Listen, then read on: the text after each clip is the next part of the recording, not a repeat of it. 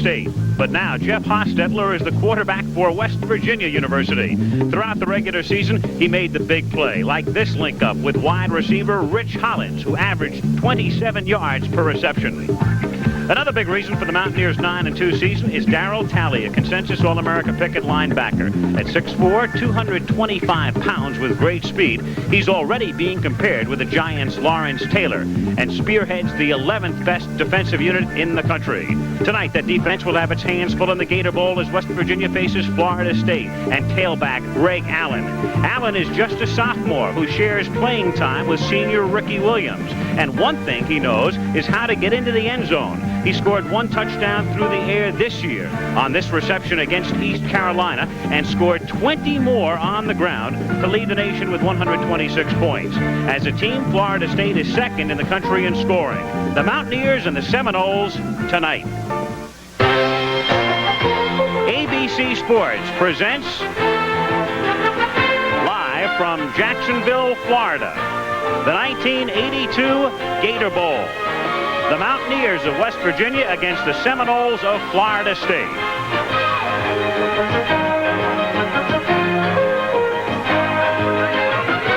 And in a driving rain, the headlights as the crowd files into the newly expanded and renovated Gator Bowl in Jacksonville, which now holds 80,000. And tonight's game, the 38th edition of the Gator Bowl, is sold out. West Virginia taking on Florida State. And this ABC Sports exclusive is brought to you by light beer from Miller. Everything you've always wanted in a beer and less. By your Bell Phone Center. It's ingenious. It's genuine Bell. It's at your Bell Phone Center. By Merrill Lynch, whose ability to guide you through the intricacies of investing makes them a breed apart. And by Chevrolet. Chevrolet is USA 1, and USA 1 is taking charge. It has been raining off and on all day in Jacksonville. A cold front passed through yesterday. 51 degrees, our game time temperature. We were in the 70s here yesterday and in the 80s Monday. The wind out of the northwest gusting at 15 miles per hour. The forecast, more rain. And right now, as you look around, the field is in decent shape. But West Virginia coming out onto the field right now figures to benefit if it continues to rain. The Mountaineers, an independent team, started the year with a big upset victory over Oklahoma in Norman. Then they beat Maryland, and Maryland went to the Aloha Bowl. They were 3-0 going into the Pitt game, led Pitt 13-0 with 11 minutes to go, and then Pitt came from behind to win. Their only other loss was to Penn State, a team that will be playing for the national championship in 2 days. 24-0 was the final there. Then West Virginia won its last 4 to finish with a mark of 9 wins and 2 losses. And here come the Seminoles of Florida State. It's an easy trip for Florida State. Tallahassee is just 166 miles from Jacksonville. So most of the folks here tonight will be rooting for Florida State, which began its season with a victory over Cincinnati. They lost to Pitt. This was a team a lot of people thought would finish at about 500 this season, but as you can see, they reeled off 7 consecutive victories.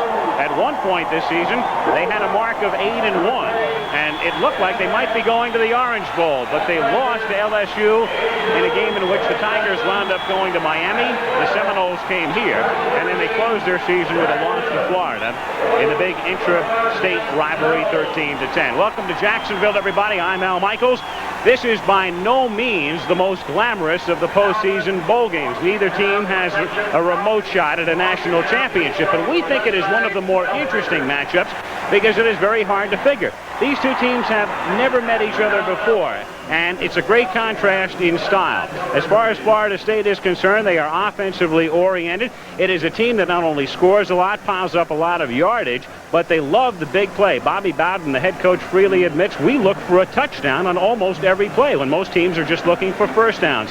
Gadgets galore, reverses, fake reverses, double reverses, Statue of Liberty, handoff, throw back to the quarterback, you name it, it's in their playbook. West Virginia got here basically on the strength of its defense. 11th in the nation, also a great kicking game. Paul Woodside set an NCAA mark with 28 field goals this season. Offensively, can they score enough points to win? Let's find out from Lee Grosscup. 25 years ago, the All-American quarterback at Utah. Happy silver anniversary. Thank you. Can the Mountaineers score enough points to win this game? Well, they have the man at quarterback to do it. Jeff Hostetler is a guy who stepped in this year for Oliver Luck, and he really took charge for them. Along the way, he managed to throw for about 10 touchdowns, over 1,800 yards. He ran 4 more in himself. And so he is going to be the guy who's going to be leading their offense. As you mentioned, defensively they've been strong. They have a linebacker named Darryl Talley, who some of the pro scouts feel will go in the first round.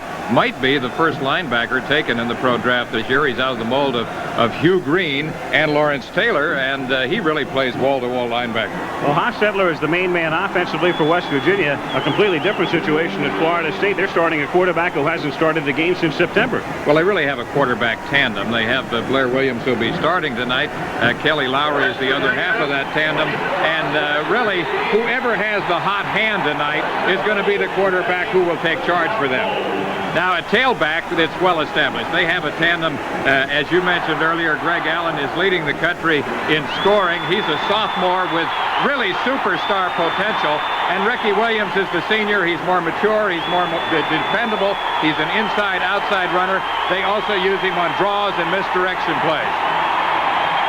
The horse is Renegade, and there is the Florida State mascot planting the spear, as is customary before each Seminole game.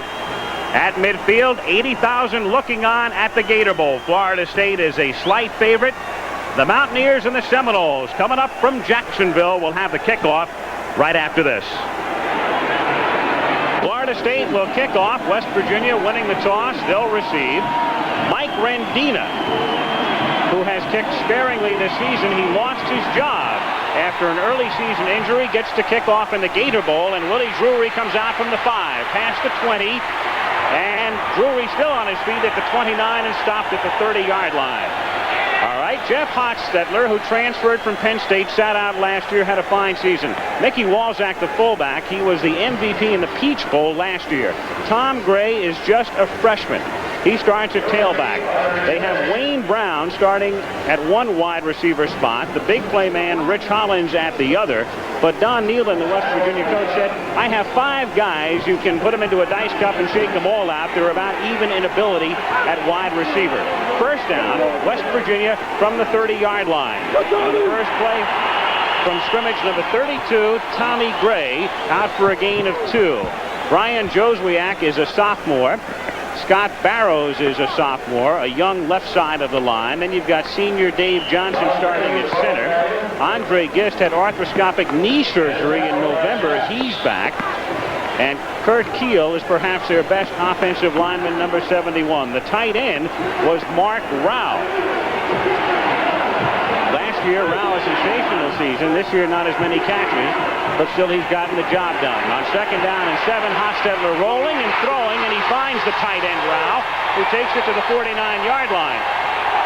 Rao caught 32 this season. Last year he caught 64. Basically, they've been double teaming him a lot this year, but he gets open here.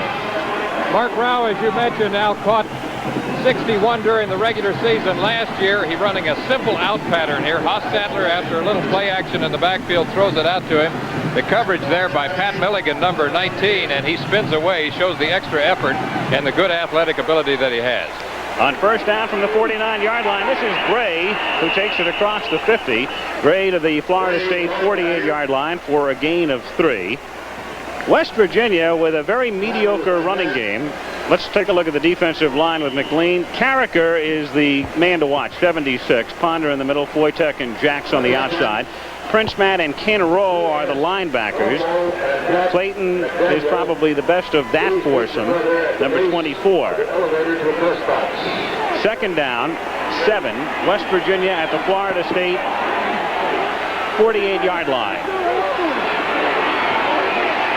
Walzak inside the 45 to the 44-yard line. It'll be third down and 3. West Virginia, a lot of problems offensively this season on the ground. None of their backs gained more than 350 yards all season. Now, when you put that into perspective, think about somebody like Herschel Walker, who's liable to pick up 350 yards in 2 weeks. None of the Mountaineer backs was able to eclipse that figure all year long. They're still trying to find a breakaway threat. They think Gray might be the guy. He's just a freshman. Third and a long 2. And it's Gray getting inside the 40, stutter stepping, moves to the outside of the 35 and gets to the 32-yard line where Harvey Clayton makes the tackle. Good call. There you are. They've been looking for that all year, that type of run. That's the tailback that they've been looking for. Al Michaels just said it. And it's the simplest play out of the I formation, the tailback blast or isolation play. It's really like hunting and pecking. And Harvey Clayton, the cornerback for Florida State, comes up and ultimately makes the tackle on Gray near the sideline. So the Mountaineers on the move at the 32-yard line. With Brown going in motion, Hostetler on a straight drop, protection, hits Rao, he makes the second catch, and Rao gets to the 20 but fumbles the ball. And wait for the officials to call it. Obviously, Florida State thinks they have it, but it looks like the play was whistled dead. That will be the case. It was John McLean who came up with the football, but after the play had been whistled dead. So Rao with the catch and a first down at the 21. Simple look-in pass to the tight end. Mark Rao, number 85, reaches up high to catch that ball. Now watch this. Here's the collision, and to me that looks like a fumble, Al. That, to me, does not look like he was down before he fumbled the ball. Pat Milligan, number 19, once again getting the hit that tore the ball loose. I don't think there's any doubt about it. First big break of the game to West Virginia because they keep possession at the 21-yard line with Brown in motion again. It's the first man through, Walzak, who gets to the 19. We were talking about the lack of an explosive tailback. Also, West Virginia has a couple of guys who alternated fullback in Wolfley and Walzak, who are really more tailbacks than fullbacks, at least of that size and speed. One more look. It looks to me like the ball leaves his hands before he hits the ground. Look at that right there. To me, that is clearly a fumble. But it wasn't called, and it's second down and 8. Hostetler faking, throwing over the middle, too high. The one-hand attempt by Darrell Miller. Incomplete. Pat Milligan covering on the play. 3rd and 8 upcoming. Pat Milligan's busy back there. Hostetler at Penn State in 1980 lost his job to Todd Blackledge. Didn't want to sit on the bench. So he transferred to Morgantown. Sat out last season. He had to under the rules. And this year, he's done a great job for West Virginia. Just a junior, 1 more year remaining. Thinking about applying for a Rhodes Scholarship. 3rd down and 8. Hostetler throwing and incomplete at the 5-yard line, intended for Mark Rao. Rao had position but had to jump. Again, they were picking on Milligan, who had help from McCrary. So it's 4th down, and here's where the game could be won. Right now, take a look at the replay. With Mark Rao, normally a tight end, is flexed out to the left this time. The ball is a catchable ball. However, bear in mind, it has been raining and is raining now. It is very slick down there, and it looks like the rain is going to continue throughout the evening. Last year, I remember listening to you and Ara Parzighi, and you had fog here last year. You couldn't even see the field. This game nobody ever saw. Started to say this is where this game might be won tonight, the kicking game. West Virginia with a great kicking game. This is Woodside, but he has it blocked. And Florida State will come up with the football near midfield. So Woodside, who set an NCAA record with 28 field goals this season, he was 28 out of 31, has it blocked by Alfonso Carricker. Alfonso Carricker, probably the busiest man along the defensive line for Florida State. A guy who made a lot of tackles and a lot of sacks throughout the year, a lot of big plays for them. Came to Florida State thinking he was going to be a tight end, had been a basketball player in high school, and now has become the best of their down linemen. Big play for Carricker. And he's going to take that ball home with him. So the first big surprise of the night is Carricker blocks the field goal attempt by Woodside. 10:37 to go in the first with no score at the Gator Bowl. So a 15-yard personal foul penalty was tacked on to West Virginia. Florida State has completed a pass for a first down from the 35 to the 25. And it's 1st and 10 from the 25-yard line as Ken Burnett, the fullback, is stopped there. Darryl Talley making the tackle. Now Blair Williams starts at quarterback. Kelly Lowry had been the starter for 9 games. Burnett, who carried the ball on the last play. You've got Ricky Williams, who'll be alternating with Greg Allen at tailback. Jesse Hester is very quick, just a sophomore. And on the other side is the freshman Hassan Jones. Second down, 10. Florida State at the West Virginia 25-yard line. Williams, who has a very strong arm, throwing over the middle. It's tipped and incomplete, intended for Tony Johnson, through his hands. Hassan Jones was there backing up and nearly came up with a catch. Hassan nearly got a touchdown in back of him there. It's a gift. Had he been about 3 yards closer to the football, he would have caught it. The offensive line, Jim Thompson is a sophomore. This is a young line and not particularly big. Ricky Render, 6'4", 250. McCormick is 6'2" and 230 pounds. Jamie Dukes is big. He's 6'1" and 270. Out of the shotgun. Rolling to his left. And Williams out of bounds at the 21-yard line. Run out there by Reggie Armstead. That is the first shotgun play of the year for Florida State. They put it in specifically for the Gator Bowl. It is 4th down at the 23-yard line. So Rendina, who was hurt, lost his job to Phil Hall, comes in. He has attempted 2 field goals during the regular season, both long attempts. This one from the 30-yard line, so it's a 40-yard attempt, and it will be no good. Wide to the right and a little short, and so both teams attempt field goals, come up empty. And West Virginia will get it back. We've played 5 minutes and 41 seconds in the Gator Bowl. No score. I once rolled a log off a 100-foot waterfall, came up standing. Bowden is the head coach at Florida State. His record reflected there. And prior to going to Tallahassee, Bowden coached at West Virginia. His opposite number, Don Nealon, in his 3rd year with the Mountaineers. Before that, he'd been an assistant at Michigan and the head coach at Bowling Green. This is Gray starting this series.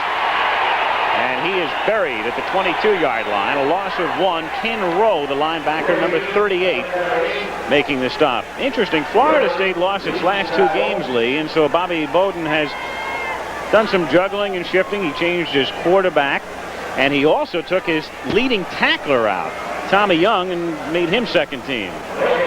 Bobby said that Young had a tendency to be a fast starter and that he had faded at the end of last season and also this season. I think he just wants to fire him up. I think we're going to see Young playing tonight. Second down and 10. Hostetler, incomplete, a catchable pass. Darrell Miller had it go through his hands on the near side at the 27, so it's 3rd down and 10. Another ball that was catchable, but that shows it. The weather is definitely a factor tonight. It has been raining hard. I don't know. It seems to be following us around this year. A lot of multiple fronts. I'm telling you. Yesterday was very good for practice. It was a beautiful day here in Florida. Temperature in the 70s. Yep. Still raining. Not quite as hard as it was a few moments ago. On 3rd down and 10 from the 22. Rolling to the right is Hostetler. And his pass is incomplete out to the 34-yard line, intended for Gary Mullen. Forget that one, though. You got to figure illegal procedure right there at the very beginning. Flag down, 23. Man who looked like he was moving before the snap was Brad Foytik, number 98.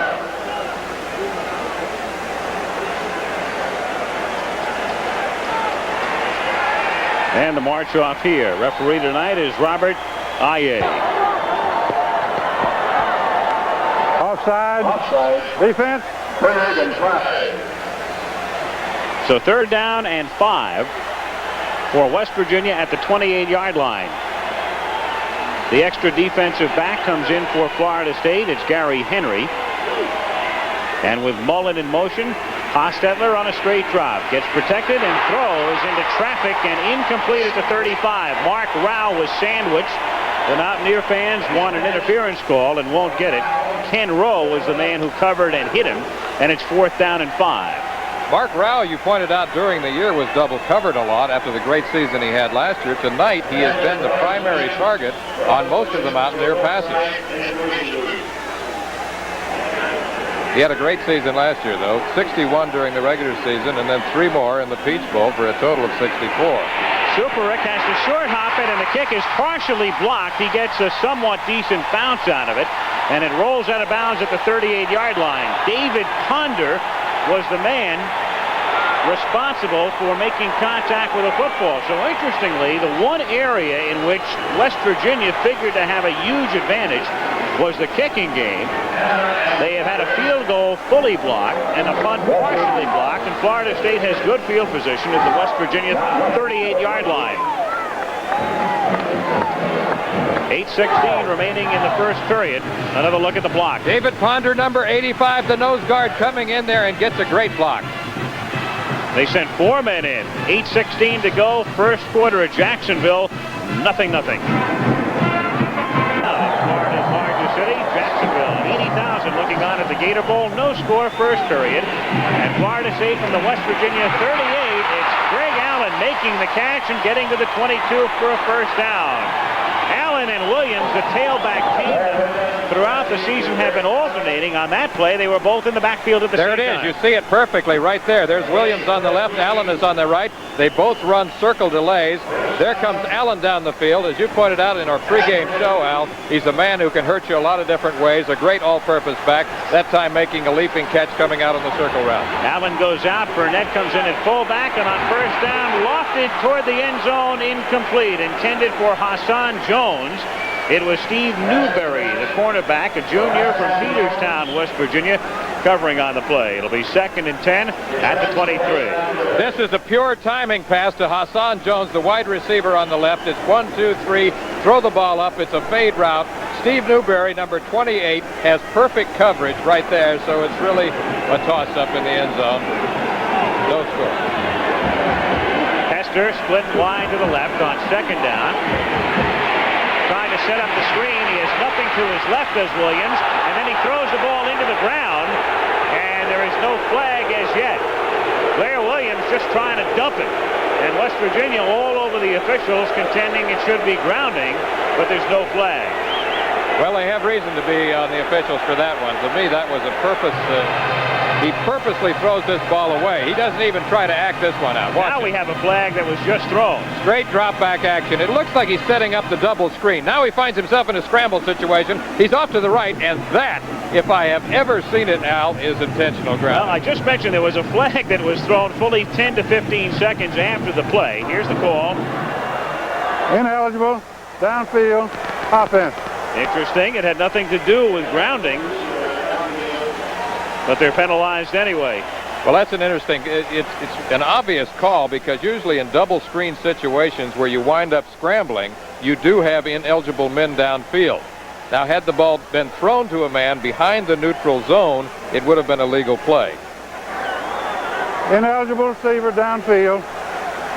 3rd down, loss of down. And loss of down. It is 3rd down and 15. West Virginia with Campbell, O'Black, and Harris up front. Talley will be all over the place. He's the man to watch. 90. Folks is also a good one. And Agee will hit you, number 44 in the secondary. 3rd down, 15 from the 28-yard line, as Williams has Allen open, and he drops the ball. Greg Allen down the sideline had gotten open. Agee came over to cover on the play, and he couldn't hold on. So it's been a quarter of missed opportunities, very much for both squads. Allen again, they've got that split back set up. Allen, instead of circling this time, runs a deep swing route coming out of the backfield, and momentarily he looks like he has a touchdown. Well, as the saying goes, he hit him in a bad place. Williams now 2 of 6 in the passing department for 24 yards. Here comes the field goal. And the snap goes through the hands of the holder, Lowry. Lowry will throw, and that's incomplete.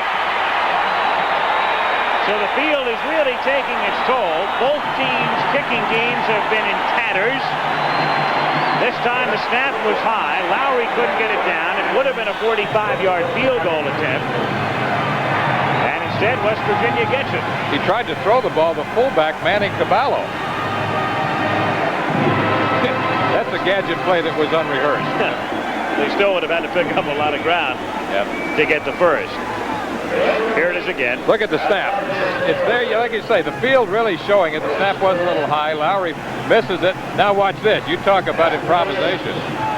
Manny Caballo, that's a catchable ball too. one advantage to having the holder play quarterback. In addition, Lowry can always throw for you if he gets in trouble. Used to throwing it from the 28-yard line on first down. It's Hostetler after faking twice, throwing, and it's intercepted at the 47-yard line by Brian McCrary. He's inside the 40 and dropped at the 33-yard line.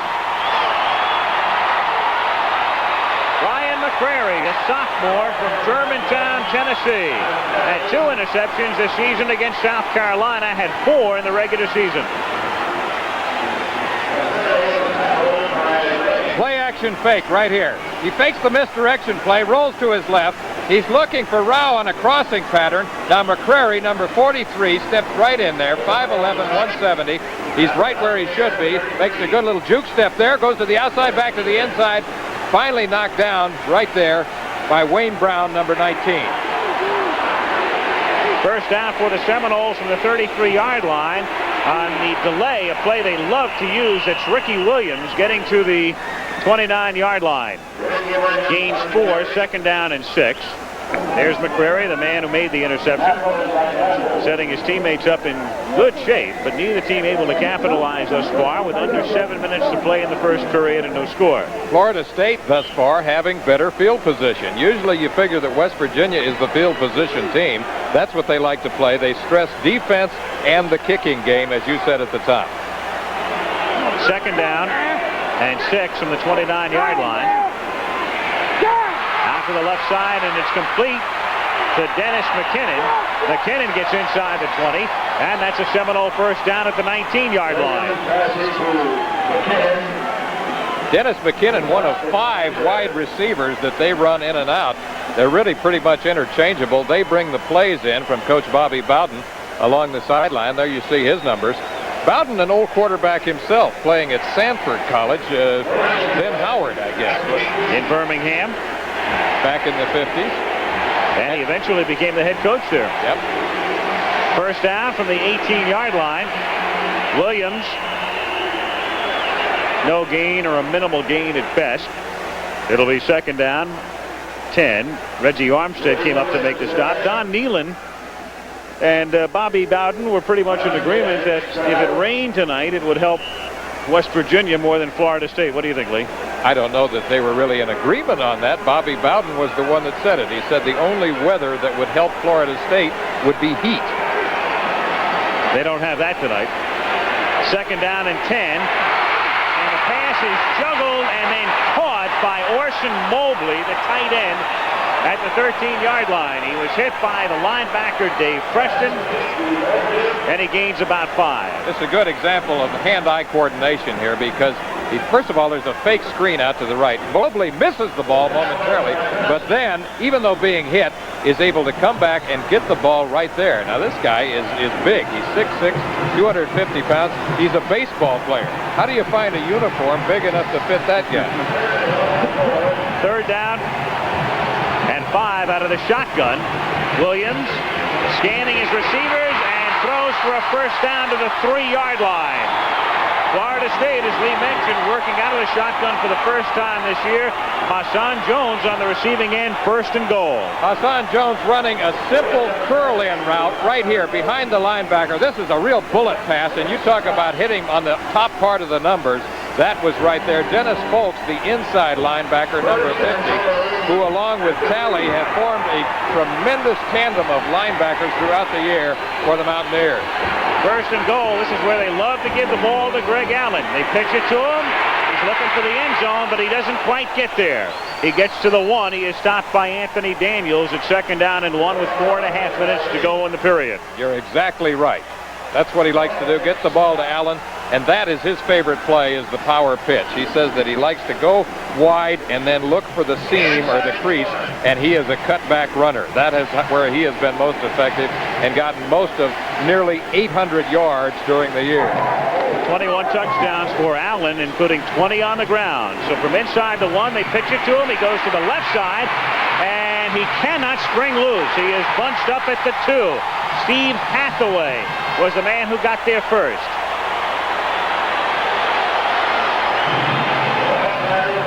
Steve Hathaway Hathaway, the counterpart of Darrell Talley. He doesn't get the pub like Talley, but this guy has been busy. Watch this, how he hangs on right there. Even though Greg Allen is battling, he holds on.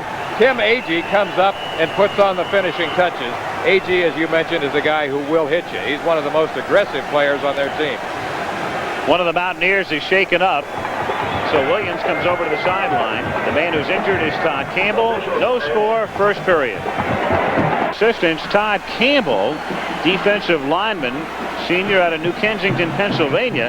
That would be a very big loss if he's unable to come back tonight. Rich Walters comes in to replace him, as Florida State comes up with a 3rd down and goal from the 3-yard line. First quarter, no score. Johnson is in motion. Williams to throw off the play fake, and it is batted away on a pass intended for Moad. Batted away in the corner of the end zone. I believe it was Newberry who went into the fence, number 28. The fence very, very close to the back of the end zone. Newberry made a tremendous play to save the touchdown, and he gets up and he's all right. He just saved 6. Steve Newberry really puts his body on the line here. Play action fake. Mo at the tight end on a crossing pattern, appears open there momentarily. Great effort. Philip Hall is back in to do the kicking after Rendina had attempted 2, and Hall kicks it through. So they settle for 3, getting the field goal. It was spotted at the 10. A 20-yard attempt is good. And with 3 minutes and 30 seconds remaining in the first period, Florida State is on top by a score of 3-0. So the kicking game has indeed made a difference at this point, but it's been just the opposite of what you might expect. Everything is pretty much opposite of what was forecast. Florida State, the team who's being the field position team, and they're now ahead with the kicking game. 3-0 on the field goal by Hall. Well, we don't have to tell you, in 48 hours, New Year's night, the Sugar Bowl, Georgia ranked number 1. Penn State ranked number 2. 8 o'clock Eastern, 7 Central, 5 o'clock on the coast. National championship at stake. Herschel Walker and company. Joe Paterno looking for his first national championship. New Year's night on ABC, the Sugar Bowl. Let the big dog eat. Here's Rendina to kick off after Hall had kicked the field goal. Gary Mullen takes it from the 1 to the 10, 15, 20. Mullen with some room down the side and gets out to close to the 35-yard line. Brian McCrary making the stop. Mountaineers will take over at the 33-yard line. Seems like half the state of West Virginia is down here. They brought about 16,000 folks with them. They've been making some noise in our hotel, I'll tell you that. All over town. Enjoying themselves. It's the first time in the 90-year history of Mountaineer football that the team has gone to back-to-back bowl games. Last year, they went to the Peach Bowl and upset Florida. Wolfley and Beck are the running backs in this set, and Wolfley gets the call. He takes it to the 37. Ron Wolfley is a sophomore from Orchard Park, New York. His brother Craig is an offensive tackle for the Pittsburgh Steelers. Craig played at Syracuse. We attended the Gator Bowl banquet last night, and as you mentioned, these teams have never played before. But based on what we saw last night, I have the feeling that this might be the beginning of a very intense rivalry between the two schools. Well, word has it they're trying to wind up on each other's schedules in the near future. Yep. Nothing official yet. 2nd down and 5 from the 38-yard line, and it's Wolfley. Moving forward out to the 46, John McLean making the stop. 2:40 to go in the first quarter. Wolfley, a sophomore, 215. You mentioned this. Their backfield, by comparison with, say, a Florida State or some of the really publicized backs in the country, pretty much nondescript. But they have about 5 backs who are pretty much interchangeable and good nuts and bolts runners. Don Nealon, 3rd year at Morgantown. His team with a first down, 46-yard line, and again through the middle it is Wolfley. Turning for 4. This is an important part, obviously, of West Virginia's attack tonight, especially on this type of field. They've got to be able to churn up some yardage. pick up some ground on the ground. They want to establish the run. As I mentioned, Don Nehlen's priorities basically are the kicking game. That sets the tempo. Defense, the running game, and the passing game less with an accent on high percentage passes. Second down, 6 from the 50. The tailback, Curlin Beck, gets a yard, maybe 2. Beck was the only back for the Mountaineers this season to rush for over 100 yards in one game. He went for 102 against East Carolina. It's third down and 5 from just inside the 49-yard line.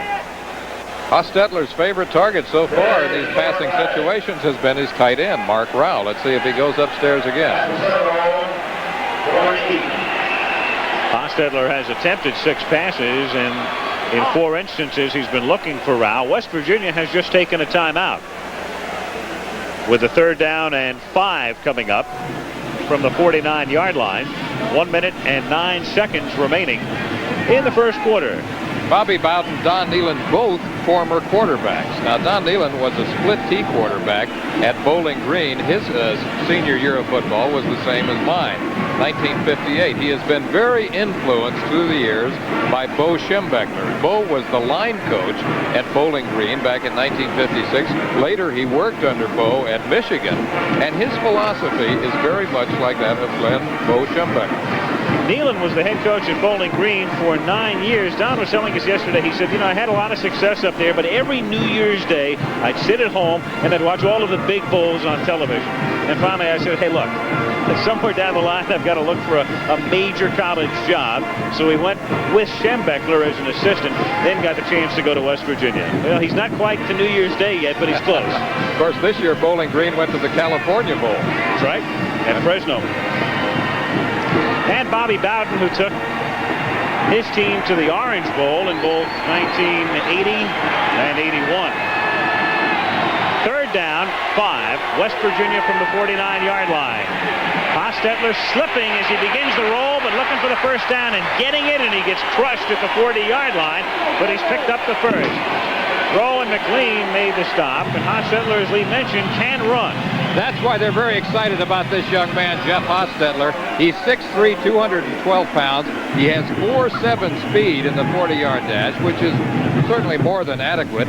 He works out. He bench presses about 380 pounds, so he's big, he's strong, he's quick, he's pretty mobile. He can throw on the move if he has to. He really has shown that he can pretty much do all the things that a quarterback has to do, along with coming up with a big play. On first down from the 39-yard line, it's Beck through the middle. He gets to the 35. You saw the figures for the quarterback Hostetler rushing and his average of just 1.2, but oftentimes those numbers can be very deceiving because they include the times you're sacked. The numbers are misleading because of the sacks. Actually, if you took those sacks away, he would have a very respectable rushing average. He had 4 touchdowns on the year, and his longest run for a touchdown was 24 yards, which is pretty good. The clock is running with 10 seconds to play in the period. It is second down and 5 from the 35. And they do get the play off before time expires, and Beck gets nowhere. Half a yard, maybe 1. Gets to the 34. It'll be third down and 5. Young and Ponder in on the stop, and time has run out. According to the scoreboard clock, it has run out. The referee signaled that the ball was ready for play, and then all of a sudden the clock operator said, hold it. And he does. So the first period is gone. We played 15 in Jacksonville before 80,000 at the Gator Bowl. Florida State 3 and West Virginia nothing. West Virginia nothing at the Gator Bowl. Al Michaels with Lee Groscup as we start the second quarter. West Virginia third down and 6 at the Florida State 35-yard line. The freshman Gray takes the ball to the 32. Ken Rowe, the linebacker, number 38, making the tackle. So it will be fourth down and 3. Now here's a situation where oftentimes you would see Woodside, their field goal kicker, coming in for sure, even though it would be a 49-yard attempt. The field is wet, and after some hesitation, they will still apparently send in the field goal unit. No, they're going to go with a punting unit. It's Superick instead. So again, here's where the field is playing a part in tonight's game. Instead of going for the field goal perhaps on a dry surface, they'll try to pin him deep with a punt. Florida State, meanwhile, does not send anybody back deep. And in fact, they take a timeout. Apparently, they did not have the right amount of people on the field. The only reason I can think of in a situation like this to take a timeout. And meanwhile, with Florida State taking the timeout, Nealon has just changed his mind, and Woodside comes in to attempt the field goal. This has been a strange night. Oh, very. Oh, boy. The longest field goal this season for Woodside was a 45-yarder against Syracuse. He was 5 of 8, as you can see, from 40 and beyond. NCAA record, 28 field goals in 31 attempts. Some of you saw that Pitt game in October. He just missed on a 52-yarder at the end that would have tied the game. They'll spot it at the 38. So it's a 48-yard attempt. AG spots it down, and the kick is long enough, and it is good. It's there. Got legs. Oh, boy. So go figure that. West Virginia sends in the punting unit. Florida State takes a timeout. Nealon says, no, I'll go for 3 instead, and he cashes in. Reverse strategy. This is perfect form right here. You see that he really gets the leg into it. The timing is there. The hold is down. The laces toward the goalpost, and he roots it right up the chute. 14-14 to go in the half. Tied 3-3. Who just kicked that field goal twice this season. He's kicked 4 in a game. 4 times he's kicked either 2 or 3 in a game, putting it in the air here. It's Billy Allen from the 5 to the 10, 15. Allen cutting back out to the 25 and trying to turn the corner. Allen gets to the 40. He's into West Virginia territory. He gets by Woodside, and Allen goes all the way. Billy Allen for the touchdown.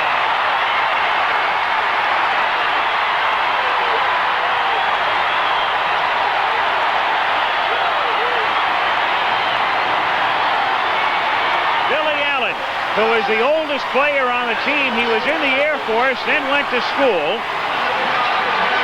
Back to receive at the 5-yard line, takes it 95, and Florida State leads it 9-3. This is a planned play. Remember, this is return middle. Now what Allen does right there is make a cut to his right. Now watch this. He cuts back to the outside. He's a big guy, 6 foot, 202 pounds from Cleveland, Ohio, just a sophomore. As Al told you in the Air Force, 95 yards on that return. And the kick by Hall is good with 13:54 to go in the first half. So there he is, Billy Allen, just a sophomore from Cleveland, Ohio. He's 24 years old.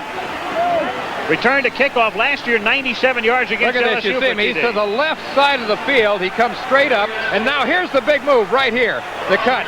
He gets away from Newberry, number 28. There's the foot race right there, and you can see who's winning it. The last man, the kicker, has a shot at him. He passes him by. He passes by number 59, Scott Dixon, and then it's a foot race into the end zone for that 95-yard return. Is that a Gator Bowl record? We better get into the book. 10-3, Florida State on top. Early in the second quarter, it is indeed a Gator Bowl record. Longest run back. So Billy Allen, who is no relation to Greg, gives Florida State the lead by 7.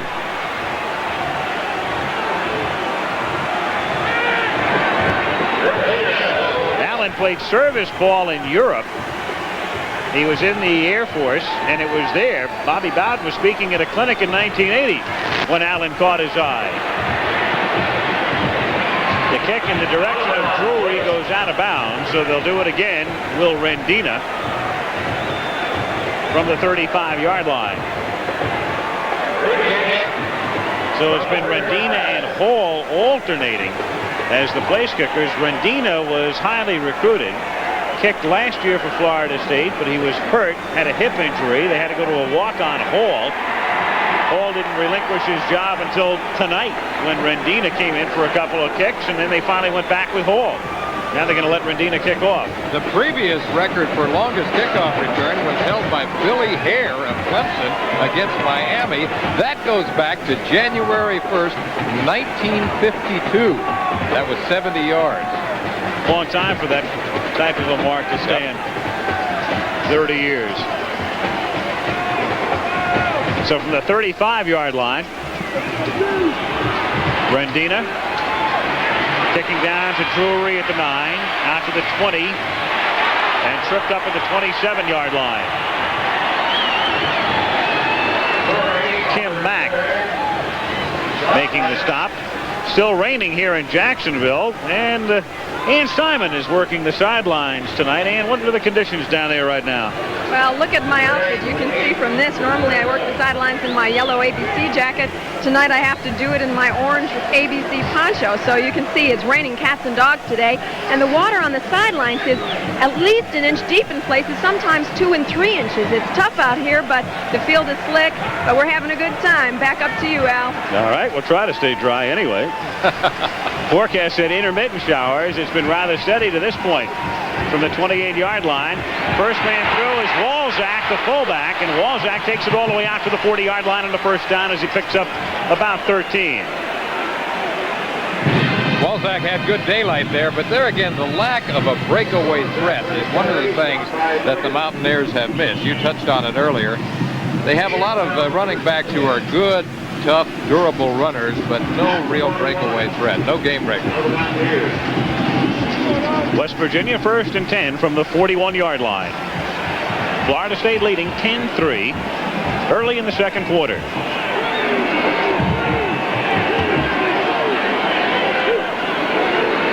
Hostetler handing it off to Walzak. Gets a couple. It'll be second down, 8. Coming up at halftime, our Fireman's Fund flashback, a look at Bear Bryant's retirement. Ann Simon was in Memphis last night, interviewed Coach Bryant as he wrapped up his career with a victory over Illinois in the Liberty Bowl, win number 323. We'll feature it at halftime. Bobby Bowden well behind the Bear, but a pretty good mark on his own. He's won 131 in his career. Watching his team on defense, second down and 7. From the 44, they pitch it to Gray. The freshman looks for some room inside and finds nothing at all. Alfonso Carricker was the first man with contact. It'll be third down and 7 at the 44. Again, we come up to an obvious third and passing situation. And so far tonight, Jeff Hostetler has been looking consistently toward his tight end, Mark Rao. His big play man, of course, during the year has been his wide receiver, number 88, Rich Hollins, who has better than 27 yards per catch. Third down, a long 6, closer to 7 from the 44-yard line as Hostetler drops back, steps up, looking for the first down, picks it up, and with a nice move, gets all the way to the Seminole 42-yard line where he is stopped by Harvey Clayton. This is what Hostetler does so well. Now watch this. He shows a little escape dimension right here. And now he sees that he can pick up the first down yardage with a good cut. He cuts back across the grain. That is what we call north and south running. There was nothing east and west about that move. He simply saw that he had a certain number of yards to get for the first down. He went for it, protected himself. There it is. That kind of reflects it right there. 2 rushes, 24 yards. Were it not for the strong arm, he might be the best tailback they have on the squad. What was it Don Nealon told us yesterday? He said his fastest back would be Talley if Talley were a tailback. That is how quick he is at linebacker. And why the pro scouts are drooling over him. He has 4.5 speed, 4.55, and he weighs 225 pounds. He's really out of the mold, as I said at the very top of the show, kind of another Hugh Green, Lawrence Taylor type player. And the NFL scouts think that he might be the very first linebacker that is taken this year in the pro draft. And yet tonight, Florida State has basically been running away from him. Yep. He has not been in on the action. From the 42-yard line on first down, it is Mickey Walzak getting 2. David Ponder in the middle, number 85, making the stop. It'll be 2nd down and 8 at the 40. 11:09 to go in the half. Excuse me. Ponder is a guy who is really playing out of position. He wound up at that nose guard position when someone was hurt earlier in the year, and he has just stayed there. But basically, they had thought of him more as a tackle. But he's a good athlete, 6'3", 250 pounds, a junior, and he's been busy tonight. He's picked up 50 pounds since his freshman year. 2nd down and 10. Seminoles nearly jump offside, but get back in time. And it's Walzak for a yard or so. Nothing special, just moving through the middle. And it's 3rd down and 7. But this is the kind of drive that the Mountaineers want to establish. We talked to Don Nealon yesterday, and we asked him, what's the key? What's the key to stopping Florida State? He said, we've got to keep Florida State's offense on the bench. And those are the stats. Those are the kind of numbers he likes. He would like to control the football on the ground. And when he does pass, he would like to come out of play action and throw the high percentage passes first. If you're going to throw deep, throw that later. On 3rd down and 7, Hollins is split to the left and Brown to the right. And we have a flag before the snap. Usually means too much time. Clock is down to 0. The 30-second clock, and that is indeed the call. So the delay costs them 5, moves them back to the 44-yard line after they march it off, and it will be 3rd down and 12. Florida State leading it 10-3. Delay, 25-second count. Offense. I think I said 30 seconds earlier. NFL 30 seconds. In college you get 25. Well, you better make up your mind a little faster. Yep. Well, he's going to be a possible Rhodes Scholar. He can do it. That's right. And he's off. 3rd down and 12 from the 44-yard line. After 2 fakes, it's Hostetler rolling and throwing again for Rao and incomplete. Hostetler took a shot but gets helped up. Ran that play before without much success. Taking the misdirection. Wojtek was the man who nailed him. And now they're out of field goal range on 4th down. Hostetler is just 2 out of 8 thus far for 28 yards. So Nealon has been able to establish that ground game that he wanted. A tremendous difference in rushing yardage. But Hostetler doing nothing through the air, and the kicking game has not done its job in particularly stellar fashion. Pretty nondescript. Yeah. Super X kick. That one was nearly blocked, but he gets it away. And it's fielded at the 12-yard line by Cedric Jones. Down at the 13. We also have a penalty flag down. Marker down at the 45-yard line. Tommy Young came flying in that time. Young nearly blocking the kick, and it could very well be running into the kicker. So that could change the complexion. Florida State is indicating we'll have an offside call. Offside, defense, decline. Okay. No running into the kicker. 36-yard punt. It stands. It's declined. Have another look now. Let's watch Tommy Young running through here. He's coming right up the chute, and he nearly blocks that ball. If he had been a little bit more to his left, he would have been there. 9:13 to go in the first half. Seminoles leading 10-3 with 9:13 to go in the first half. And on first down from the 13-yard line through the middle, Ricky Williams, number 44.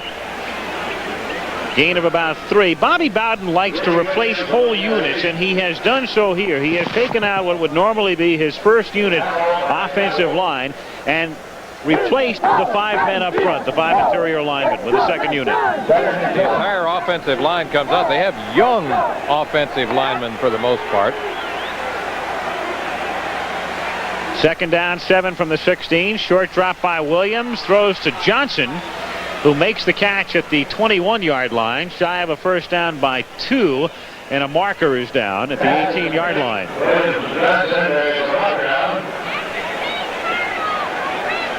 Got a holding call against Florida State. So the options are being discussed. The pass gained about 4 yards. So West Virginia's option is, do you want Florida State to have it 3rd down and 3, or 2nd down, and it would depend where it is marched off from. It would be 2nd down and about 14. We're going to take the penalty. Yeah, I like that 2nd and 14 sound a little better. Yep, a whole lot better. Move it back to the 9, and that's what it'll be. It'll be about 2nd down and 14 from the 9-yard line.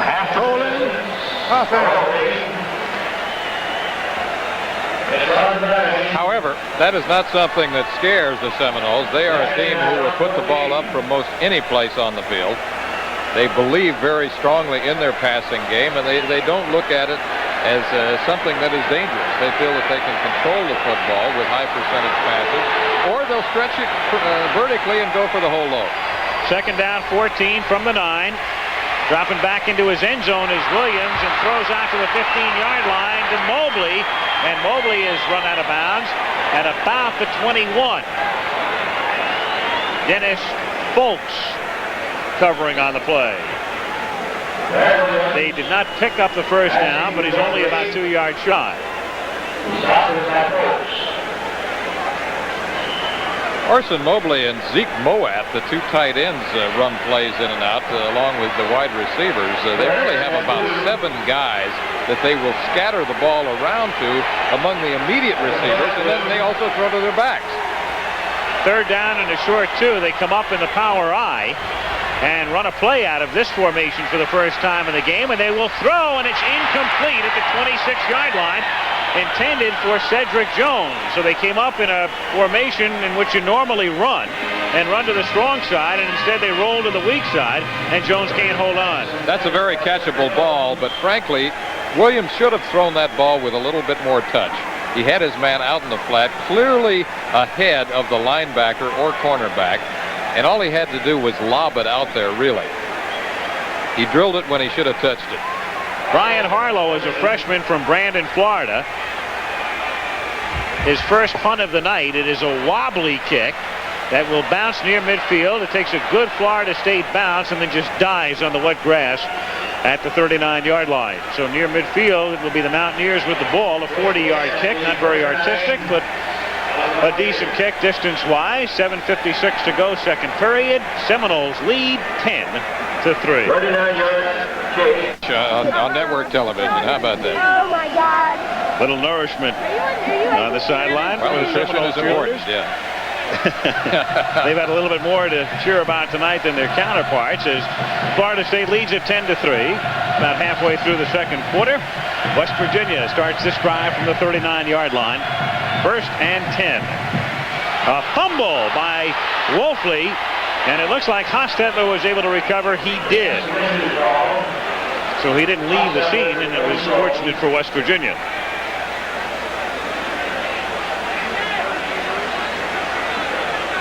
Loss of 3. However, that wastes a down, and now they come up in an obvious pass situation, and this is a very important time for them right now. They're trailing 10-3 in the football game, and they want to get something established. They really haven't had a drive with any great continuity as yet. 2nd down, call it 12 from the 37. Fake the draw. Good protection, then it's deflected and intercepted at the 50-yard line. Juggled by McCrary, and he comes down with the ball, and that's his 2nd interception tonight. Brian McCrary on a pass intended for Gary Mullen. So McCrary, who picked off 4 in Florida State's 11 games during the regular season, has a pair in the first half. He fakes the sprint draw. Hostetler sets up behind his tackle. Now what happens is his receiver falls down right there. However, he threw the ball, he forced it right into zone coverage, and Brian McCrary, number 43, is there to pick off his 2nd ball of the night. And Hostetler is just 2 out of 9 in an inauspicious first half with 2 intercepted. 1st down, set up the screen at the 49-yard line, and it's dropped by Allen. He would have been buried anyway. Fortuitous situation, I think, for Florida State in that he had nobody out there to protect them. Here's Talley now. We have him isolated, number 90. Gerald Talley, who we've talked about throughout the telecast, this is the first chance to look at him really up close. You see the quickness and his ability to lose blockers. And once again, his numbers, he's 6'4", 225, and he has 4.55 speed in the 40-yard dash. Out of the shotgun on 2nd down and 10. Williams looking right, left, and then throwing over the middle and incomplete and knocked down at the 42-yard line. It was Talley covering Allen on the play. We asked Darryl Talley yesterday what he likes best about playing football. He said simply, contact. The man will hit you. There he is right there. Takes the little bump right there and then goes for the football. They like to move him around on defense. Yeah, they move him around. It's a lot like Hugh Green, Lawrence Taylor, Billy Ray Smith at Arkansas is another example. Shotgun again, 3rd down and 10, and that one is knocked down by Talley. So after a relatively quiet first quarter, and we've mentioned they've been running away from him a lot, all of a sudden he figures in 3 successive plays. After being shut out 3 times in a row, we see Darryl Talley. Tally ho! As they like to say in West Virginia. That's what they do. He says that the fans really get pumped up. They say tally ho, and they really root for this big guy. And I think he's got a bright future in the National Football League. Harlow's second punt. This one is a spinner that hits a Florida State man who made contact with it at the 12-yard line and bounces into the end zone for a touchback. So it will come out to the 20-yard line. It will be a first down there with 6:41 to go in the first half. 10-3, the Seminoles on top. Rained off and on all day. Right now, it has lightened up, though, considerably. Just a sprinkle as the Mountaineers start from the 20-yard line. They're down by 7, 6:41 to go in the half. Hostetler has been very cold. He throws complete to Gray, but for a loss of 2. Now, Hostetler completed his first 2 passes. Then he missed with his next 7. He threw 5 incompletions and 2 interceptions. And here he finally gets a completion, but for a loss of 2 yards. Used to call that one a confidence builder. Yeah. I used the old shovel pass, at the University of Utah, and every time my average would start to go down and I wanted a completion, I'd throw that little shovel pass. It does pump you up to know that you can still complete one. 2nd down, 12 from the 18-yard line. Fake the sprint draw. Hostetler, good mobility, has Gray, and Gray looking for the first down, gets it out past the 30-yard line. He might have it. Yep, French Mack. Might have it. The linebacker, number 48, made the stop. So 2 straight to Gray, and this one should net the first. Hostetler, he fakes the sprint draw. He's looking left first. Now he makes a little move to the right. Tommy Gray, the tailback, makes a good move right there, and another good move right there, a little limp leg, and then he dives forward for what appears to be the first down yardage. Yes, it is. And is 31-yard line, 1st and 10. Clock running with 5:25 to go in the half. Florida State leading West Virginia 10-3. 1st and 10 from the 31. Rouse sets up on the left side. They give it to Gray through the middle, out to the 36-yard line, a gain of 5 for the freshman from Somerville, New Jersey.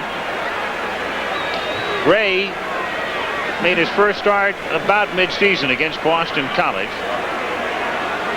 after they've been going for the most part with Curlin Beck at tailback. Beck has played sparingly tonight. As you can see right there, West Virginia with double the Florida State total in terms of yardage, but down by a touchdown. On 2nd and 5, through the middle, Wolfley, the fullback, and he looks to have a first down at the 42-yard line. They'll line it up and check it out. Turnovers have hurt the Mountaineers, along with big defensive plays by Florida State. Pretty much the reversal of what we thought would happen. It is a first down. The chain gang is coming out, and the official now signaling, no, I can see it myself. So he sends the guys back. And it's 1st and 10 from the 42-yard line. Important drive once again right now for the Mountaineers, because they would like to put something on the board before halftime as the clock ticks down. With Wayne Brown in motion, Hostetler goes to the tight end, Rao, who gets into Florida State territory. He is knocked down at the 48-yard line, and he is close to a first down. It's about a 10-yard gain. Milligan 19 and Matt 48 making the tackle. They spotted at the 49. He is shy by 1, 2nd and 1. Mark Rao, his numbers for this season, but he is the career reception leader for them with 119 career catches coming into tonight's game. Good for a tight end. On 2nd and 1, it is Gray trying to get that yard. Stopped near the 48-yard line by Foytik and Rowe. And the clock still running down to 3:18 to go in the period. The timeout is taken here by West Virginia. It'll be 3rd down and 1 upcoming at the 49-yard line. So the Mountaineers, for the most part, have done pretty much what Neyland wanted. He wanted to establish the running game. They played very well on defense. Let's face it, the difference in the game right now is the run back by Allen. So it was a special teams breakdown, and yet his team trails by 7 points. Special teams and the turnover factor really have made the difference thus far, but in terms of the running game, they have dominated. Sugar Bowl coming up. Georgia ranked number 1 in just about every poll, and Penn State ranked number 2 in just about every poll. Todd Blackledge, Kurt Warner and company against Herschel Walker. Vince Dooley, no stranger to a national championship, against Joe Paterno, who has never won a national championship. In the Sugar Bowl, beginning at 8 Eastern time, Saturday night. All the elements. The pot is boiling. What do you like in that game? That might be the definitive tailback matchup right now in the history of NCAA football. I don't know that I can ever think of a better one. What do you like in that game? Penn State. Here it's 3rd down and 1 for the Mountaineers at the 48-yard line. And they give it to Wolfley, who picks up the first down as he gets to the 44-yard line. Neyland now sending in the play with Rich Hollins, the wide receiver, number 88. Miller goes out. Ball is at the 44-yard line. 1st and 10, Mountaineers. Hollins split left. Brown spread to the right. Under 3 minutes to go in the half. Hostetler dropping deep. They try to set up the screen, and it is incomplete. The screen to Gray. Gray is shaken up. He was blasted by John McLean, number 86, a junior from Sebring, Florida. This is what you call reading the play. Reading the screen is exactly right. Now, Hostetler does a good job of setting this up. He looks to his right. McLean is right there to stick Gray. That's how do you do right there. And Gray is down. The freshman, Tom Gray, taking a lick. Curlin Beck comes in to spell him. Not serious, obviously, as Gray, just shaken up for the moment, trots off. But Beck will spell him on the next play with 2:47 to go in the half. West Virginia has just 1 timeout remaining. 2nd down, 10. Hostetler is really going to have to throw on most every play now. He might mix in a draw or a screen. Brown is in motion. Hostetler again looking for Rao, and he's covered. It's incomplete. McCrary, who has intercepted 2 tonight, covering Rao. It'll be 3rd down and 10. Well, we haven't seen him go to their big play man, Hollins, as yet. However, this is really a possession pass situation. You're looking now more for the curl-in or the sideline to keep the drive going. Hollins isn't even in at the moment. They have Brown split to the right, and Drury is in, the other wide out, bottom of the screen, number 48. 3rd and 10 from the 44-yard line. Hostetler gets pressure as he throws, looks for Brown, and a flag is thrown, 2 in fact, for interference. Harvey Clayton, number 24, the defensive back, and there was no doubt in the officials' minds as flags were thrown from both angles. straight drop back action. He's looking for his wide receiver on the right. Brown is right there. Now there is the premature contact by number 24, Harvey Clayton.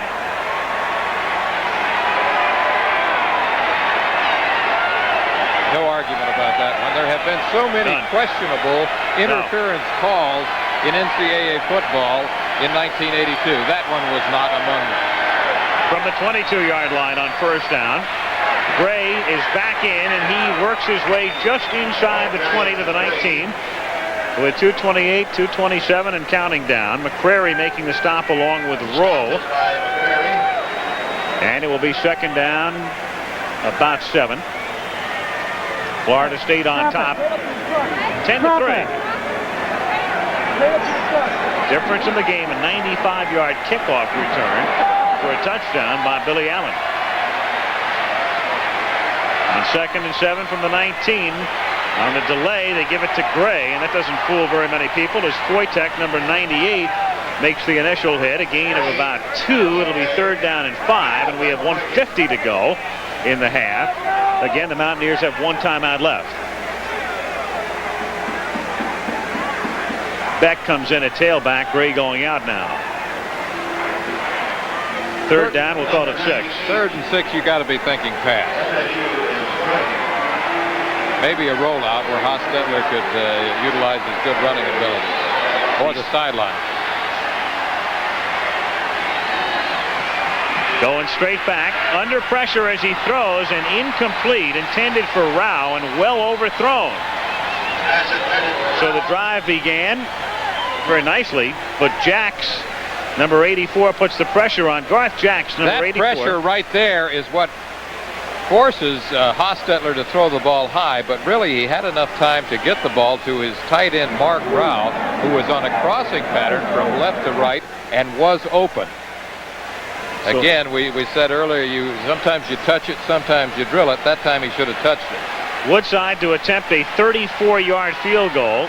Spotted at the 24. Snap good, hold good, and the kick is good. So Paul Woodside, who kicked 28 to set an NCAA mark during the regular season in the 11 games, has kicked 2 tonight. He's had 1 block. He kicked 2 or more field goals in 10 of the 11 games that West Virginia played. The only game in which he did not kick a field goal was obviously the loss to Penn State, a game in which the Mountaineers were beaten by a score of 24-0. But a game that was closer than that would indicate, in as much as West Virginia picked up more than 400 yards offensively that day, but mistakes killed them. Mistakes have been hurting them tonight, too, to this point, because they have basically been dominating the game from an offensive standpoint, yet they're down by 4, 10, 6. They're doing the things that they really like to do. They're controlling the ball on the ground, and in the last 2 drives, Hostetler has started to complete some of his high percentage passes. Woodside to kick off. And Billy Allen will be the man in the middle. Allen running back Woodside's last kickoff, 95 yards. Allen, number 31. He's flanked by Cedric Jones on the near side, and they want nothing to do with Allen here. Covering up the ball at the 26-yard line is Jeff Bowden. That's Bobby's son, number 88, who plays on the special teams for Florida State. Bobby's got a few kids, doesn't he? He's got, I believe, 6 children. 6, yeah. And Mountaineer influence there, too. Bobby, the head coach at West Virginia between 70 and 75. I believe 3 or 4 of his children graduated or are going to school at West Virginia. First and 10, Florida State. And a double reverse as Hassan Jones will throw off the double reverse, and it is incomplete. Tony Johnson, the intended receiver. So some trickery and deceit, but it got him nowhere. You said it at the very top. This is a team, they call it a smorgasbord offense because they'll show you a little bit of everything. Gadget play, pitch out, reverse, now the reverse pass. Hassan Jones, number 3, looking for Johnson. Tony Johnson, number 82, who's probably been the most dependable receiver for the Noles this season. It'll be second down. 10 from the 26-yard line. Florida State has 2 timeouts remaining. Dave Oblak was shaken up on that last play.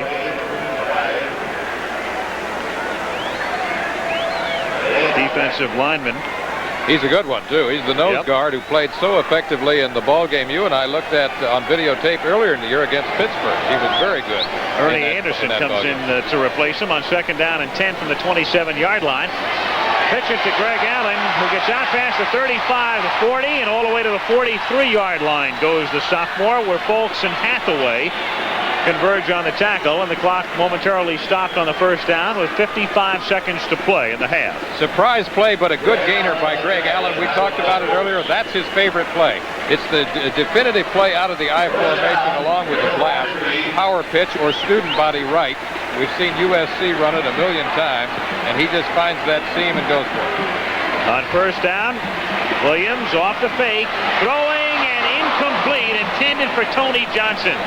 Johnson looked like Tony kept his eye on it to the last moment, but the ball just seemed to float as it reached his hands, and he couldn't hold on with 38 seconds to go in the half. Well, once again, the footing and the slippery ball has been a factor tonight. Now watch it as he goes up here. His footing does not seem particularly secure. And there, as the ball makes contact with his hands, he is not able to hold on. Tim Agee, of course, is an intimidating factor there in the secondary for the Mountaineers. He has been all year. Just a tiny bit of mistiming, too. It looked like he jumped just a split second too soon. Allen inside the 30, the 25 gets to the 20, or gets to the 42-yard line. So Allen finding room over the left side, getting into West Virginia territory. 30 seconds remaining in the 1st half. The clock momentarily stopped now for the 1st down, and they will stop it with a timeout to discuss what they want to do in the ensuing half minute. Greg Allen, as we talked about, is a sophomore with superstar potential. Now, he burst on the scene last season as a freshman, and in a game against West Carolina, he rushed for over 300 yards. He set an individual game record for a freshman, and in that game he got over 400 all-purpose yards, which was another mark for a freshman. So he really came on strong in his freshman year. 322 yards rushing and a total of 417 yards all-purpose in that particular contest. That was coming after a very impressive starting debut against LSU. Prior to that, in which he had gained more than 200 on the ground. So they're talking about Allen in terms of pumping him up for All-America maybe next year as a junior, and thinking ahead, if he has a good year next year, they'll start pumping him for the Heisman. Rain has just about stopped, but the rain gear still protecting the equipment and the anatomies of most of the 80,000 here. 30 seconds left. They got to put it up. They're in the gun. From the 43-yard line, Williams escaping from the pressure and then throwing into a lot of traffic and incomplete at the 25-yard line. Intended for Hassan Jones, and a penalty flag is down. Anthony Daniels covering on the play, and let's see about the call. Obviously interference. Is it offense or defense? Against the Mountaineers.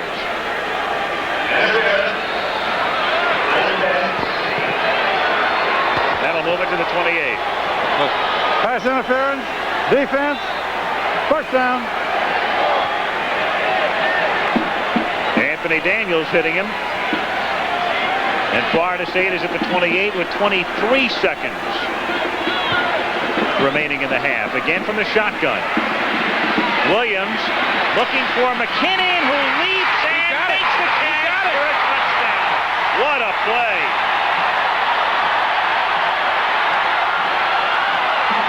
Blair Williams to Dennis McKinnon, number 6. McKinnon on a depth chart would be listed as 3rd team, but Bowden saying earlier he had 5 receivers, all very good. McKinnon might be number 5, but he's number 1 in Tallahassee at the moment. Number 1 in your hearts, right there. Dennis McKinnon. Whoa, boy. Great catch.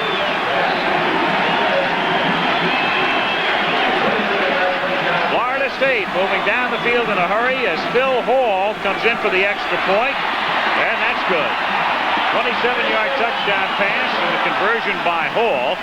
And so with 15 seconds to go, as we look again, it's 17-6. Out of the shotgun, the snap was a little bit high. Now, this is the timing route. He is just throwing for the corner of the end zone. And look at McKinnon right there leaping and taking the ball away from number 28, Steve Newberry. Another look at him isolated. It's pure timing. He just puts this ball in the air to a spot, and McKinnon coming right here sees that he has to leap in front of Newberry in order to get the ball away from him. And there's the fight for it as they come down. He hangs on. It's a great effort. McKinnon hasn't caught that many passes over the last 3 years, but he's been on the other end of a lot of big plays, with Blair Williams in particular getting the start tonight. And that drive, Al Michaels, really typifies the contrast that you talked about at the very top of the show. Florida State, an explosive, big play team featuring wide open football with an accent on the passing game. West Virginia, a team that favors the kicking game and strong defense. And that has to be particularly deflating to West Virginia, occurring very rapidly just prior to halftime. The squib kick is fielded at the 40-yard line and down there by Rich Rodriguez, a reserve defensive back, and also a penalty marker is down. Seminoles, who were slightly favored coming in. That was a surprise. Excuse me, that was a surprise to me, because in terms of national ranking and the way they have stacked up defensively particularly. Let's listen. First down. Based on what the numbers tell you, you would think that the Mountaineers would have been a slight favorite, or that it would have been a pick'em game. Well, West Virginia was 9th in one poll, 10th in the other. Florida State was 20th in one poll and unranked in the other. Absolutely. First down for West Virginia from the 40-yard line. That's Mullen, number 1, in motion, and they'll be content to stay on the ground and run out the clock, figuring they're not going to get nearly the yardage necessary with so little time remaining. Tom Gray was the ball carrier, and the first half will expire. Very frustrating half for West Virginia. Meanwhile, a couple of big plays for Florida State. One a run back, the other a 27-yard touchdown catch. And at halftime, Florida State leads West Virginia in the 38th Gator Bowl by a score of 17-6. And there's Ann Simon in a lengthy spread earlier this autumn in Sports Illustrated. Came up with the ball after it had hit Orson Mobley. So West Virginia with a line drive kick and Florida State decent position. Campbell, Oblak, as you look at the Mountaineers defensively, and Harris are up front. Now the linebackers, there's Talley, number 90, relatively quiet in the first half. Preston on the inside, number 38, and joined there by Folks, who's a good one. Number 50, Hathaway, the other outside backer. From the 44-yard line, Williams goes to the air on first down, and it's a pickup of about 4 to Hassan Jones, number 3. The secondary is comprised of Reggie Armstead and Steve Newberry at the corners. And the safety man, Anthony Daniels, is a sophomore, 6'2", 200-pounder, and Tim Agee is a free safety at 5'11", 175. Second down and 6 from the Seminole 48-yard line.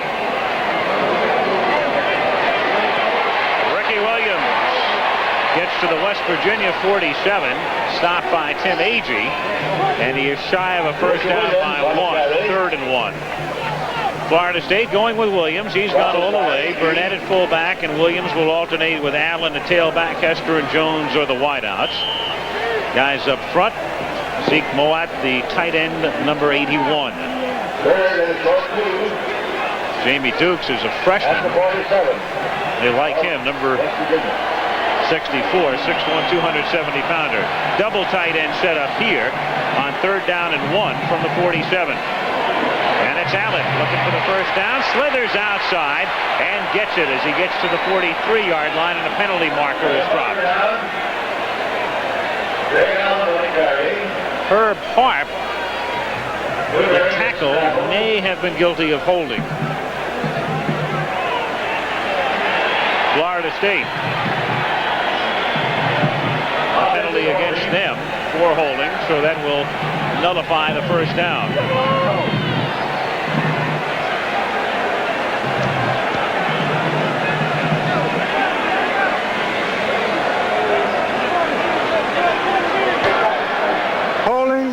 Offense. Had your bionic eye working on that one, didn't you? Probably against Farf, number 75. Third down and 8 from the 46-yard line. Out of the shotgun. Williams under pressure and sacked at the 36-yard line. Todd Campbell, number 91. He provided the finishing touch along with Reggie Armstead, who came up from the corner on the corner blitz. And so instead of a first down, they have the penalty and now the sack, and they're forced to kick. Todd Campbell was injured in the first half, and we didn't know if he was going to be back in action or not. Obviously, he's healthy now and really getting the job done. He is the best of their down linemen defensively. Ryan Harlow's kick is a long kick, but a line drive fielded by Drury at the 13, to the 20, to the 30, to the 40. He has one man to beat. He's gone. To the 30, to the 20-yard line, and he is wrestled down inside the 10. Drury wrestled down by the punter Harlow. Harlow this season has been kicking a lot of line drives. Now that kick had very good distance, but that's the problem. Drury is shaken up, maybe just a cramp. But when you kick a line drive, you run the risk of the guy being able to move up quickly, find a spot, a hole, as Drury did, and break a long one. 82 yards. See how he's holding this up? That almost always means a hamstring. I thought he was gone. I said he was gone, and he started to lose speed at the end. Harlow was able to catch him. Watch this. Here is the aforementioned line drive kick that Al Michaels pointed out. Drury makes a good move right here. You see that? He heads up the middle. Now he has a choice. He can go right or left. He opts for the left. And right now it's a foot race between he and Harlow, and it looks like he's going to win it, but he pulls up. The hamstring kept him from going into the touchdown. 82-yard run back. He sets him up with first down and goal, and it's Wolfley taking it just inside the 5-yard line. So it's been all kicking game tonight. That's been the difference for both teams. Big plays on special teams. The special units have really dominated the action here this evening. You know, have you ever pulled a hamstring? Yes. It is painful. It feels like you have been shot in the back of your leg. Well, we'll try to get a report on Drury. Hopefully just a cramp. We'll wait and see. Big man for him on runbacks. And a fellow who does a decent job as a wide receiver. Second down and goal. With Hollins in motion. Hostetler rolling, pumping, faking, and throwing incomplete. Rao, number 85, at the back of the end zone was the intended receiver. So third down and goal. Garth Jacks flushing the quarterback, Hostetler, out of the pocket. Frustrating so far for the Mountaineers because they have been so close in certain situations. He's limping along there, and just the way he was holding the back of his leg and the way he was moving makes me think that he pulled a hamstring. And usually that means you're not going to be playing the rest of the night. Third down and goal from the 5-yard line. They flex Rao, the tight end, to the right side. Send Gray in motion, and Hostetler is under a lot of pressure and can't get it away. Loses the ball at the 25-yard line, but they're going to whistle it dead at the 21. That's going to be a questionable call because that looked like it could be a possible fumble. Hostetler sprinting out to his right. He's looking for a combination pattern on the right side. Wojtek right there is going to wrestle him down, and let's watch. You see this? His knee does hit first, so it's a good call on the part of the official. From here momentarily, it looked like it might be questionable. A loss of 11, so Woodside now comes in for a 32-yard field goal attempt. He's made 2 of 3. The other was blocked. Agee spots it down, and the kick by Woodside is no good. Woodside had missed only 3 all season, all from long range. This was a chip shot. He had the distance but not the accuracy with 11:02 remaining in the third period. It's the Seminoles still on top, 17-6. We are USA 1, taking charge with celebrity. No import sedan at any price can match this Chevrolet for the room it gives you with the mileage it gives you. And Chevrolet now brings it to you at new lower prices. The the 5-passenger front-wheel drive Celebrity with standard engine electronic fuel injection. Chevrolet's new generation sedan. And now on new 82 models only, get 10.9% financing that can save you hundreds of dollars on financing costs. Space. Add more to your home, add more to your fuel bill. Lower your thermostat, but watch out. Bitter cold outer space can make inner space unlivable. Solution? A kerosene monitor system. One of the most efficient heating systems on Earth. Easy to install, with a memory bank that turns itself on and off. A kerosene monitor system for economical comfort beyond the ordinary.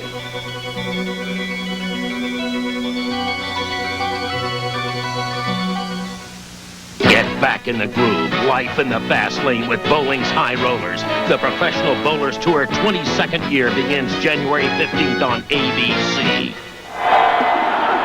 talk about a mountain man, I'll tell you. Boy, those mountaineers, they have got the spirit. West by God, Virginia. On first down from the 20-yard line, they give it to Ricky Williams, who works his way past the 30, fumbles the ball out at the 32-yard line and recovers himself. Ricky Williams, number 44, with a good run. This is a magnificent individual effort by Ricky Williams as we get a little bit of a Statue of Liberty action here. It looked like pass momentarily. Breaks one tackle, two tackles, steps over his own man. Now watch this action right here. Bounces away, juke step, pulls back, cuts back to his right, fumbles momentarily, then pounces on his own fumble. That is a tremendous individual effort right there by Ricky Williams, who had 857 yards during the regular season. First down after a 13-yard gain. Draw play. They call Williams' number again. He gets out to the 37-yard line. Williams is a senior. We mentioned earlier he has been working in tandem with Greg Allen. It's amazing that Greg Allen was able to lead the country in scoring this year, getting into the end zone 21 times and playing just half the time.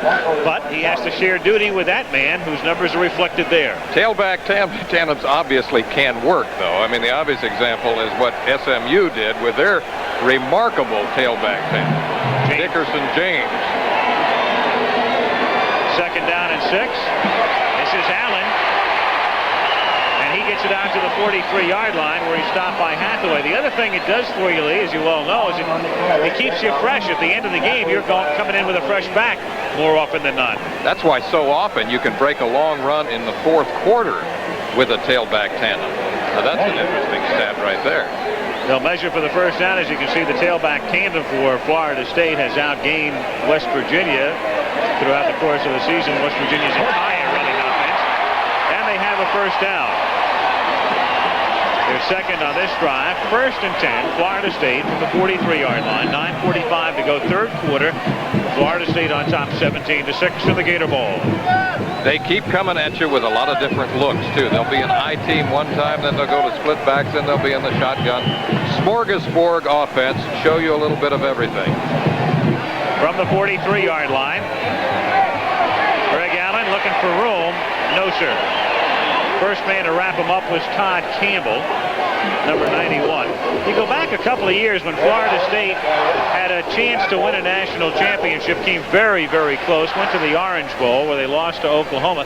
That team was defensively oriented. It was the defense that got them there. Now, Bobby Bowden, after what would be considered for Florida State now an off year, last year 6-5, coming back on the other side as you look at Lowry loosening up and his team wild and wide open. And he's a gambler now. On second down and 9, Williams shoveling it off and complete to Ken Burnett, the fullback, and he takes it all the way to the 44 of West Virginia, where he is stopped by Agee. So resourcefulness there, shown by Blair Williams under pressure just to get rid of the ball. Resourcefulness is what it is. He's taking straight drop back action here. You see the protection setting up. And what he does is move to his left, right here, comes forward, and he's under a lot of trouble, and he just really bloops one. It looks like a jump shot, a little push shot out to Ken Burnett, number 20, who comes on downfield, and Ken Agee, number 44, who has been the leading tackler in the secondary for the Mountaineers, comes up with another one. Seminoles from the 44-yard line, and Williams is going deep and looking for Hester, and he dropped the ball at the 5-yard line. He got behind Newberry, but couldn't make the catch. Jesse Hester, number 4.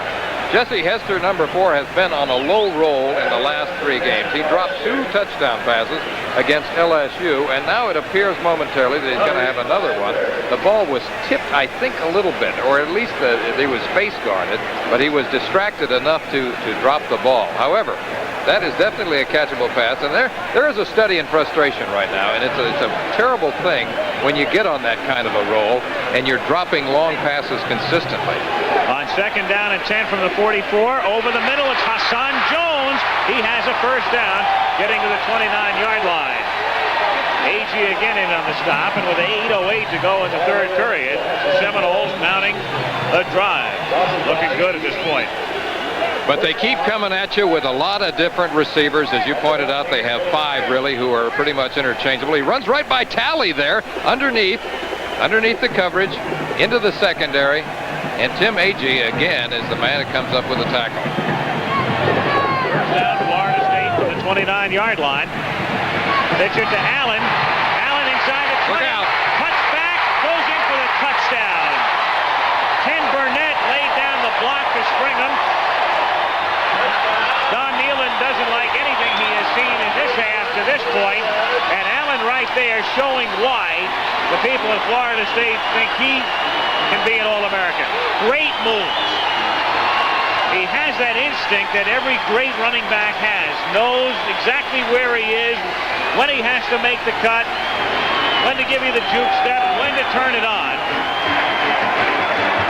And he scores here to make it 23-6, and Phil Hall makes it 24-6. 2 great blocks by Burnett and Dukes that time. And to punctuate what Al Michaels just said, here is an example of the running of Greg Allen. Right there, the cutback, juke step, limp leg, end zone. 7:46 to go as you look at Allen. 3rd period, 24-6 Seminoles.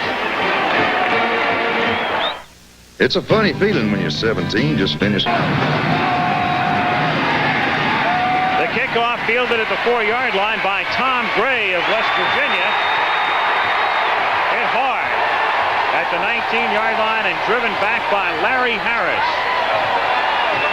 So Florida State all charged up. West Virginia will begin this drive deep in its own territory. 7 minutes and 40 seconds remaining in the 3rd period. And the Seminoles are on top 24-6 as you look at the numbers on Florida State's last drive. And it was a well-conceived drive. Key passes by Williams and then the run by Allen.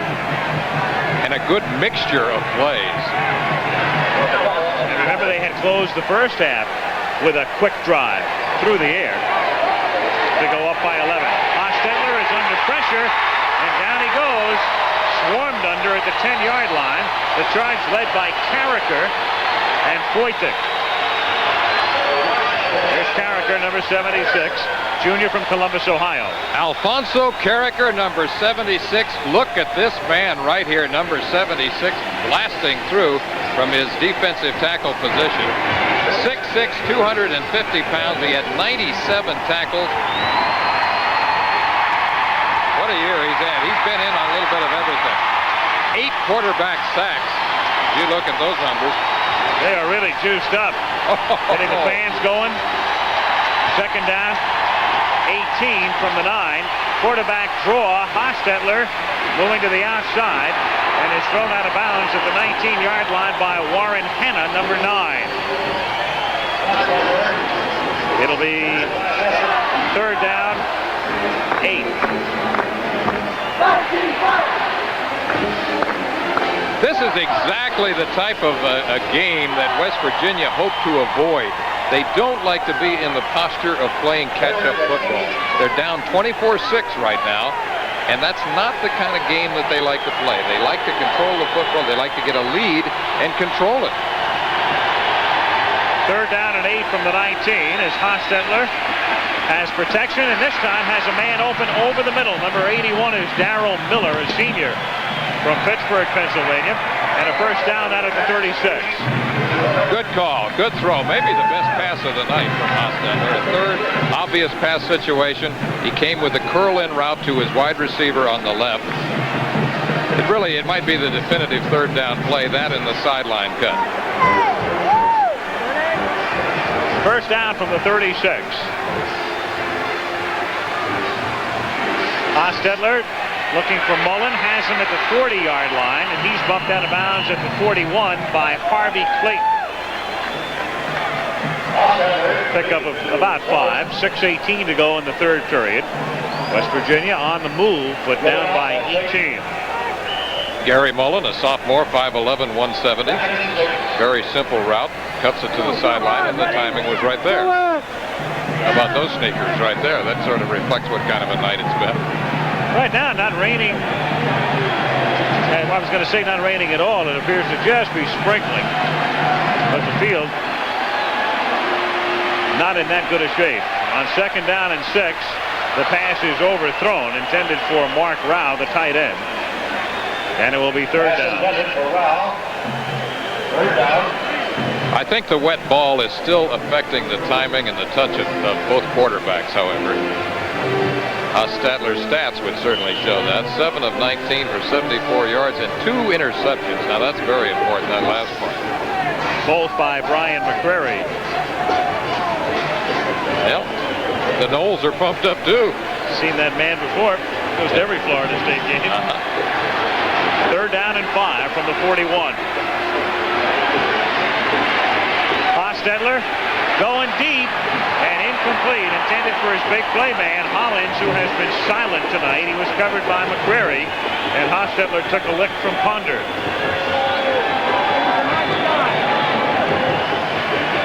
Play action fake right here, close up. Now watch this. Now the pressure that Al is talking about is right there. Ponder, that is in your face. And it's fourth down and 5 now from the 41-yard line. As Steve Superick, a freshman from Virginia Beach, Virginia, takes the low snap. He's under pressure again, gets the kick away. It's a line drive, fielded at the 24 by Cedric Jones, picking up some blocking to the 30, to the 40, to the 45. Jones gets into West Virginia territory, and the punter Superick drops him at the 40, and a marker is down. Penalty flag is down. Back at the 31-yard line. Almost always you look for a clip. Cedric Jones with a good run back, but apparently much of it will be negated, apparently on a clip by Brad Foytik, number 98. But Nealon's got to be going crazy right now with all these breakdowns in his kicking game. Precisely the part of the game that he stresses the most. He's had a punt block, a field goal block, missed a field goal, had one run back for a touchdown against them. Now a long punt return, but at least he is saved by an apparent clip.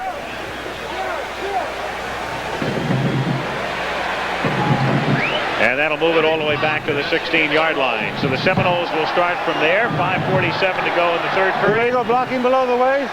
24-6. Receivers. Florida State. First down. It's ingenious, genuine bell. It's the bell remembering numbers, the future in your home. It's a bell for having fun with from the folks who built the phone. It's a bell that's so easy. It's a bell that lights the way. It's smarter and it's better. It's the bell that makes you say, it's ingenious. Terrific. It's genuine bell. It's ingenious, genuine bell. It's a bell that makes life easy every single day. It's a bell you can count on in so many ways. Every system we're designing, every product that we do, the better ways we're finding to connect the world to you. It's ingenious. Hi, Ed. It's genuine bell. It's ingenious, genuine bell. It's ingenious. It's genuine bell. It's ingenious, genuine bell. It's at your Bell Phone Center. Sunday, Matt Houston fights for heavyweights to stop a death in the ring. Florida State with a 1st and 10 from the 17-yard line. 5:47 to go in the third period. And the Seminoles on top by 18. A flag is down as Williams goes to the right side and is bumped out of bounds near the 20-yard line, but a marker is down.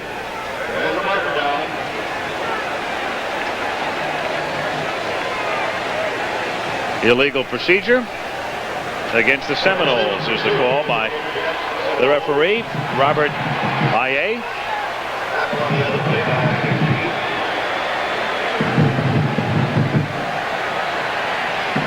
And a 5-yard penalty assessed here.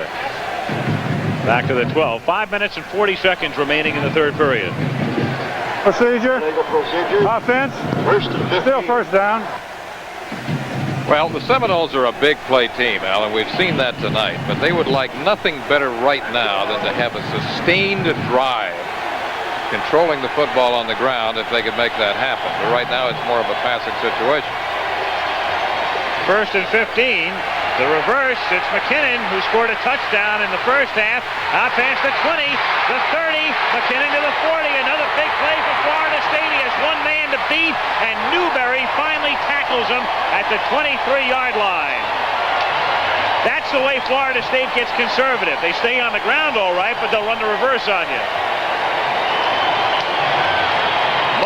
With a great block that time from McKinnon. That pretty much exemplifies what we're talking about, how they believe in trick plays, gadget plays, all kinds of reverses, Statue of Liberties, double screens, throwbacks. They have plays where the quarterback will wind up catching the football.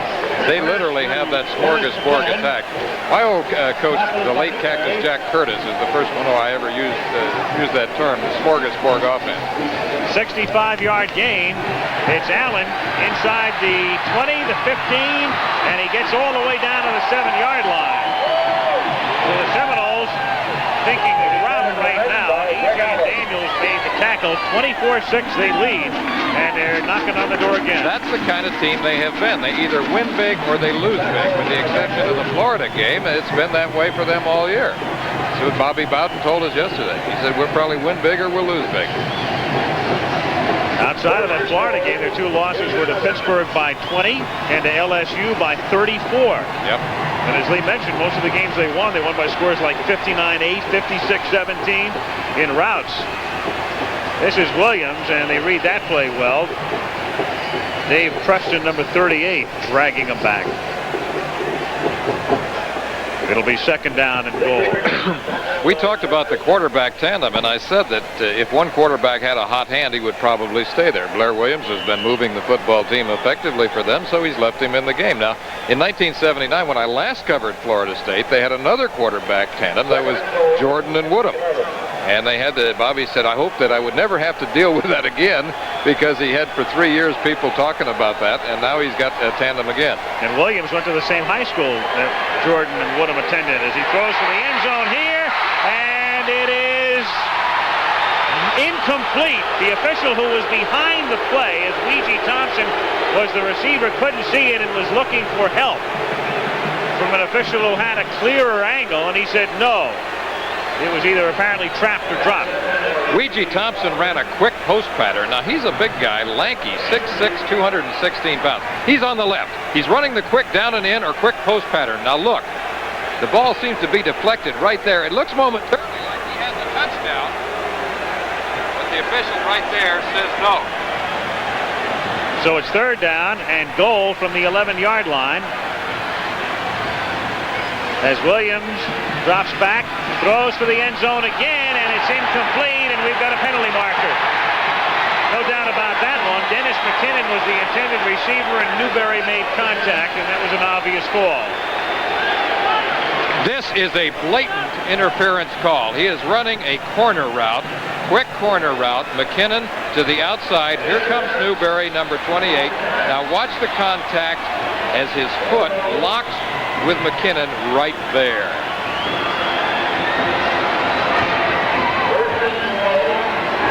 First and goal for the Seminoles with 3:42 remaining in the third period. And of course it is Allen who is in the game. He's already scored once tonight, the tailback number 26. You can look for him to get the ball. Pitch to him. Touchdown.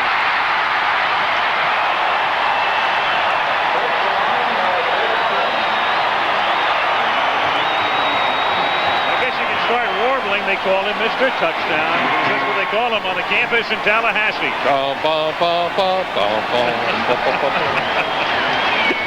That's enough. Isolated. Well, you've seen Herschel Walker do it in this part of the country a few times. You've seen a lot of USC tailbacks do it.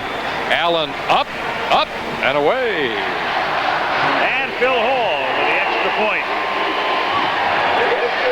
Florida State. Long drive, quick drive, big play by McKinnon on the reverse. Allen caps it with a second TD. 3:36 to go in the third quarter in the Gator Bowl, and the Seminoles lead it 31-6. Well, moms and dads the world around give their kids the same old sound. Got to go to school, be a big success. They wouldn't settle for anything less. Now they've learned whatever you seek, you'll help yourself to reach your peak. In the Army, Navy, Air Force, Marines. Need a trade? Looking for a skill? They have hundreds to fit the bill. Mike Rendina to kick off for Florida State. Seminoles on top by a score of 31-6. And the kick is a good one that's dropped at the 3 and picked up by Tom Gray at the 7. He gets out past the 15 and is stopped at the 19-yard line. 1st and 10. ABC News Magazine 2020, normally seen tonight, back next week with a story on people who have apparently died and have now come back to life. And they talk about it. The story about near death next Thursday night on 2020. Oh, boy. I felt that way from time to time. Yeah, I was going to say, that sounds like they're talking about that. At the 19-yard line, 1st and 10 for the Mountaineers.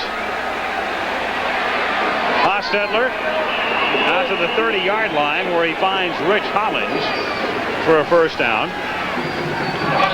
First catch of the night for Hollins. We talked about him at the very top of the show as their big play man. He's the guy that they have run so consistently throughout the year on streak patterns, streak or fly routes. That time a little curl in for the first down. Hollins, the fellow who was averaging over 27 yards per reception. 1st and 10 at the 31-yard line.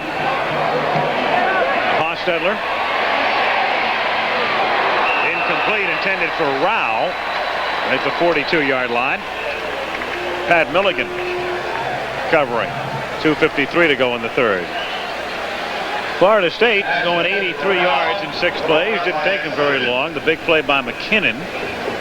And then Allen capping it.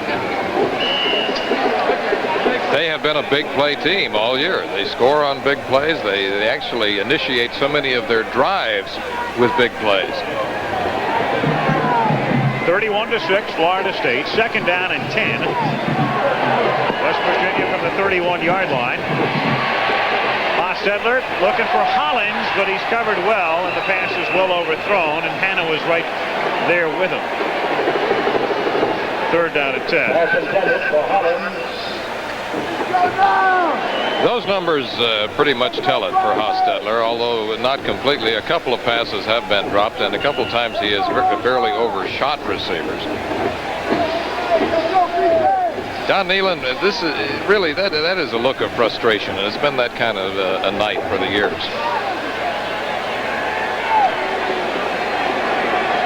They're down by 25. They're faced with a 3rd and 10 here from the 31-yard line. Late in the 3rd period. Hostetler looking, throwing back now, complete to Brown at the 46-yard line, and he's dropped at the 49. Wayne Brown hit by John McLean and a first down. Hostetler passing to Brown. 1st and 10 from the 49. Well, following your local news tonight, Nightline will take a look at what's ahead for sports and politics in 1983. Jimmy the Greek among the guests tonight. And then the last word on most of these ABC stations. First down from the 49-yard line. A little trickery here as Mullen takes the give, gets into Florida State territory with a great move inside the 25 and is run out of bounds at the 21-yard line. So that's a play out of the Seminole book. ripped the page right out of the Knowles book there. All right, here's the fake right here. It looks like it's going to be the tailback blast. And then Hostetler slips the ball to his wide receiver, Gary Mullen, who really puts a juke step on Warren Hanna, number 9, fakes in, stays back to the outside, and comes up with a big play. 29 yards for the Mountaineers, and they've got something going right now. And it's important that they do because they're way down. They need to cash in. First down from the 22-yard line. This is Hostetler. And he gets to the 12. He likes contact. Clayton made the stop. You won't see too many quarterbacks do that. Put the shoulder down and try for that extra yard. Hostetler is not your basic key-sheeting quarterback. I mean, this guy is tough. You know, he's 6'3", 212 pounds, and he'll pump the irons, and he'll hit you. I remember you at Utah when you were playing two-platoon football and you were the free safety. You were a basic key-sheeting quarterback. Jack Curtis told me to line up 15 yards deep and retreat at the snap of the ball. That's how I played safety. First down from the 12-yard line. Through the middle goes the fullback, Ron Wolfley, taking it to the 9. And it'll be second down and 7. Trailing 31-6, it's very important that the Mountaineers score a touchdown now. That could put them back in the football game. They would have a lot of work in the fourth quarter, but at least would still have a ball game. If they don't go in now and Florida State scores again, turn out the lights. Second down and 7 from the 9.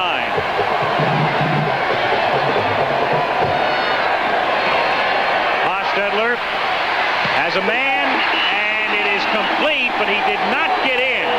It is inside the 1 to Wayne Brown. Brown was in the end zone, then had to come back to make the catch, which he does, but shy of the goal line. However, it should be a first down. It's going to be a first down. Play action fake. Hostetler rolls out to the right. Now watch this. This is a perfectly thrown pass to his wide receiver right there, and it looks momentarily that he has a touchdown, but he comes back, and it's going to come down on about the half-yard line. Number 24, Harvey Clayton. It's also coming back a lot further than that because we had a flag.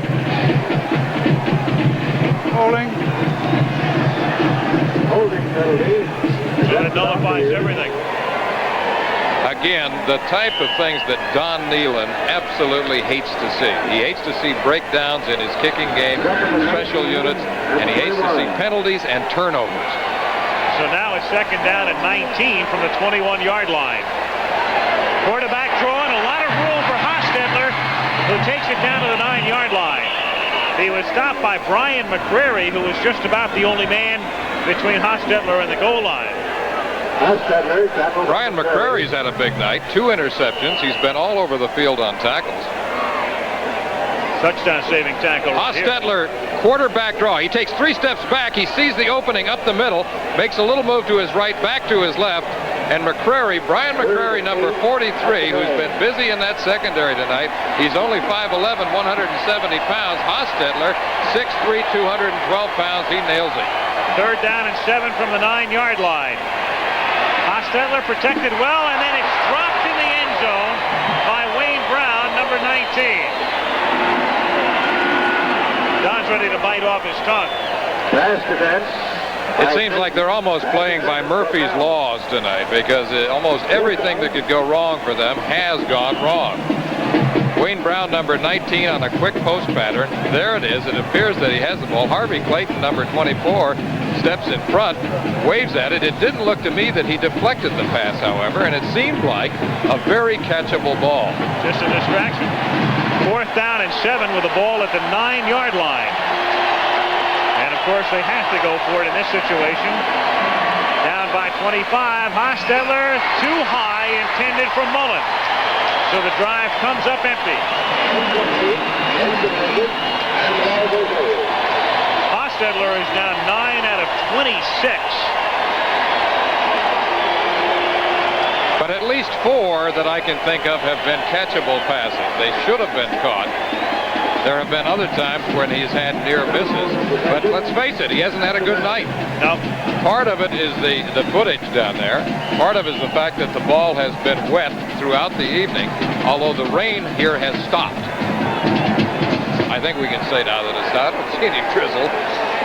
15 seconds to go in the period. This should be the final play of the quarter. Florida State from the 9-yard line on first down. Pitch it to Allen. He fakes the reverse. He gets past the 15 to 20 and out to the 25-yard line. And so the third period will culminate on a 16-yard gain by Greg Allen, who's having a big night. Dennis Folks and Tim Agee combined on the tackle. Greg Allen on the carry.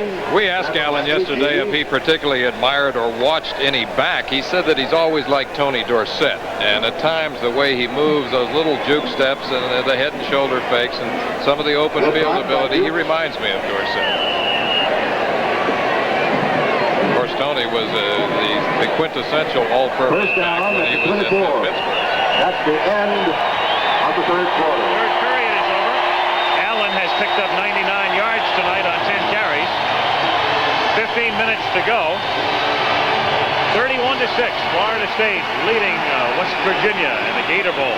We'll continue after this commercial message and a word from our local station.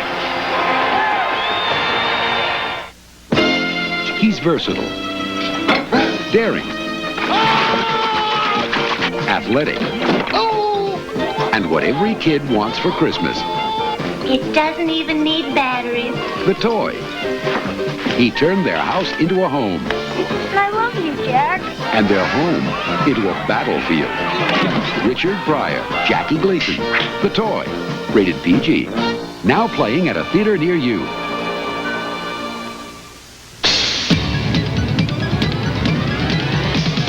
Chevy trucks are taking charge with the all-new S10 Blazer. Available with a revolutionary Instatrack 4-wheel drive system. Shift from freewheeling 2-wheel drive to 4-wheel drive high and back at any speed. S10 Blazer from America's truck sales leader. Top Chevy trucks are taking charge. And now on new 82 models only, get 10.9% financing that can save you hundreds of dollars on financing costs. Sunday, Roger Moore as James Bond in Live and Let Die. Tonight on Action News, we'll hear from Artis Gilmore of the Spurs and see if the hole in the Metrodome will make the Cowboys and Vikings play someplace else. This and more after the game. Looking for year-end dividends? The deal you make at your Toyota dealer now could be your year-end dividend. Toyota reliability is a dividend, too. Listen, during the first year, owners rate Toyota #1 in reliability. Hurry, selection and prices may never be better. Tercels, Corollas, Supras, Celicas, Cressidas, trucks. We want a deal to clear them out by New Year. Time is running out. Look for this sign at participating dealers now. Nobody else can give you the feeling. Toyota. You know, there are two good ways to save big bucks on car care. One, do it yourself. Two, make Auto Shack your parts store. Auto Shack has everything you need to keep your car running right at true discount prices. And here's another real good reason to make Auto Shack your parts store. All the parts I need. I do it myself. And save. Auto Shack, your discount parts supermarket.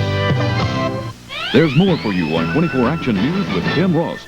At the Gator Bowl, Al Michaels with Lee Grosscup and Ann Simon as we start the fourth period. It's 1st and 10 for Florida State from the 24-yard line. And Ricky Williams moves to the outside, puts his head down, and gets out to the 30-yard line. He is stopped there by Anthony Daniels, and here are the numbers through 3 quarters. Very deceptive at the bottom there. Well, we've said it's almost a cliche about how statistics can be misleading, but if you look at the bottom line there, time of possession, West Virginia has had the ball for 27 minutes, 57 seconds. Florida State only 17:03. So you look at that and you think, well, we got a pretty close football game. But then you look up at the scoreboard, and the Seminoles are leading 31-6. So time of possession doesn't always mean that much when you're going against a big play team. On 2nd and 4, Greg Allen is downed at the 34-yard line, close to a first down. It's Harris and Talley who made the stop. Well, West Virginia wanted to keep the ball away from Florida State to maintain possession, to come off with the long drive and keep the Florida State offense off the field, and for the most part, they've done a pretty decent job of it, but Florida State's come up with a big play.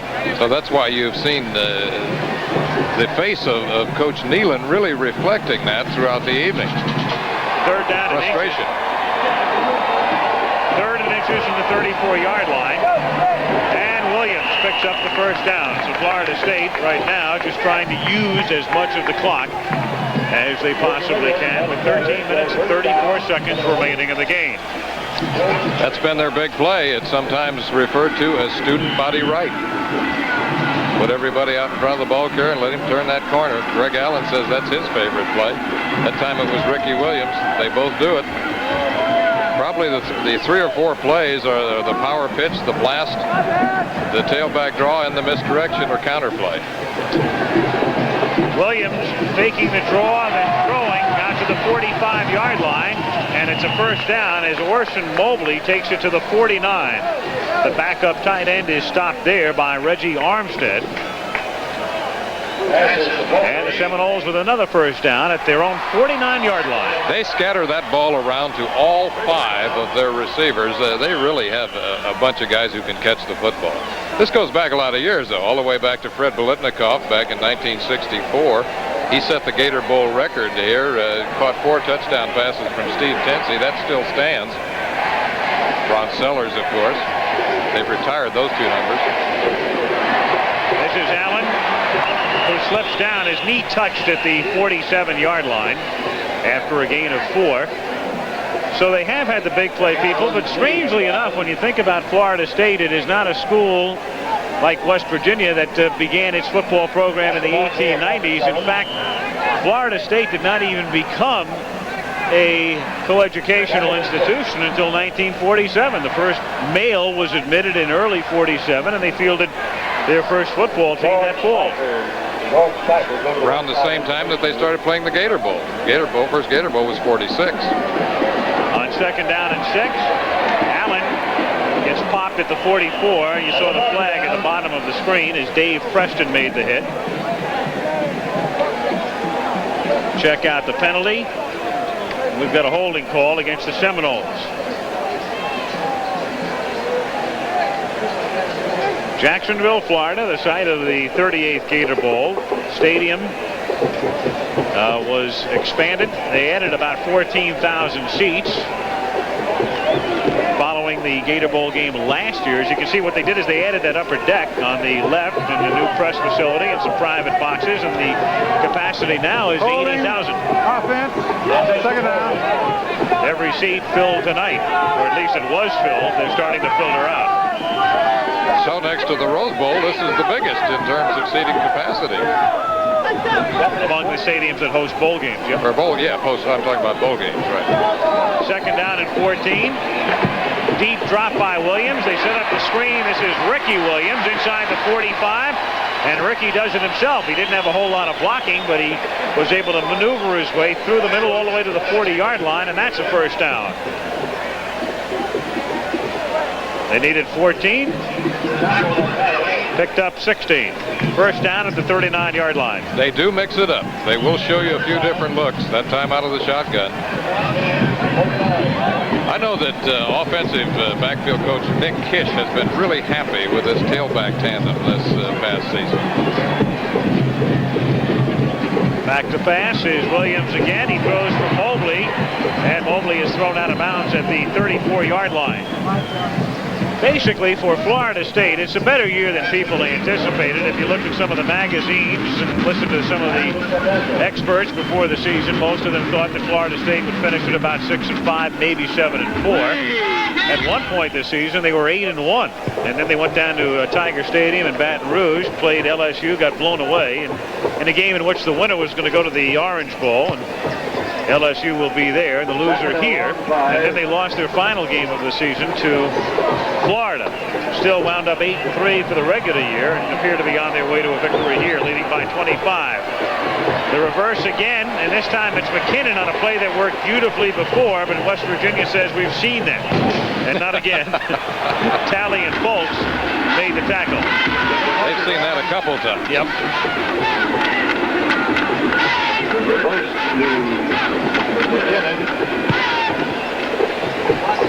Penalty flag is down in addition. And a marker on the play. So the game getting ragged. As we're beginning to see more and more flags. Flip against Florida State. Well, Cupper said he likes Penn State in that one. Paterno and company, and they are slightly favored against the Bulldogs, despite the fact Georgia goes into that Sugar Bowl game undefeated. And Penn State goes in with one loss, having lost to Alabama in midseason. But little doubt that the winner of that game will be the national champion. The main reason I like them in that game is because of their quarterback, Todd Blackledge. I think he gives them the edge. 8 o'clock Saturday night, the Sugar Bowl. After the penalty, 2nd down and 21, and from the shotgun, Blair Williams has a man open. It's Ouija Thompson. And Thompson gets it to the 38, which is just about the original line of scrimmage, so it'll be 3rd down and 10. He's stopped there by Folks and Armstead. Ouija Thompson. 10.5 minutes to play. 3rd down, call it 9. Florida State at the Mountaineer 38-yard line. Shotgun. Williams throwing and incomplete. It was one-hopped by Tony Johnson at the 21-yard line, and so the punting unit comes in for the Seminoles with 10:07 to play in the game. One-hoppers don't count in this sport. No, sir. Occasionally you'll get away with one, though. Brian Harlow kicking from midfield. It's a terrible looking kick. You talk about a shank. Oh, boy. That's a shank and a half. And they'll mark it out of bounds at the 30-yard line. So it's an 8-yard kick, and we have 10:01 to play in the game, and the Seminoles are in very good shape. And the answer is yes. That's Steve Nicholas. That's Jack's son, who is redshirting this season. He's a sophomore wide receiver at Florida State for Bobby Bowden. His team is leading. West Virginia has the ball. And on 1st down, it's complete to Darrell Miller, number 81, who picks up 11 as he gets out to the 82. And, of course, there's a great likeness there. He used to caddy for his dad. I guess he still does on occasion. Steve Nicholas. Golden Bear. Yep. Golden Bear Jr. Golden Bear Jr. 6'2", 185. How about those Golden Bears this year? They would not die. Talking about Cal. Talking about the University of California, Joe Cap. 1st down for West Virginia from the 42-yard line. And this is Curlin Beck on a slow developing play. Stopped by Prince Matt. 2nd down, Don Nealon. Had a good year. Joe Cap. Listen to Joe doing color on a couple of postseason games. Joe still believes that it was ordained that was going to happen, that run back against Stanford at the end of the season. It was a definitive Joe Cap type of play. They reverted to an old rugby type play to beat Stanford. You know, Kevin Moan will probably be the subject of a trivia question by next year. No doubt. The play of the decade in college football. 2nd down and 10 from the 43-yard line. Hostetler trying to escape from his own men, and then he gets buried back at the 36-yard line by David Ponder. It's been a very good night for the Seminoles and for Bobby Bowden. Bobby Bowden was a scrambling type quarterback back at Samford College in the early 50s. He said that he had one receiver who would simply run down there and get open, and he would run around until he saw him. That was it. That was Vince Gibson, who until recently was the coach at Tulane. Yep. That's the guy. Easy play to call in the huddle, isn't it? You run down there and get open, I'll scramble around and find you. It's an old touch football play. Like you with the tight? That's right. 3rd down and 15 from the 37-yard line. Hostetler going deep. Intended for Mullen and batted away by McCrary. And he's had a great night for them defensively. McCrary, 2 interceptions, a touchdown saving tackle. And now Another big deflection. There he is. We are going to be choosing a most valuable player for both teams on behalf of Chevrolet. More to come on that. Here's the play again. Play action fake. And it looks momentarily as if Gary Mullen, number 1, is going to be open going to the post pattern. Harvey Clayton, number 24, and Brian McCrary, number 43, right there on the coverage. Florida State now takes a timeout as West Virginia comes in ostensibly to punt. 7:59 remaining in the game. Noles by 25. That's surprising, Mr. Goodwrench. You mean a wheel alignment could really save me gas? Sure can, as much as a gallon of tank full. A gallon? Right. Fourth down, West Virginia sending in the punting unit. Steve Superick to do the kicking. Cedric Jones is deep to receive for Florida State.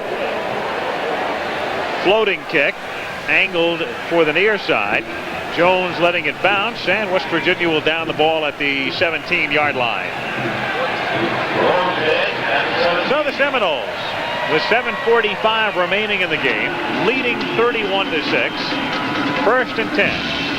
47-yard punt for Superick. Most of the crowd beginning to file out. A reminder, coming up Saturdays this winter on ABC, we'll have Sports Beat premiering at the end of the month. The Pro Boulders Tour back again, year 21, beginning January the 15th. And Wide World premiering on the 22nd of January. From the 18-yard line, Allen takes the inside give and moves out to the 26-yard line where Dennis Foltz makes the tackle. Sundays this winter, the Superstars back. Live coverage of the men's and women's finals. The USA against the world in amateur boxing. ABC's Wide World of Sports. And, of course, beginning in early March, the debut of the United States Football League on ABC. Looking forward to that. You may make a comeback. I've been throwing it. Yep. Oh, we got the Oakland Invaders right in my backyard there in Alameda. Second down and 2 from the 26-yard line. And it's Cedric Jones, who's been running back kicks tonight, getting his first call as a ball carrier. Appears to be shy of a first down by a yard or so with under 7 minutes to play in the game. Well, Kelly Lowry had been the starter since late September. And even though Williams had seen a lot of action, Blair got the call tonight. And Lowry has spent the entire night in that posture. You talk about a non-key sheeting quarterback. He played a little bit of defensive end and linebacker before they moved him back to quarterback. After he had survived a horrendous motorcycle accident. Yep. This is Allen looking for the first down. He has it. And Gregg moves out to the 37-yard line. Stopped by Reggie Armstead. Well, little doubt as Florida State did not appear on national television this season, that you're looking at a fellow there, many of you for the first time, Greg Allen, who you may have heard about, having led the nation in scoring. And you can see why he did that and why they think he is a potential All-American. Good night. 125 yards. First down from the 36-yard line. Allen will strut his stuff again, and he slinks his way out to the 49-yard line. A little showcase time for Allen here. Well, he was a Football News freshman All-American last year. He had an incredible freshman season. We talked about some of the numbers that he had last year. As you said, they're probably going to project him as an All-American next year and then start pumping him up for the Heisman in his senior year. Assuming he has a good junior year. Just a sophomore. He comes out now. Ricky Williams coming in. Allen scored 4 touchdowns in a game 3 times this season. Moving to the outside is Billy Allen, who scored the touchdown on the kickoff return in the first half. And Billy getting a chance to carry the ball from scrimmage. Takes it to the 42 of West Virginia. And as you pointed out, he is a burner. The man can flat fly. Second down and 2. Florida State at the West Virginia 43-yard line. 5 minutes and 10 seconds remaining in the game. Mercifully for West Virginia. Second down and 2. It has been a very long night for the Mountaineers. And a key defensive play turned in there by Chuck Harris as Ricky Williams carries the ball for no gain. Chuck Harris, number 70, senior from Galena, Illinois.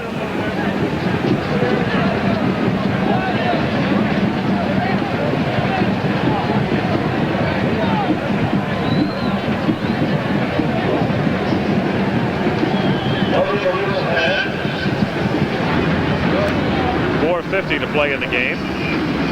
Had a flag on the last play and a 5-yard penalty to be assessed. Here's the call. Illegal use of the hand. Offense. Florida State's been whistled several times tonight, but the penalties really haven't hurt them. I said at the very top of the show, and talking about the quarterback tandem, that probably both would play unless one got the hot hand. Blair Williams having a good night, 14 of 26 for 164 yards, and of course that touchdown just before halftime. 2nd down and 8. Fake the swing. Coming back the other way is Williams. And Williams, looking like Hostetler, bounces his way to the 43-yard line. Stopped by Armstead. He's going to have to learn to not do that if he wants to survive. Absolutely. Absolutely. He made a good move, though, because he had a quick screen called to his left, and he saw the pressure there. If he had thrown the ball out there and lobbed it, it could have gotten picked off, so he moved back to his right and scrambled for good yardage. Now, let's see. What do those numbers reflect? They reflect the dominance of Florida State in the second half in particular. The fact that earlier in the game, on the ground, West Virginia had a 2-to-1 edge. Everything's been turned around, though, as Williams throws incomplete on 3rd down and 3. So it's a 4th down upcoming. Mobley was the intended receiver. 4th down and 3 with 3 minutes and 48 seconds remaining in the game. Our guys in the booth doing a great job tonight. Kelly J. Hayes fighting the flu bug, which you and I will have tomorrow, no doubt. Absolutely. George Hill, statistician. 4th down and 3 from the 44, and they'll go for it. And this is Billy Allen trying to cut back inside, and Billy Allen is going to get that first down with a move to the outside. As he takes it to the 36-yard line, Tim Agee making the tackle. Boy, they have some athletes, don't they? And they keep coming at you. You'll remember this night for a long time. This is not a dream. This is a nightmare. Yeah, no doubt. It was a very important game, too, for West Virginia in the sense that it gave them the national exposure. They were 9th and 10th, and the two polls had a chance to move up, but that won't be the case as they trailed by 25 with 3 minutes and 37 seconds remaining in the Gator Bowl. The Gross Cup back at the Gator Bowl with 3:37 to play in the game. Florida State 1st and 10 at the West Virginia 37-yard line. Florida State on top by 25, and Williams going long, looking for some more, and it's picked off at the 4-yard line by Steve Newberry. Ouija Thompson was the intended receiver. So Newberry, who was burned earlier, comes back with an interception. He made 4 during the regular season.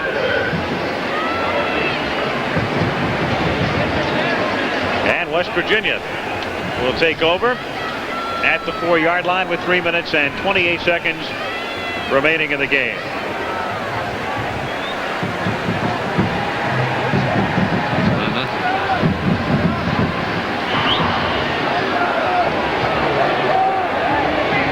Kevin White is the new quarterback, number 14. First time we've seen him tonight. Hostetler's backup.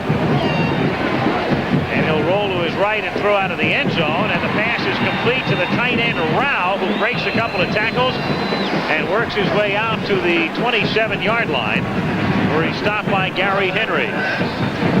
First down. The executive producer of ABC Sports is Roone Arledge. Ken Wolf producing tonight's game. Larry Cam, our director. Technical director was Werner Gunther. Associate director John Bassoni. Our technical manager Sandy Sandberg. Murray Schwartz, our unit manager.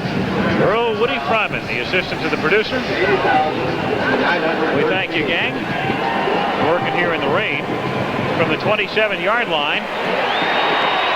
And the sack by Alfonso Carricker of Kevin White.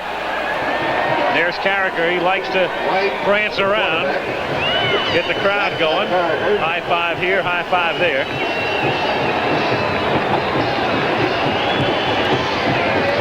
Strutting his stuff before 80,913 in the Gator Bowl, and with the expansion, that's obviously a new record. Second down and 19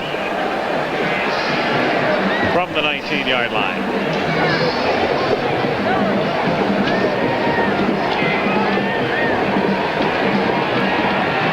White scrambling.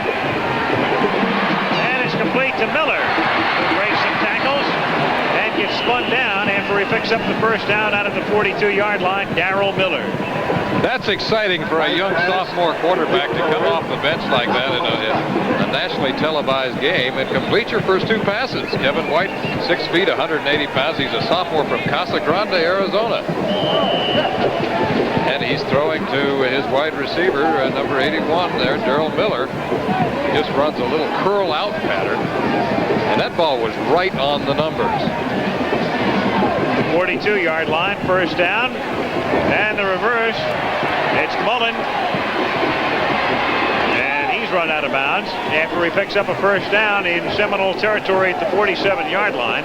And we're down to 145. And there is Greg Allen. He's a quiet fella. Chatted with him yesterday. He has 138 yards on the evening, 15 carries, 2 touchdowns. Still quite a ways away from the Gator Bowl record, though, which is 216 yards, set by Floyd Little, Syracuse. That goes back a few years. We're talking about the mid-60s there. First down at the 46 for West Virginia. White forced to scramble again, looking for the sideline. And he finds it. 1:36 to go. White chased out by So Florida State ready to close its season with a victory in the Gator Bowl. They'll wind up 9-3. A like figure for West Virginia. And again, another good year for Don Nehlen. We mentioned earlier, first time that West Virginia in its 90-year football history has gone to bowl games back-to-back. Back-to-back bowls, Peach Gator. And next year they'll have Hostetler back. The junior didn't have a good night tonight, but he proved what he can do during the course of the regular season. White going deep and incomplete inside the 15-yard line, intended for Wayne Brown, and the coverage by Rocky Kinsey. 1:29 remaining in the game. White's pass intended for Brown. Bobby Bowden, he can go back to the golf course tomorrow. Doesn't play during the season, he says. He loves it in the offseason. Says especially after he finishes recruiting.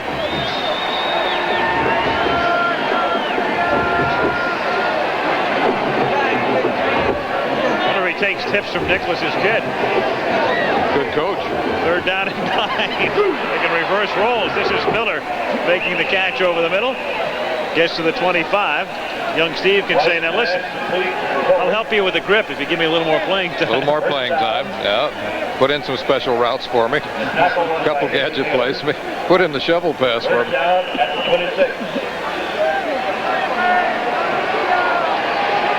Well, Happy New Year, partner. Been great working with you again.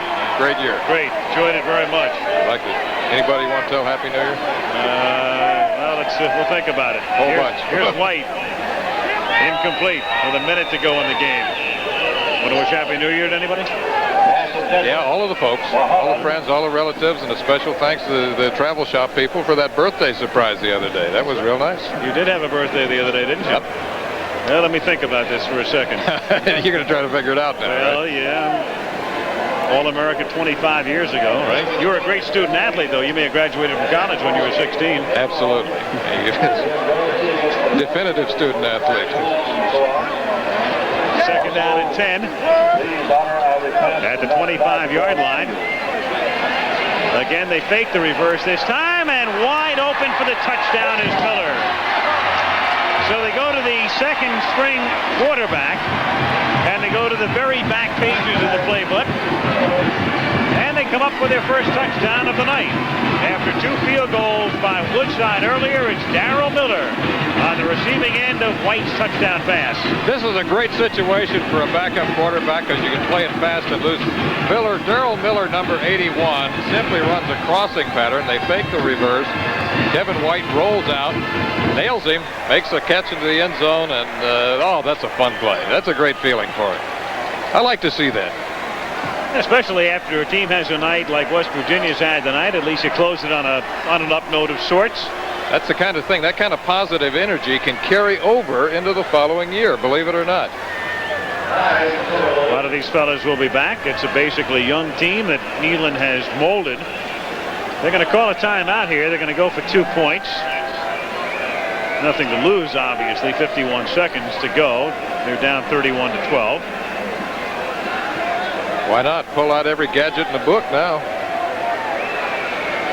I like this very much. He fakes the tailback draw right there. Now watch, it appears to be momentarily a reverse. That's a good fake by Kevin White, number 14. He looks back as if he's watching the handoff, and then he throws to Miller, number 81, coming down and making a leaping, sprawling catch into the end zone.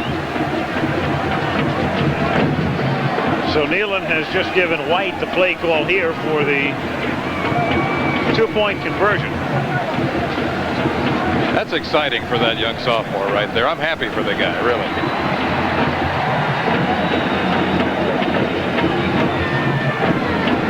Rough night for Hostetler, frustrating. And like I say, during the year, it really hasn't shown that because he had a great season. 2-point conversion attempt. White, and it's deflected and incomplete. So they come up short there. And Florida State will get set to receive the kick after the West Virginia touchdown. So the Mountaineers able to cross the goal line with 51 seconds to go in the game. 31-12 FSU. Florida State 31, West Virginia 12. Under a minute to go. Florida State expecting an onside kick from Woodside, and they get it, but they cover it. We also have a penalty flag down. Might have an offside call coming up on West Virginia. Cedric Jones was covering the ball. Offside kickers decline. First down.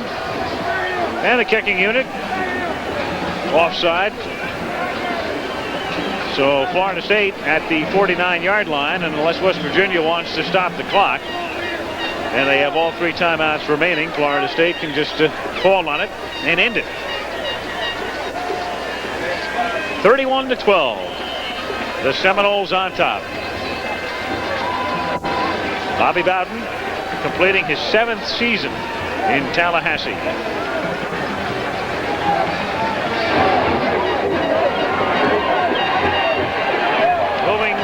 The right side is Billy Allen, taking it to the 44-yard line. Billy picking up close to 7. 2nd down and 3. You know, you get a team as explosive as Florida State is, and sometimes they're just trying to run out the clock with their power pitch play to the tailback, and the guy's allowed to break one and run it in, and then they're accused of running up the score. Yep. And it's because of the fact that they have so many superior athletes on their team that any one of them, take a backup guy like Allen, he can go all the way anytime. Well, Williams is going to throw. He finds Weegee Thompson, who gets inside the 20, and Thompson is dropped at the 14-yard line. The clock is momentarily stopped for the first down with 7 seconds to play. However, look at this. Florida State is taking a timeout, which is not going to sit too well with the West Virginia people, I've got to tell you. Yeah.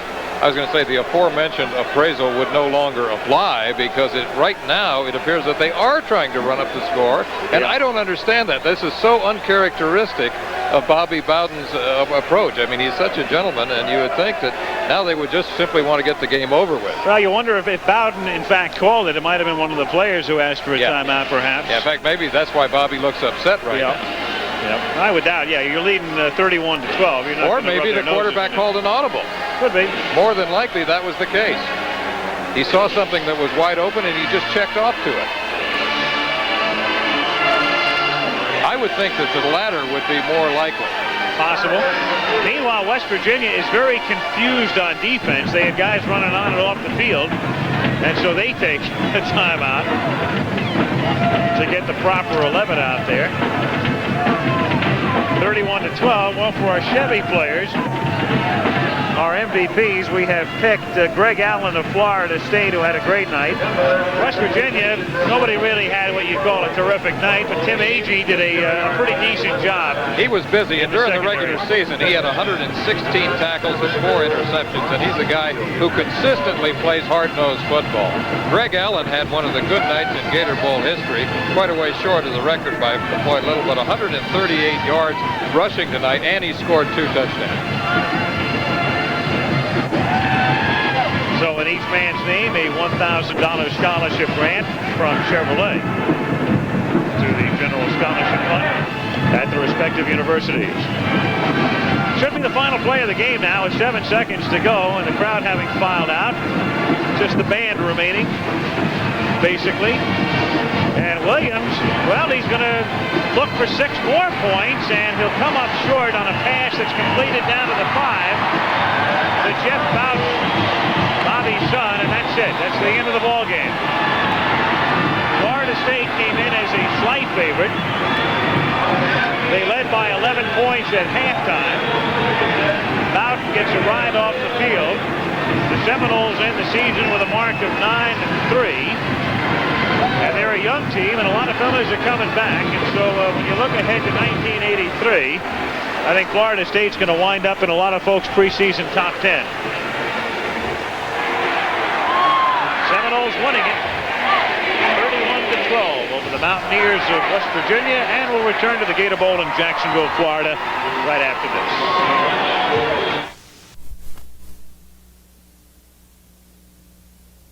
And Tyrone Taylor, numbers 24 and 21, go deep to receive for Boston College. They won the toss. They're taking the ball early. They're going into the wind. And Penn State will kick it off with Greg Montgomery doing the kicking. There are more freshmen and sophomores on this Penn State football team than any team Joe Paterno has ever had. This kick will go way beyond the end zone and bounce up into the stand. And we'll look at Doug Flutie now out of Natick, Mass, who starts at quarterback, and he's an exciting player. Troy Stratford has recovered during the 2-week off period, getting over a knee injury. Jim Brown will start at fullback, though Bob Biestick will be in there some. Brian Brennan is a wide receiver at 5'10", 180. Gerald Phelan is a flanker at 6 feet, 185. And so we begin at Foxborough on a windy, cool October afternoon. Moving the big people around. Gieselman, the tight end, coming to the near side. And Flutie stands up on the first down. Throws quickly. Pass good. Gerald Phelan, number 20. As he gets the ball out near the 28. Second down, 2.5 coming up. And up front, it's Scott Gieselman, 6'5", 235 at tight end. Sean Regent at tackle, 265. Mark Bardwell at guard, 260. Jack Bicknell, the center, at 255. Glenn Reagan, the right guard, 255. And Mark McDonald, the right tackle, at 260. It'll be second down, short 3 for Boston College. They send Phelan in motion. And they run it with Stratford, cutting it back over the 30 and out to about the 33 for a first down. So at least there is some degree of success in the opening snap for BC. Penn State lines up with White, Caraher, Gattuso, and Sefter, the big people, down in a 4-man front. The linebackers, and they're all good ones, Alexander, Radisek, and Maciantano, number 84, with Sidnor, Fruhan, Hamilton, and Zordich in the defensive secondary. Their secondary hurt, no question, by an All-American Mark Robinson being hurt and being out for the season. Flutie back again on first down to put it up. Looking and looking and looking. Looking and looking and looking. Now he's got to run it some, and he finds a little daylight and gets back just beyond the line of scrimmage. Penn State secondary that time didn't give him a thing.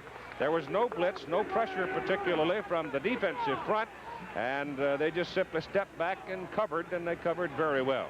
The last football team, the Rush, number 22, Doug Flutie, was Texas A&M, and he burned them for 3 touchdowns and over 300 yards. The reason is Flutie is such a good scrambler, teams are reluctant to blitz him. It is 2nd down and 9. The ball is on the Boston College 34. Just getting underway. Flutie still got it. Now finds a little crease and runs it across the 40 and up near a first down. He's going to be about a yard short of the first down.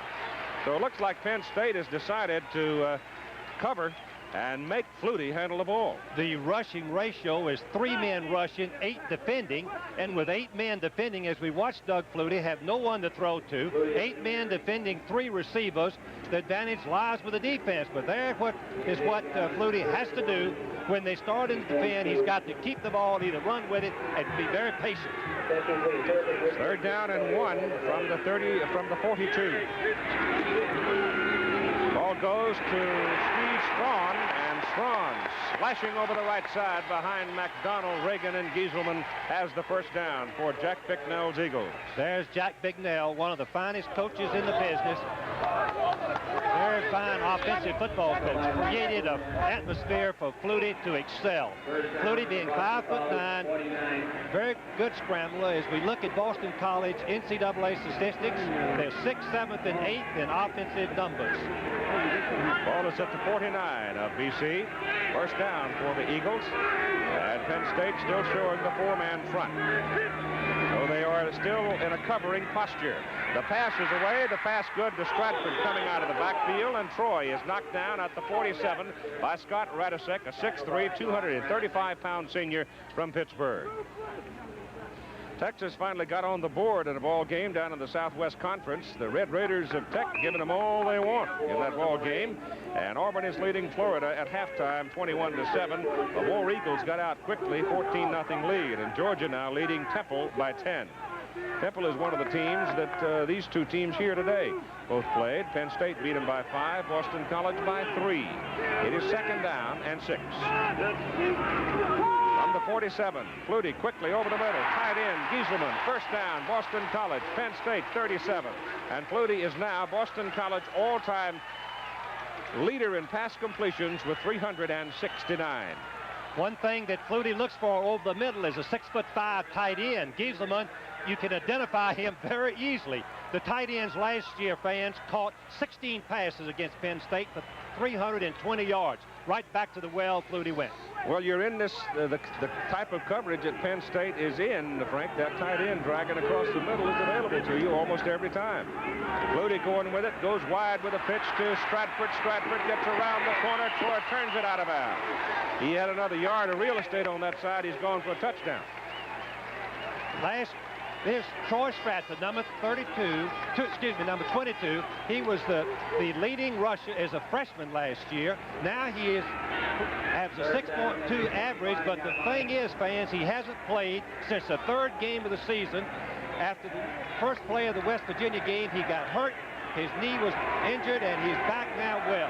Big factor in the ball game. This past week in their practice sessions, Jack Bicknell said they really went at it, though. So they hammered on each other, trying to get themselves in game condition. It's a first down. The ball is near the Penn State 25. Pressure zone. Flutie's pass away. Good to Phelan. Flutie is nailed as he released the ball, but he pops up and helps the Penn State man to his feet. Watch Flutie roll to his left. Now, Phelan is going to be out in the flankers covering 101. As the blitz was on, Hamilton was rushing. Look how wide open he is. You can see the secondary playing very, very deep. Sitter was way back. Too much of a cushion this close to the goal line, but Penn State has had trouble in the secondary, fans, and that's why they are playing so loose and careful. Flutie is now 4 for 4, 31 yards. And it's 2nd down and 1 at the Penn State 16. First quarter of play. Opening possession of the game. Stratford goes in motion. They give the ball back to Brian Brennan. Reversing it right to left. And he's got the first down for Boston College. One thing we should mention, the Penn State defense is not as dominant as we are accustomed to seeing in years past. For the first time I ever remember, the opponents have more offensive yardage than Penn State does in the first 8 ball games. Something very rare indeed. As we are noticing the Boston College team mixing up passing on first down and running on 2nd and 3rd down very successfully. That's about the 12-yard stripe. where Boston College has it. First down. And they've got Brennan now moving. Gieselman goes to the wide side of the field, up the top of the picture there. And Flutie back to throw. Goes down the middle with it, threw it too high. Yet Stratford, Troy Stratford out of the backfield was open in the end zone, and the ball took off, and he missed him. 2nd and 10. This is where, down close to the goal line, Boston College has had terrible time scoring. It leaves some scars, and Keith mentioned earlier they worked on this hard in the last 2 weeks to try to improve their punch when they get down there. But remember, fans, passing teams have a hard time sticking it in the end zone against a good defensive team. They do have Bob Biestek at fullback. Bob is back from a broken arm. And he's 6'2", 240, so that should help him. But they're lined up now in a one-back formation, which reads pass for them, though they don't do that. They give it inside to Jim Brown, the starting fullback. And Brown gets a couple of yards just over the 10 to the 9. So here they are again. They're looking at 3rd down and long. Well, on 1st down is a good passing down against Penn State because they play the run first. They single cover the wide receivers. And they were open, and Flutie missed him in the goal behind the goal line for a touchdown. So we look at Joe Paterno, the real statesman of the coaching profession. Right now, the leading coach in winning percentage in America. Ball is on the 10, where it is 3rd down. 3rd down and 8 for a first down, 10 for a touchdown. And Flutie straight back, no pressure. No pressure. He goes with it, end zone, touchdown.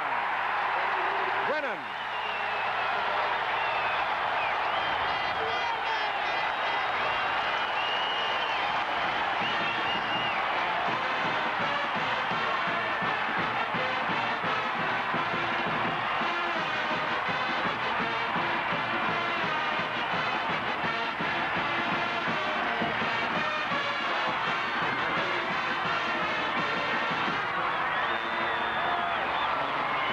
You may have seen a very, very important moment in this football game. Boston College taking the kickoff, went right down the field, got it in the end zone, 13 plays and 80 yards for a touchdown. Here's the extra point try by Kevin Snow. It is good. So you've got 9 minutes and 23 seconds to play in the first quarter. And Boston College is impressive on their opening offensive possession to lead it 7-0. Boston College getting on the scoreboard first, something they have not been consistent in doing against quality football teams. Their touchdown march, 6 passes, 7 runs. When you give Doug Flutie this much time, fans, look to the left. Only 2 men rushing. Boston College has 5 men blocking. This spreads your defense. It's impossible to cover that close to the goal line if with 2 men rushing. As you see, number 92, I guess it was, Fruhan was trying to cover him, but he was way late getting there. John Williams and Kevin Bow are the deep people now for Penn State, as the kickoff goes high into the wind and is quite short at the 9 to John Williams. And Williams, the starting tailback, comes up across the 20 to about the 22. Let's watch the strategy. Brennan is the split in, lining up at tailback. Fans, why is he lining up at tailback? He's going to shift over to the wingback position so that a linebacker is covering him. You get a physical mismatch. Number 41 is a defensive lineman. He's the one lining up in front of him. If Brennan, number 13, had lined up and split in, he would have been covered by the halfback. Look how wide open he is as Septa gets completely lost on the play. Yeah, Steve was standing over there yelling, help, help, help. But Brennan is so quick. First play for Penn State, a fumble. And Boston College had 2 people diving for the ball as Tony Mumford, the fullback, could not come away with it cleanly, and it's Penn State's ball. Strang and Mumford did not handle it well, and it was almost a catastrophe for the Lions. Loss is back to the 17. First play of the ball game. Mike Ruth is the leading tackler, number 68. Watch him use his hands. Coaches say he's the strongest player on Hayden, the strongest player that they've got, and the most intense player. You see him come in, watch him take the left arm and strip the ball out, and Penn State was very fortunate to get it back. Looked like Mumford was late getting started, too, Frank. It was a draw play, I think, Keith. Fake pass and run. Strang now is going to put it up, sets up a screen for John Williams, and Williams can't hold on to the ball. And so Penn State comes out jittery. in their first possession with Doug Strang, a junior at quarterback from Linwood, New Jersey, 6'1", 201. John Williams, the tailback, is a 195-pounder. Mumford is 205 pounds at fullback, but quite quick. Kevin Bow, wide receiver, 5'9", 175, a great speedster, and one of the best in the country at wide receiver, Kenny Jackson, 5'11" and 175. So here's Penn State now, sitting on 3rd down and 16. Strang back to throw. Gets his pass away down the middle for Jackson, incomplete.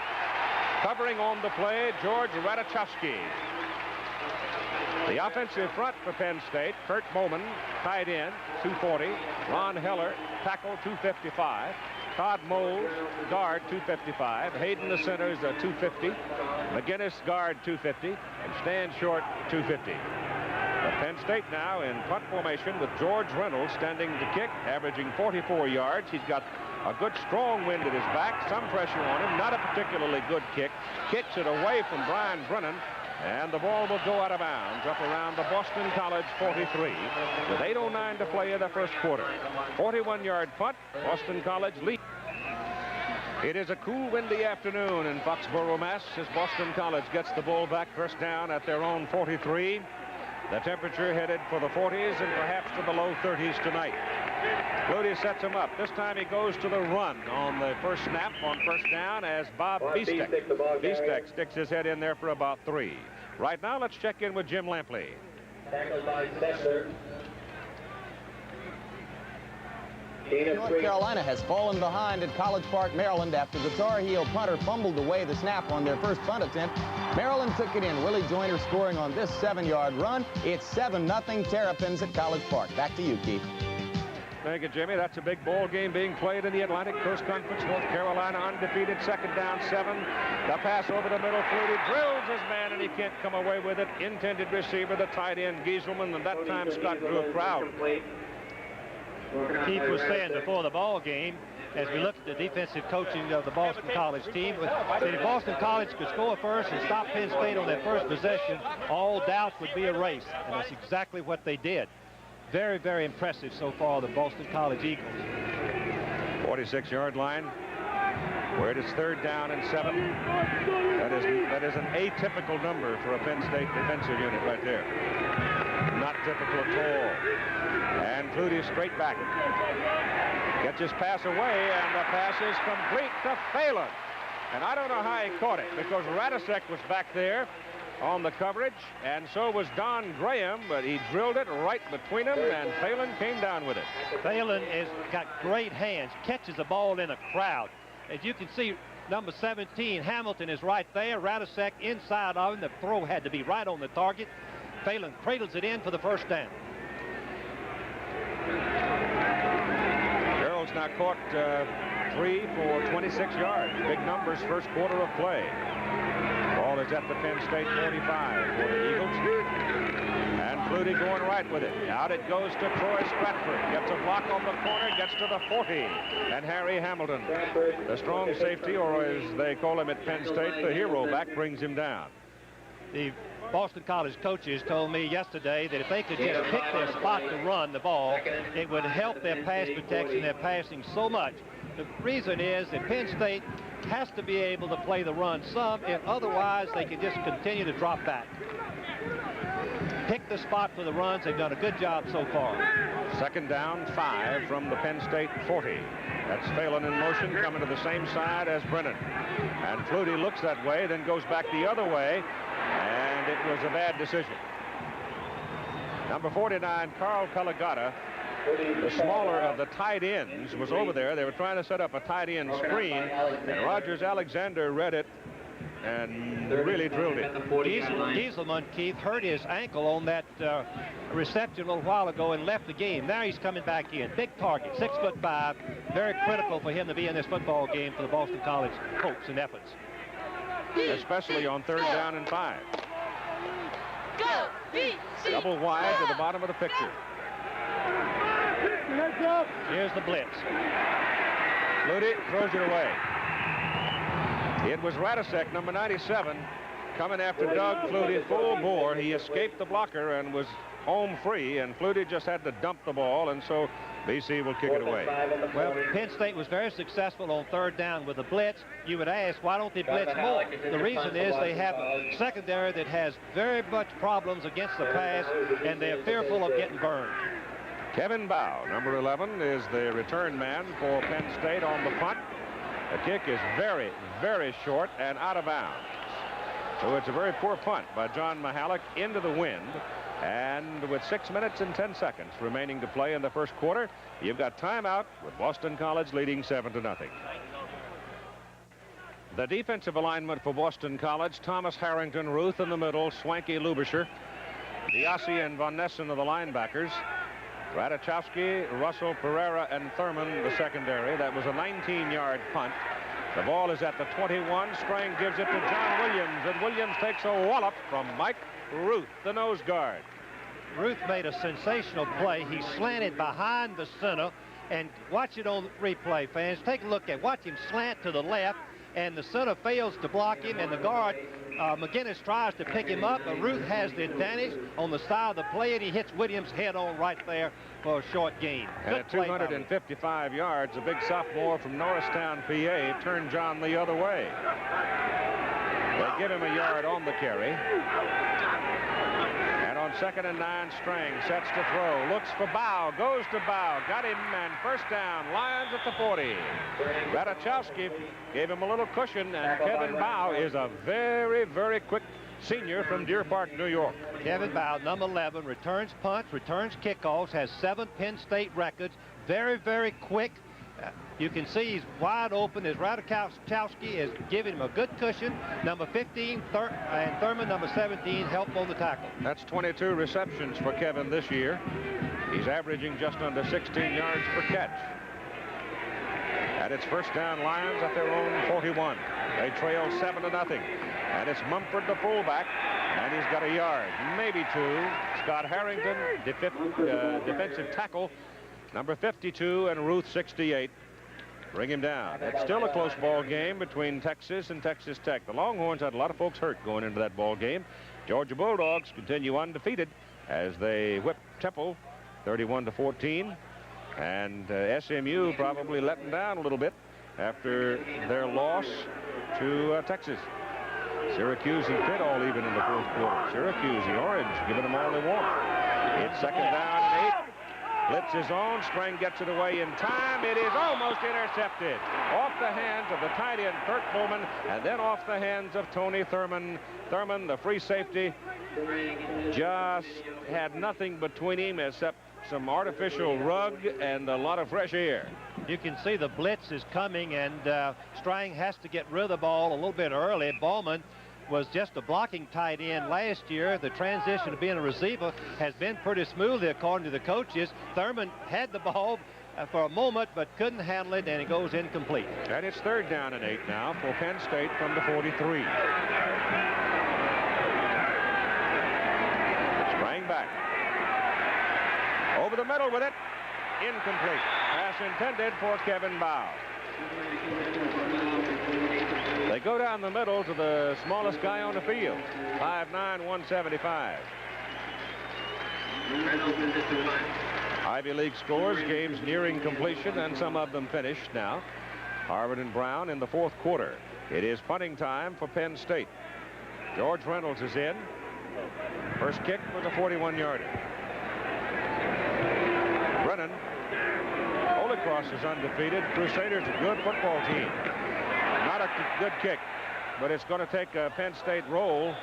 With the wind at his back now, Reynolds has really not been able to get the ball up into the air. He's been able to get 41 and 40 out of the 2 kicks. And BC will have it first down at their own 18. College. Let's go back to the punt by Reynolds now. He's a fine kicker, but watch. The ball from the hand to the foot is going to be affected by the wind. The wind is that strong out there. And normally, Frank, that's where it's going to cause you the most trouble. You can see that Reynolds drops the ball further than most kickers. He's dropping the ball about 2 feet. Most kickers try to drop it about 8 inches. On the ground, Boston College attacks on first down from the 18, and Troy Stratford, a sophomore out of Linden, New Jersey, slashes up near the 30 for a first down. Keith, that's the first run that Boston College has used on first down. They've thrown consecutively on every first down, keeping the Penn State defense off balance, picking their spots to run the football, and Troy Stratford really looks good so far in this ball game. Remember, fans, he's missed 4 weeks of practice and games from the injury back against West Virginia. Ball is at the 31 of Boston College. First down. Stratford 34 yards on 4 carries now. And on first down, it's Flutie to throw. Looking and looking. Throws quickly over the middle. Brennan has it. And Bryan tucks it away for a gain out to the 37. ABC's NFL Monday Night Football this week. The Washington Redskins and the San Diego Chargers. It is still Air Coryell down in San Diego, but Dan Fouts is struggling with a rotator cuff injury and probably will not play this week either. Ed Luther will be in at quarterback for them. And of course, you pretty well know the story of how well the Redskins are doing this year. Second down and 4. Flutie gives the ball to Stratford. A bit of a staggering start for Troy. He really didn't have good momentum when he got to the line of scrimmage, but still he struggles on and picks up about 3. Once again, here's Jim Lampley. 11 minutes to go in the fourth quarter in Austin, Texas. Not yet out of the woods. They just got a 47-yard field goal from Jeff Ward, but they've lost 2 fumbles and an interception. Still not moving the ball well. They lead 10-3 with 11 minutes to go. Now back to Keith Jackson in Boston. Okay, Jimmy, the ball is at the 38. It's third down. They need 3. Need 3 to keep it. Strawn and Brown line up in the I formation. And Strawn has it going for the corner, going for the marker, and he gets his helmet and the ball past it. Chris Sidner brought him down, but it's a first down for BC. Strawn is their short yardage designated hitter, Keith. He's a high jumper in high school, jumping 6'7", 205 pounds. He's a good leaper and good on short yardage, and he substitutes for Stratford on those situations. Giaquinto goes out at wide receiver now, and Gerald Phelan comes back in. Gerard Phelan. And it's first down for Boston College at the 41. Flutie still got it. Pass down the middle. Good. Pass is good to Pelagata. And it's a first down Boston College at the Penn State 33. Boy, Keith, Doug Flutie is a courageous young man. The coaches say you cannot intimidate this young man. 5'9", had a sensational career. He's moving outside to launch the ball from multiple points, upsetting the rush, but watch him drill the ball to the substitute tight end, Pelagati, who catches it, cradles it in for another big first down. Flutie's 8 out of 12, 84 yards and a touchdown here in the first quarter with a minute and a half to go. And from the 33, he's going to put it up again. Gets pressure, goes deep with it in the end zone, and Brennan can't get it. Intercepted by Penn State. Mike Zordich, number 43, a big sophomore from Youngstown, Ohio, outreached him for it. Zordich is a strange story. Fans, he was an outside linebacker when the season started. Now he's playing free safety and made his 3rd interception of the season. You can see Brennan going deep, but Zordich, number 43, is going to out-jump him. He's got to come down in possession of the ball, 1 foot in bounds, and he does. Just a great play by the young sophomore free safety. Very young football team. From the 20 now, the Lions will come up. They send Bow to the top of the picture and Kenny Jackson to the bottom of the picture. Mumford and John Williams are lined up, and it's Williams, the tailback, and the good offensive line surge as he comes across the 25 to about the 26. Boston College offense has kept the ball going into this big win. Kept Penn State's offense off on the bench when they had the advantage. As we look at Mike Zordich, as I said, just a sophomore. Made an outstanding play, playing the ball at its height and coming down with a key interception. Second down and a short 4 coming up for Penn State now. And we see what an opportunistic team that Penn State has been this year. They've always been that. Fumble. Penn State gets it back. Number 58 covered at the center, Nick Hayden, when the ball fell loose. That's twice that Penn State has dropped the ball, and very fortunately to come up with the recovery. As we look at the big offensive line that Penn State traditionally has. Let's watch the ball bounce out of Munford. He's the same one that fumbled it early in the ball game. The ball comes out. Hayden, number 58, is right on top of it and beats... I think Harrington put his helmet on it and knocked it out of there. Skeeter Nichols comes in at fullback now, blocking for Strang's pass downfield, incomplete. Bow had broken off the pattern and started to curl back. Jackson was going deep and nobody was close to the ball. What is Boston College doing, fans? They are blitzing 7 people on a critical down. Most teams will not blitz over 5 or 6. Boston College said to me yesterday, we're going to take chances. He blitzed 7, picked them up man for man, Strang overthrew the receiver. He's 1 for 6 and 20 yards, and you've got 8 seconds to play in the first quarter, with BC leading Penn State by a score of 7-0. Second down and 10 for the Lions from the 30. That's Jackson, number 82 in motion. Strang gives the ball to John Williams, and Williams fights his way to the 35, close to the 36. Steve Diassi and Paul Shaw bring him down at the end of the first quarter. So after 15 minutes, it's Boston College 7 and Penn State nothing. You know. Well, the Duke Blue Devils got a win today over Old Foe Georgia Tech by 6, their first of the year. Into the ball game for Penn State now. The celebrated youngster, DJ Dozier from Virginia Beach, Virginia. 195-pounder, averaging better than 6 yards a carry. He's number 42. Skeeter Nichols in there at the linebacking position. Pressure on Strang. Passes thrown away, incomplete.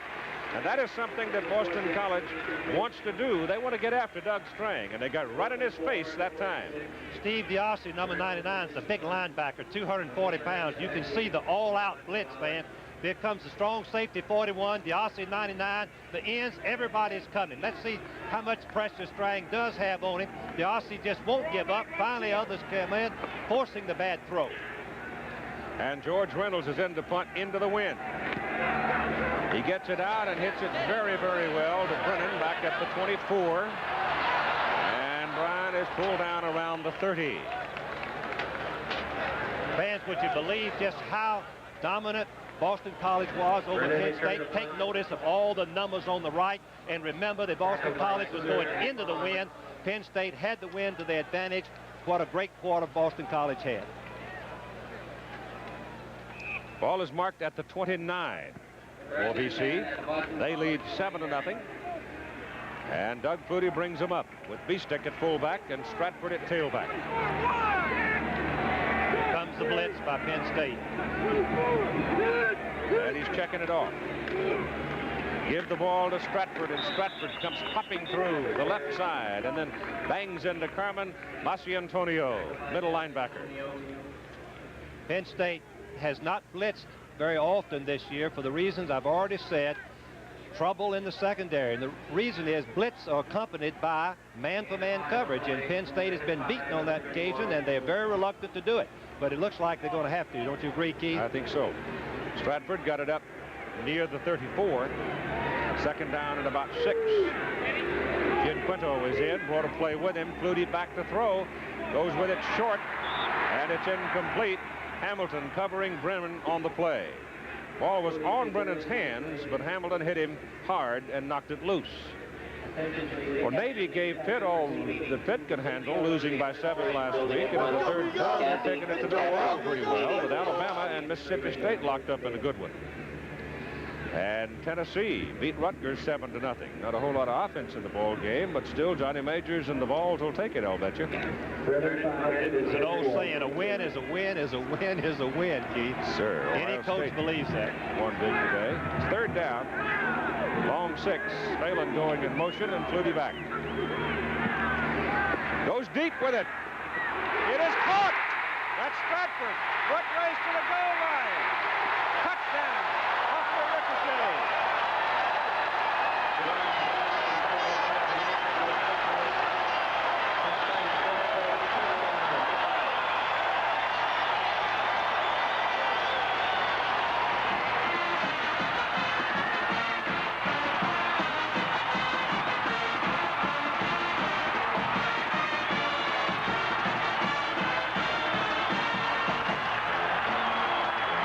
You had Stratford down there. You had Brennan down there. It looked to me like the ball went off the hands of quarterback Mark Fruhan of Penn State and fell into the waiting arms of Troy Stratford at 66 yards and a touchdown. Well, Stratford, number 23, was very alert. He was behind the secondary. When the ball was deflected, he wrapped it up and ran the rest of the way for the touchdown. Kevin Snow's extra point is good. Oh, at 13:55 to go in the first half, Boston College leads Penn State 14-0. Let's take another look at it. Flutie's going to go deep. Now remember, fans, in college, if it should touch Brennan, it's eligible. Two eligible receivers can catch the ball in college. I don't believe that's the case in pro ball, but college, if one of your receivers touches it, it can be deflected and another one can catch it for the completed pass. Let's see it from a different angle and see whether Fruhan, in fact, did, number 92, touch it, or whether Brennan, number 13, deflected. Brennan, number 13, it goes through Brennan's hands, I believe, Keith. Yeah, both of them looked like they had a piece of it, and there was old Troy just waiting to take it home, and he did, and it's good 66 yards. Here's Brennan. We can isolate on him and tell for sure if, in fact, the ball goes through his hands. Flutie puts it right on the money as... Can't tell really who touched it, but who cares? It's a touchdown for Boston College. The Boston College fans certainly don't mind. So Penn State falling behind early here, 14-0. There's Troy. In the opening kickoff against West Virginia, the only loss by Boston College, he was injured. Knee and minor concussion on trying to return the opening kickoff, and he's just been able to recover and come back for this ball game. John Williams makes the catch in the end zone and will not return it, and Penn State will go to work from their 20. Well, it's one of those. I was talking with Joe Paterno earlier today, and he said there have been moments this season when it's been a pure joy because you really do have to coach in turning your team around, and it's been rewarding in the aspect of turning them around from an 0-3 start. But there have been other times when you feel like the sky is falling on you, and this could be another one of those days because a ricochet touchdown can be a demoralizing thing. So let's see what Penn State can do with it now as they fall behind by 2 touchdowns. This is Dozier, DJ Dozier, and he loses his footing. Might have tripped just short of the 30. Give him about 8 or 9 or 8 yards on that carry. There's one player that's got the coaches and fans all excited about the future of Penn State, and that is DJ Dozier. That's what he's done so far this year. 677 rushing yards, 4 consecutive 100-yard rushing games. Just an outstanding player, fans. He's big, fast, loves to run with that football, and got good moves with it. They've given him 7 yards on that carry. So it is second down, a short 3 for the Lions. Swing to throw it. Runs away from the pressure. Then falls down over his own man. Back on the 20. Todd Moles was trying to protect him. There was outside pressure coming from Mike Ruth and David Thomas. And Strang just ran out of room. Now Texas, that manpower, that deep bench that they have at Texas beginning to show up in that ball game, and Maryland is leading Carolina 10-0. Keith, the Boston College defensive staff have done a magnificent job of keeping the Penn State offense off balance, defending one down, rushing the next, and Strang seems confused so far in this game. Third down and 10, Penn State from the 20. Has good time, throws for Jackson, and the pass is incomplete. Coming across, Tony Thurman. Thurman thought he had a chance to intercept it, but he and Jackson collided. The ball fell away, and it's 4th down. From behind the quarterback, fans, the thing to watch is Thurman breaking on the ball. Here's what every coach wants to see in a safety man. He's got his eyes on it. He comes up in front of the receiver and comes close to intercept it. Just a fine play by Tony Thurman, number 17. Reynolds in to punt. 3 so far. He's done 41, 40, and 41. This is his 4th kick. Pressure on. He just barely gets it out of there. It was tipped. They flattened the punter, but the ball was tipped. And it's a poor kick. And Boston College gets it after a 15-yard punt at the Penn State 36-yard line. Lions having their troubles with 12-17 to play in the first half. Goubelet is the Boston College man that is going to tip the ball. And once you get your hand on it, Frank, you can go ahead and flatten that punter. That's correct. If the defensive team touched the ball, the kicker loses his protection. And number 51, Goubelet, got his hands on the ball. He does rough the kicker, but it's no penalty. And it's Boston College first down at the Penn State 36. Phelan and Brennan are the wide people. Pelagata's in at tight end, and Flutie back to throw on first down. Gets it off over the middle. It's Brennan inside the 5.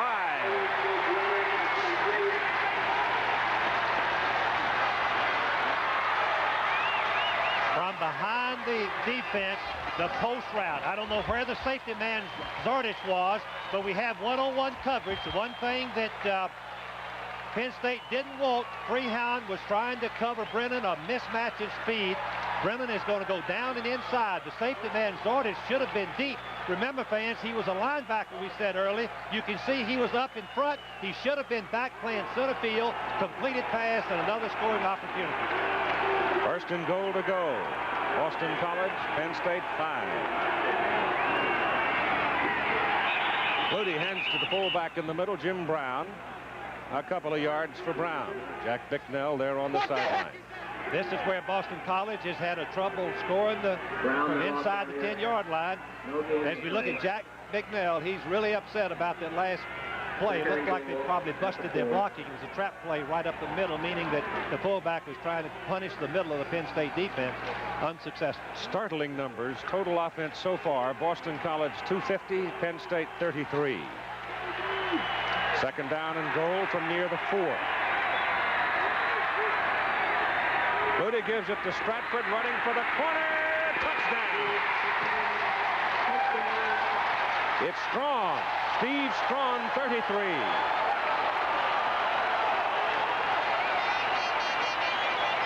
That high jumper showed some speed, didn't he? He did, Keith.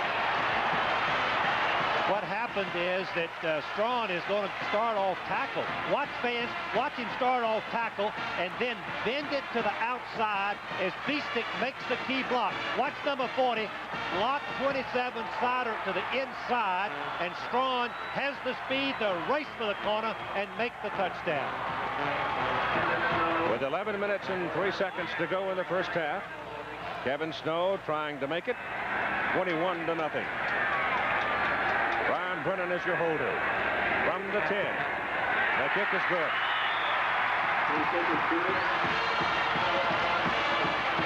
Are you surprised? Yes. Welcome to the club.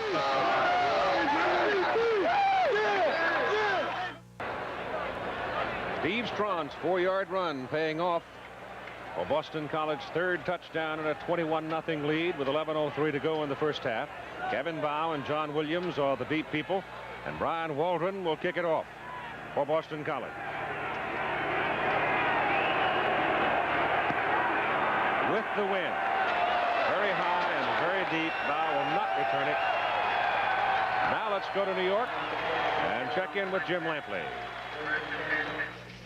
Pittsburgh just picked up a miracle victory over Syracuse. They lost the ball with less than a minute to go, got it back on an interception, then won the ball game on a 43-yard field goal by freshman walk-on kicker Pat Viancourt, the first field goal attempt of Viancourt's career. He was kicking because Snuffy Everett, the regular Pitt kicker, had missed 2 earlier in the game. Victory for Pitt, Keith. Close call for the Panthers. Penn State is starting on the 20-yard line for the 4th time in this ball game, and they've punted on each possession.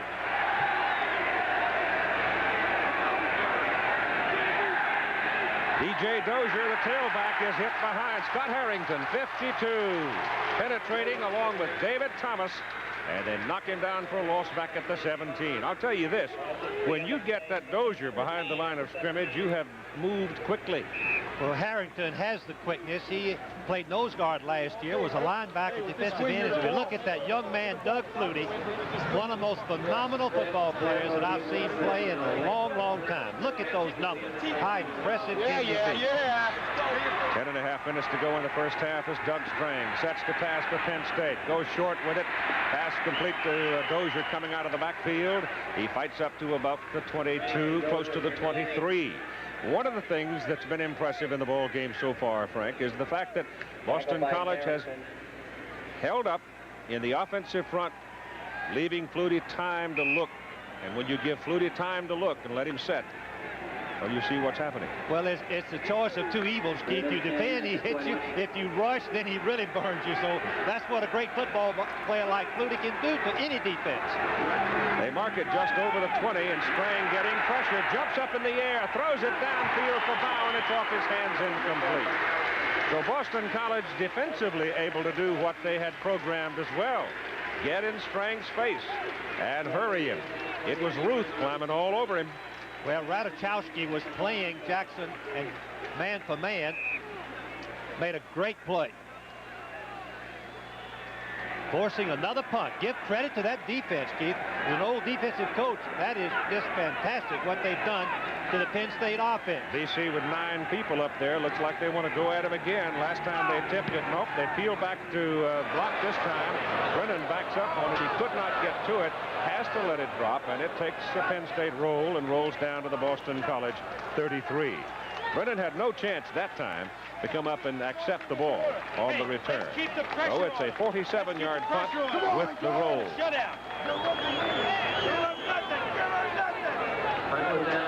Battle of the Network Stars coming up on ABC on Thursday night. Howard and all of his pals from Hollywood. They do it every year out at Pepperdine, and they just flat have a ball. You'll enjoy it. 9:35 to go in the first half. Boston College going to work, leading 21-0 from the 33. They've got Stratford, number 23, in motion. And now, Doug Flutie looking over the Penn State defense, went through a check and didn't like what he had going, so he spins the first time out of the ball game. 9:32 to play in the first half. See that pretty girl sitting right in the middle there, rubbing her hand? That's Chuck Howard, our producer's daughter, student at Boston College. It's getting cold, and they're talking about the temperature going down low 30s, maybe even the high 20s in some of the hill regions. And this is Bistek trying to break outside on the first down play, and he doesn't get a whole lot out of it. But he's bigger of the fullbacks. He weighs 235 pounds out of Meridian, Connecticut. At Maryland, North Carolina score is now 10-7 Terrapins as Carolina gets on the scoreboard. That game will have a far-reaching impact, as will that one. Look at Auburn laying it on Florida, 28-7. The ball game being played at Auburn. And Tron Jackson broke out today and had a big ball game for Georgia's 22nd consecutive victory between the Hedges and Athens. It's 2nd down and 8 now from the 35 for Boston College, and Flutie straight back, and again no pressure, and he's passed to the sideline, good to Brennan, and it's good for a first down at midfield. When you play Flutie, you have to decide what are you going to do. Now watch the cushion. This is what's wrong. Fruhan, number 93, watch the cushion he's giving Brennan. Fruhan's not even in the picture. Look how wide open it is. Gives Brennan a chance to catch the ball, turn downfield, and he comes close to breaking it for longer yardage. He also came close to getting nailed on the face mask. Brennan's caught 4 now for 65. He's an incredible receiver. He's not all that big, but he's one of the best in BC history. 45, 58. On the first down, snap from midfield. Again, no pressure on Flutie. Can't find anybody to throw to, and now takes off. And Doug is down to about the 41 and unhappy with himself because he lost his footing on the artificial surface here at Sullivan Stadium, and Radicek was able to get a hold of him and ring him down. Penn State's game plan has really backfired. They wanted to keep the ball. They couldn't do it. The Boston College defense has outplayed them in every possession, and on the other hand, Boston College offense has completely outplayed the Penn State defense. You can see the Boston College possessions where they started with it. Very, very impressive for that so far in this first half. Let's go! And you've got 7:40 to go with the Eagles leading the Lions 21-0. Phelan goes in motion. Flutie getting heat this time, tries to dump it off. It's an incomplete forward pass. He saw big number 70. When Greg Gattuso gets started after you, you better find a hole to crawl into because he weighs 260 pounds. And the big guy was loose and coming, and Flutie tries to shovel it ahead to Stratford. It's a tremendous play by Shute. He's going to get tackled for a loss on 2nd and 1, and he quickly just throws a ball like a shot put, and it's legal because it was a receiver, an eligible receiver in the area, goes as an incomplete pass. He avoided the loss. That was a critical thing. And some abuse.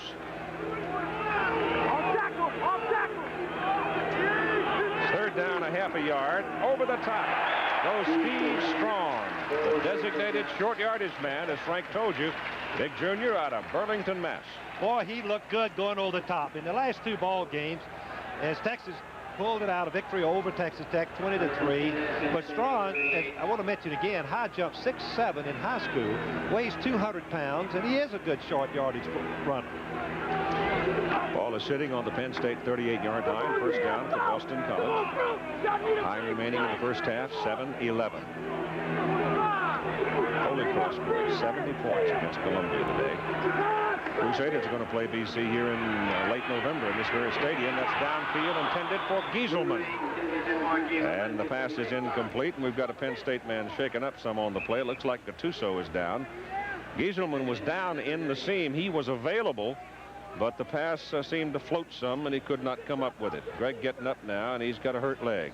Penn State has changed their defensive strategy. As we look some more scores, Gattuso was playing a loose nose guard, dropping off and covering. Penn State was rushing only 2 people in the first quarter, fans. Now they've reverted back to a 4-man rush, trying to put some pressure on Flutie and make him throw faster before the patterns do develop. Long season for the Golden Gophers, isn't it? Oh, it is. Second down and 10 for Boston College. Penn State 38. Ball comes loose, and it is recovered by Penn State.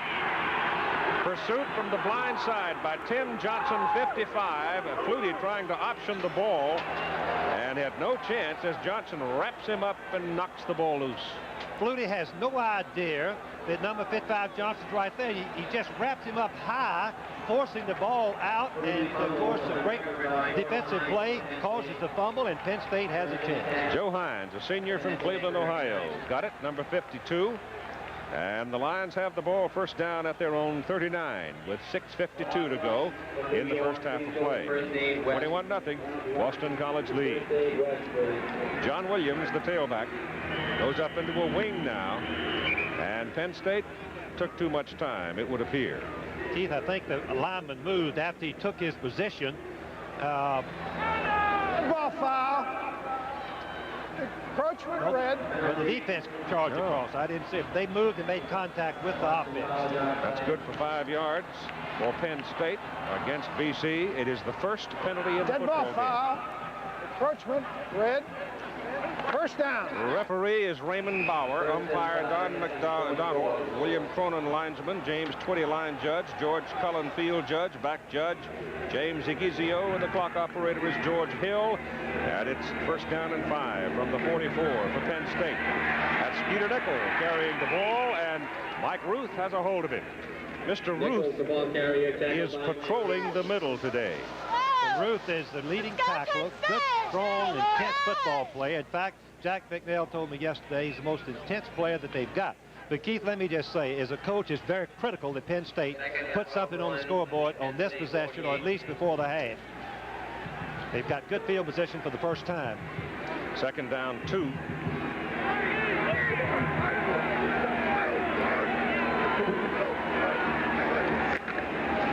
Strang gives to John Williams, and he's got his first down. His second effort got him up to the 49. Scott Harrington finally wrestles him down. John Williams. Looks like a first down from this angle.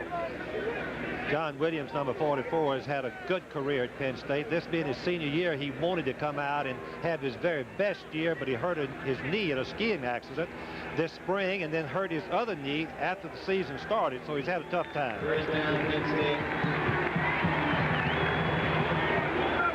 There are Bowl Scouts here. I was visiting prior to the game with folks from the Liberty, the Citrus, and the Hall of Fame. Citrus being what we used to call the Tangerine Bowl. Florida Citrus Commission got involved with it and added some $300,000 to the pot, so they'll get a pretty good payday coming up down there for their teams this year. From the 49 of Penn State, first down. Strang back, gets it off over the middle to Kevin Bow. Bow loses his footing at the Boston College 45. Now let's check in with our colleague, Tim Brent. Keith, they're working behind me on Greg Gattuso, Penn State's defensive tackle. You can see that they're taping his foot as we move in a little bit closer. What happened to us, he was stepped on, and he has a severe bruise right on the top of his foot. They are working on it. They have taped it. They're going to put his shoe back on. He's going back into the ball game. All right, Timmy, thank you. Second down at about 4. Ball is just over the 45. First time Penn State's had anything going on the BC side of the field. They reverse it to Kenny Jackson. Jackson gets loose to the sidelines and picks up a Penn State first down. That stops the clock at 5:03 to go in the first half. Kenny Jackson, fast as anybody on the football field. Keith, he's an All-American last year, fans. Consensus All-American, number 82. And Joe Paterno says he's finest wide receiver that they've ever had at Penn State. He holds 22 school records, so that's an indication of just how good he is. Ball is sitting at the Boston College 36. The first real threat of any kind by Penn State in the ball game. Boston College showing blitz. Now Diassi winds up again, and he's coming. And he got him. Steve Diassi wound up, started too soon trying to anticipate that he had to back up and rewind his motor, and lo and behold, he came a second time and he got the Penn State quarterback. Well, just a relentless effort. Number 99, the middle of your screen, he gets blocked, he gets up, and he has the acceleration to come in and stop Strang from throwing the ball. He knocks him back, and a big play, something Boston College desperately needed at this time of the game. Number 99. You saw some strength right there from Doug Strang, though, because he was in a full passing motion and had the strength in his hand to pull that ball back and hold on. And how about the big hand, Keith, the grip around the ball to keep it from falling out? From the 46, Strang drops to throw. On second down, he's got to pull it down and run for a safer place. And he gets down to about the 42. Good change-up in defensive strategy. Pete Carmichael and the defensive staff have done a good job mixing things up. Keeping the Penn State offense off balance. That's the key to defense. Surprise on defense is an element of success. Defended with 3 men rushing and 8 dropping back. Covered the receivers. 3:45 to go in the first half. 21-0 Boston College. Ball is on the BC 42. It is third down for Penn State and about 17.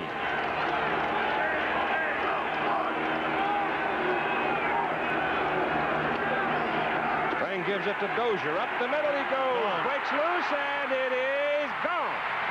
Touchdown. DJ Dozier.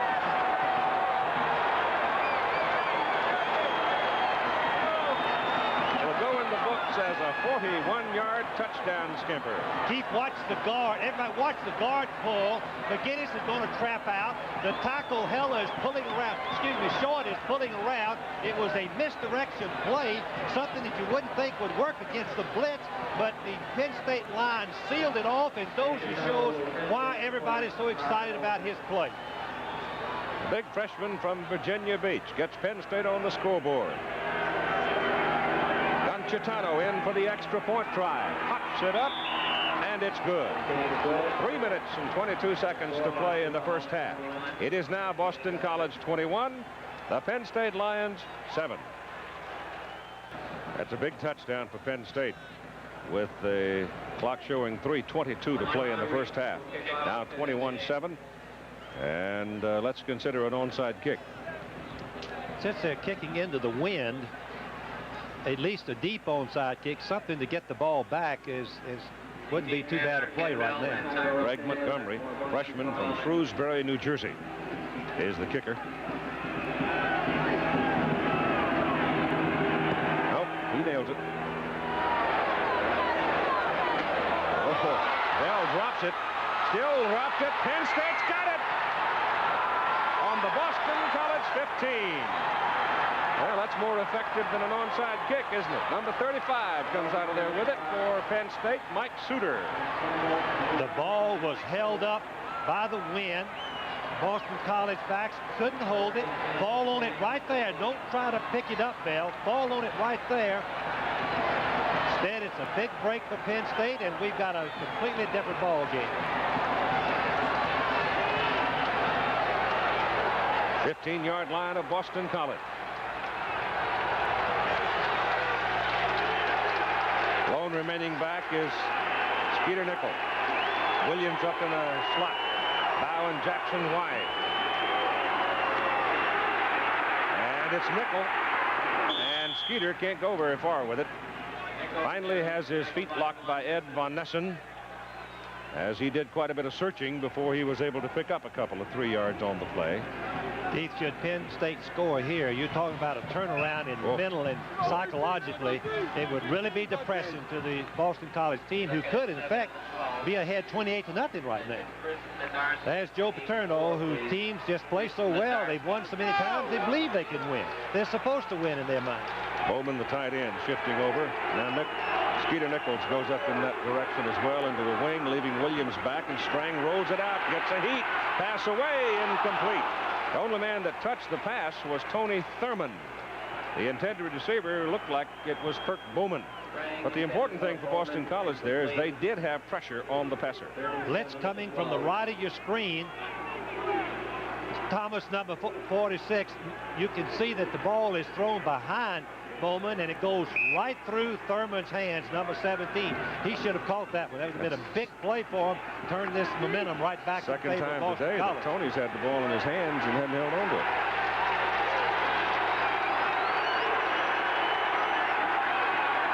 Strang back on third, rolls it out, throws. It is incomplete. Bow.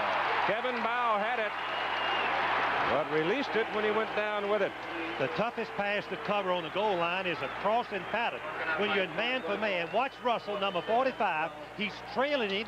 You'll see him come in the picture in just a minute. He's trailing him, but once he has acceleration, the ball makes ball slow up, and then Russell knocks the ball out of Ball's hands for a fine play. That's as tough a play as you can have for a defensive halfback on the goal line. Nick Goncitano comes in now. 28-yard field goal try for him. At that distance, he's 4 for 4 this year. In fact, he's 9 for 9 for less than 40 yards. Snap is good. Nope. It's picked up by number 10, Tim Parker. And penalty flags all over the place. I believe a Boston College man has jumped on it. I think he might very well wind up with offside against BC. And I think Tim Parker, the holder, saw that. And that's what you got. The down yards will still be 4th and 3. Penn State will probably go ahead and get the sure 3 points. I believe that would be the smart play. Let's see, it's going to be 4th and 3. Well, he's putting it down a little more than 3. Well, he penalized him 6 yards. No, he didn't, just 5. They're going to stay with the field goal. It's a short 3. Be sure, fans, one thing. Offsides. Defense. Thou shalt not be offside. Mental, fundamental mistake. We used to say the kick, 4 don'ts of the kicking game, don't rough the kicker. But thou shalt not be offsides. They want to talk about it. They're not so sure they're going to kick it. With 2-minute, 3-yard field goal try now for Nick Goncitano. Out of Tim Parker's hold. Boston College offside, 5 yards, still 4th and 3. So Penn State will go for the 3. It's up.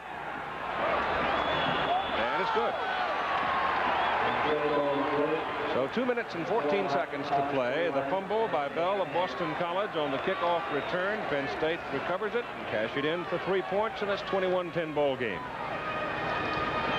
Once again, Boston College defense, I think, has been the biggest surprise as we see Duke winning their first game of the season over my alma mater, Georgia Tech. Has Ben Bennett, who had a fine career at Duke, 27 out of 33. That's fantastic. 250 yards, 255. There's a running back of the future, too. Big sophomore Keith Byers for Ohio State. 230 pounds he weighs. Plays tailback with good speed. Rushed for 174, 2 touchdowns. 18-point margin there. Wisconsin, not a bad football team. No, they're a good football team, Keith. That's a big win for Earl Bruce and his Buckeyes.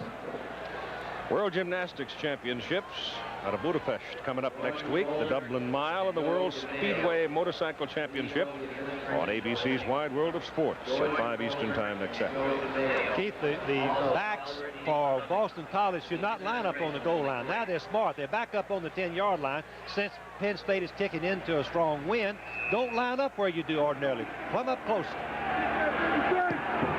He kicks it away, and it's a floater. This one is handled by Bell from the 4. Ken Bell coming back upfield with a good return out near the 30. Now the question is, does Boston College go conservative? I don't believe that they do. That little Flutie has never had a conservative bone in his body. He can throw the football, and they're going to try to get some points on the scoreboard. They still have, what, Keith, 2 timeouts left? Both teams have 2 timeouts remaining. Time is 2 minutes and 8 seconds to go in the first half. Gattuso is not back in the ball game, Keith. I don't believe he is. Nope. Stratford sets up in the tailback position, and Flutie back. Gets it off over the middle to the big tight end, and Gieselman fights his way to the 40. And a first down for Boston College. The tight end is an ideal man to go when you've got a target like Gieselman, 6'5", 200-something pounds. He's big. 235. 235. Yeah. Without a huddle. Mass. And it's first down, BC on the 40. As Flutie again pops it quick to Brennan. Brennan gets it up to the 48. And time remaining, 1 minute and 48 seconds in running. Takes a good team to run these plays without huddling. It also forces Penn State to play a basic defense. They don't have time to call their defensive signals. Flutie's now got 217 yards in the first half. That's Stratford. Tried to juke a man at the line of scrimmage, sort of lost his balance, and Joe Hines brings him down, but that'll stop the clock now as they move the chains for the first down with 1:31 to play in the first half. Ball is now at the Penn State 47.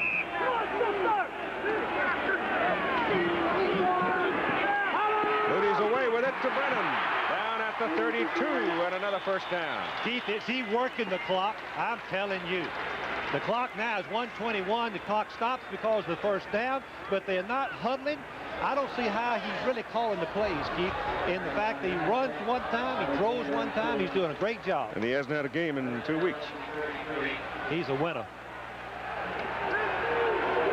Want to put it up again on first down. Short with it. Brennan spins away. Good move by Brennan. Gets a block on the corner, out of bounds at the 10. Oh, what a great play by Brennan. What a sensational move. The backfield coach, Tom Coughlin, told me the excitement begins when this young man gets the ball. He's a sensational runner, and here's a perfect illustration of it. Watch the moves he puts on him right here. Then has the presence of mind to get out of bounds and stop the clock. Picks up a great block from his teammate Phelan and goes out of bounds. Zordich making the play. Minute and 10 seconds to go in the first half of play. And this is a stunning execution by Boston College. Give that Doug Flutie credit for being just a sensational player. Here's the blitz, Keith. Passes away into the end zone, incomplete.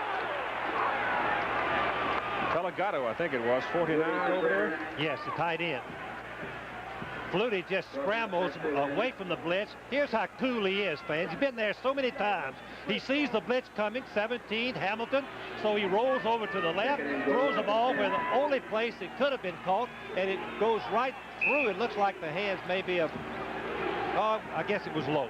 Yeah, a little bit. Pelagato and Brennan both in that area, but it was Pelagato who had the best chance to get to it. So it's second down and goal from the 10. They got Gieselman back in there now. And the blitz is coming. And they've got 2 timeouts with 1:04 to play. Play action, pass in the end zone. That's got to be interference. If they don't call that interference, there's never been one. My Lord, they didn't. That's too bad.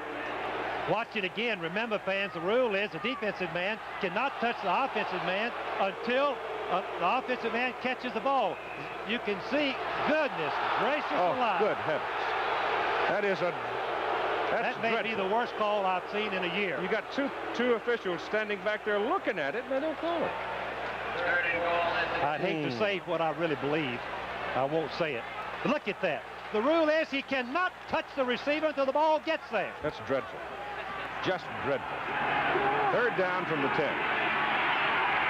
Flutie throws it short, intended for Bistek, and Bob can't catch it. And so Boston College now will see whether or not they'll send out Kevin Snow. There's been some other controversial calls in the Penn State games that have gone in their favor. One in the Alabama game in particular. Well, that's just carelessness there. Two officials, Keith has mentioned, there were two officials standing right there. It wasn't close. They wasn't even close. Kevin Snow is in for an extra point try. He's 5 out of 10 for the season.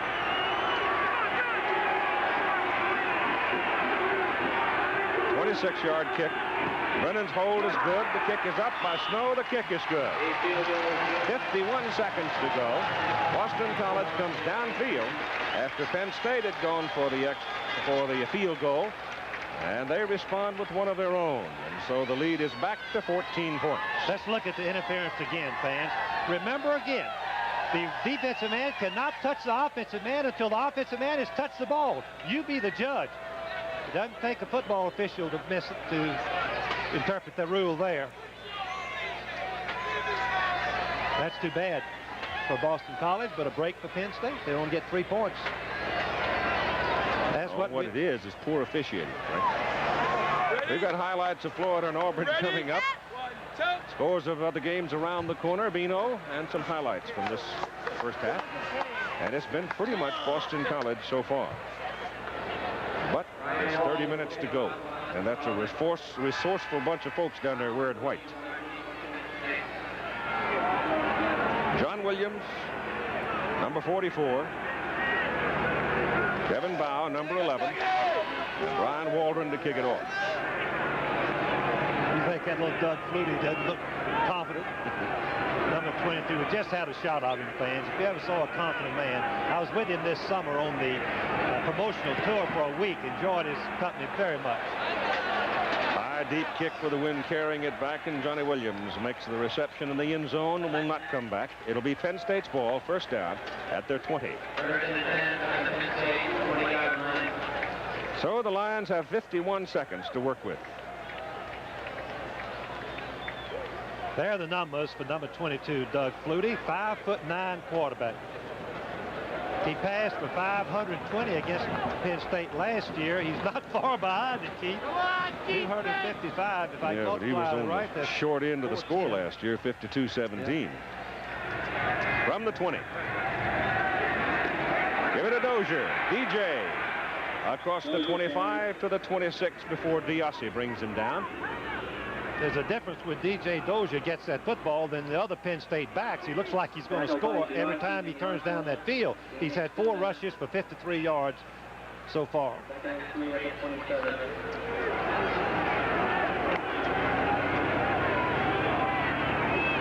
a 7-yard pickup, second down and 3. And you've got 20 seconds to go in the first half. And they're short of the first down on that carry, and that might do it for the first half of play. Penn State's heading for the locker room, and so they'll just let the clock wear out as the Boston College Golden Eagles lead the Nittany Lions of Penn State 24-10 at halftime. And here's Tim Brandt with Coach Jack Bicknell. Jack, you said you wanted to be here first. You are. Flutie has given him a lot of problems with his mobility. How important, having never beaten Penn State, was that first drive, that first touchdown? Well, the first touchdown was very important, but that last 3-point drive was very, very important too. With 2 minutes to go, you can't go into a shell against these guys. We got to stay after them, and if we can stay after them, that's what I want us to do. I saw you up.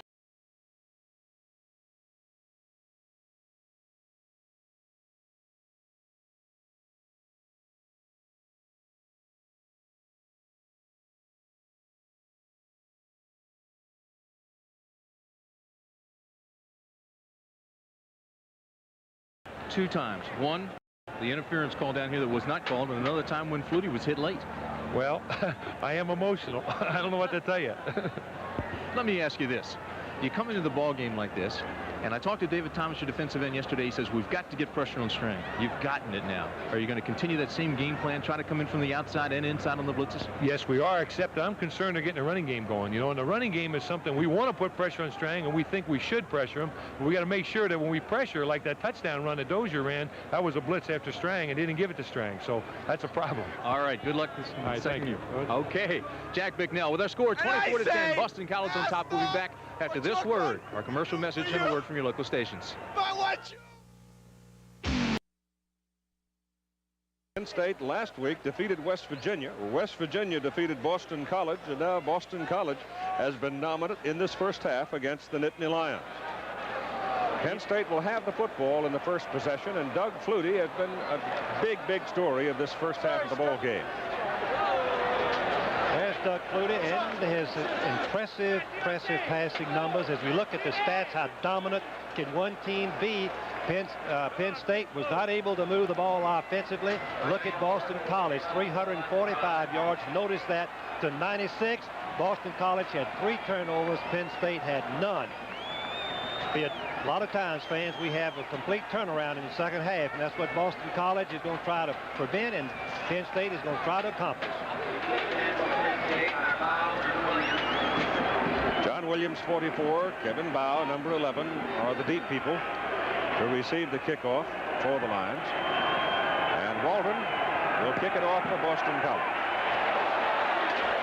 With the wind beyond the end zone, it'll be first down for Penn State at the 20. The defensive unit BC sends out David Thomas, defensive end, 230. Scott Harrington, 255 at tackle. Mike Ruth, the nose guard, at 255, and a big first half for him. Rob Swanky, 255 at tackle, and Steve Lubischer, 220 pounds at defensive end. Steve Diassi is the linebacker at 250, and Ed Von Nessen at 230, the other linebacker. And here's the first snap of the second half for Penn State. Strang comes out at quarterback. Mumford, the lone remaining back, and John Williams is up there in the slot. And they give it to Mumford, and Mumford pops it around the end and comes across the 30 out to the 31 and picks up a first down where Harrington brings him down with help from Thurman. These are the people that play the secondary for Boston College. George Ratajkowski, 5'10", 190. Todd Russell, 6'1", 180. David Pereira is the 5'10", 205, and Tony Thurman, 6 feet, 175. First down, Lions at their own 31 as you see their offensive unit. Just starting the third quarter of play. Strang gives the ball, and Williams breaks it and drops the football, and Penn State gets it back. There was a white shirt, saw that ball come loose and curled back to cover it for them. And I'll tell you who it is as soon as I can see his number. Kevin Bow makes the recovery for Penn State. It appears that Penn State is going to run the ball going against the wind. I think that's good strategy. Plenty of time to get touchdowns. John Williams, well, for the first time in most of this season. The ball is stripped out. Kevin Baugh, number 11, the wide receiver, comes sprinting inside with his quickness, makes the recovery. Dozier comes in now, replacing Williams at tailback for Penn State. Second down, 1. All right, yeah. Dozier having scored Penn State's only touchdown on a 41-yard shot up the middle. Dozier's got it, and he's got the first down. Good line surge, Keith, by the Penn State offense. They made up their mind. They're going to run at Boston College, I would guess, and establish some run before they start getting fancy, particularly since they're going into a stiff breeze. Dozier comes out. He had some trouble with a pinched nerve in the ball game against West Virginia. Didn't play much. Had one big play in that ball game, and he's not playing a whole lot today, so that neck may still be bothering him some. Strang back to throw it, gets it off quickly, and the pass is good to Jackson. Kenny Jackson, the flanker, curling inside with it, makes the catch at the Boston College 43. First down, Penn State. Most teams have been double covering Kenny Jackson. He's only caught 15, as you can see, for the season. That's way below what he's accustomed to catching. But the defense are trying to take him out of the ball game, which has opened up Kevin Baugh for much better reception. That's Kenny's first catch of the day. So Penn State coming out of the box in full charge. They stick it in the end zone. We got a ball game. Give it to John Williams, cutting back against the grain on a misdirection. He's down to the 40, picked up about 3, second down and 7 coming up. Boston College defense continues to get some penetration against the Penn State offensive line. This time, this seems like this series, they've been playing very conservative, though, with not blitzing the linebackers. Now they're coming with a blitz.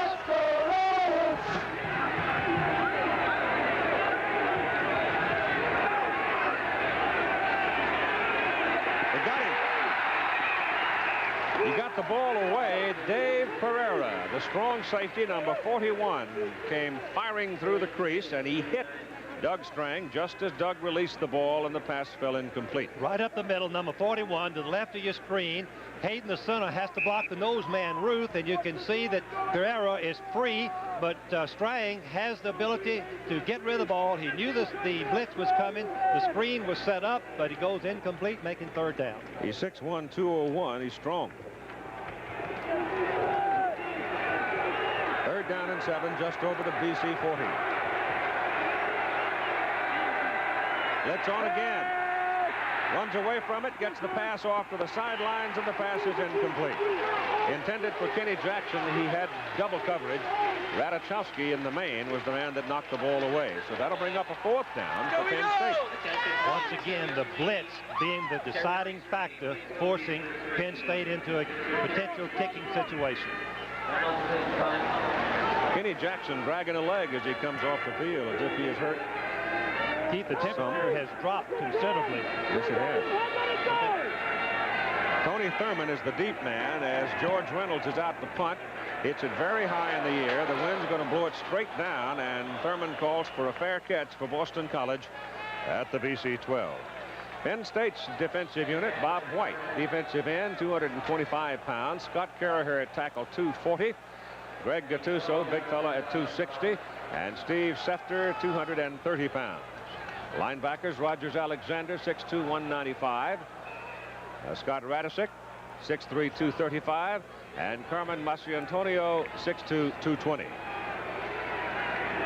So Flutie sets him up now at the 12. Sends Stratford in motion, turns around, gives the ball off. Nope, kept it himself. Flutie kept it. Handled it. I thought for a moment he'd given that ball off to the inside man, but he pulled it down and kept it and picked up about 6-7 yards. Sidner, the cornerback, big size for the secondary, 6 feet 195. Fruhan, 6'2", 195, playing really out of position. Harry Hamilton, 5'11", 190, and Mike Zordich, 5'11", 200. It's a young secondary. They miss Mark Robinson, an All-American. The offensive unit reflected there for Boston College. Second down. I don't mark Flutie too much. They only gave him 4 yards on that carry. So it's second down and about 6. He's back to throw it. Swings it out. Intended for Stratford. Troy Stratford was standing there looking at Flutie. Had not made his move up the field, and Flutie led him a little too much. What happened, Stratford was reading the blitz, and he just pulled out for the little dump pass, hoping to catch it and run with it, but he failed to keep his eye on it. He looked downfield first. Marvin McKenzie was in for one play. He's out now, and Brian Brennan comes back in. It is third down and 6 for Boston College. Gieselman, the tight end, sets up at the bottom of the picture, number 83, and Flutie back. Goes down the middle with it, and it is incomplete. I don't really know who he intended to throw it to. He didn't get it really close to anybody. Phelan was the intermediate man, and Brennan was the deep man, and the pass goes incomplete. So with the wind at his back now, John Mahalik will come in to do the punting. His first kick today into the wind was 19 yards. His seasonal average, fans, is 38 yards. He gets it out of there and gets a pretty good kick out of it. Kevin Bauer at the 34, comes back to the 39. 50-yard punt by Mahalik. Time remaining third quarter, 11 minutes and 29 seconds. And Boston College leading Penn State 24-10.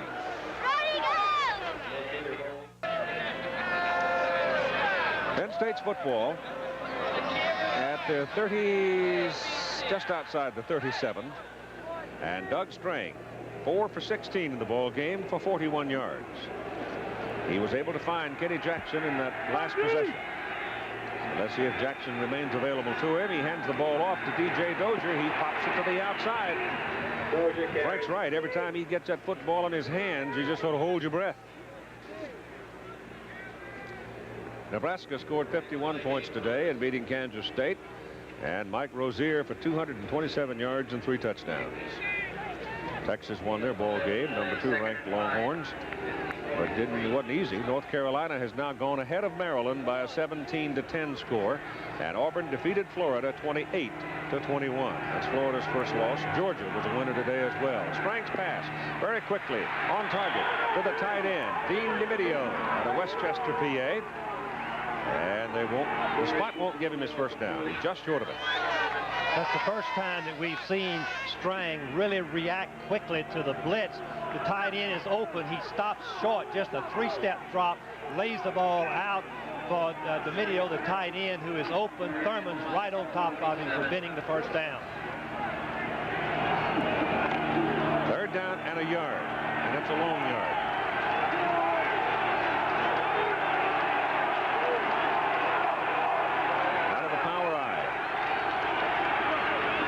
Fullback Mumford dives, and he's got it.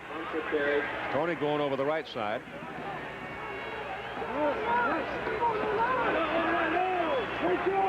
Tony Mumford was a tailback first 2 years at Penn State. Good team man, agreed to move the fullback and help the team. Big ball game. Miami, the Hurricane, leading West Virginia 10-3.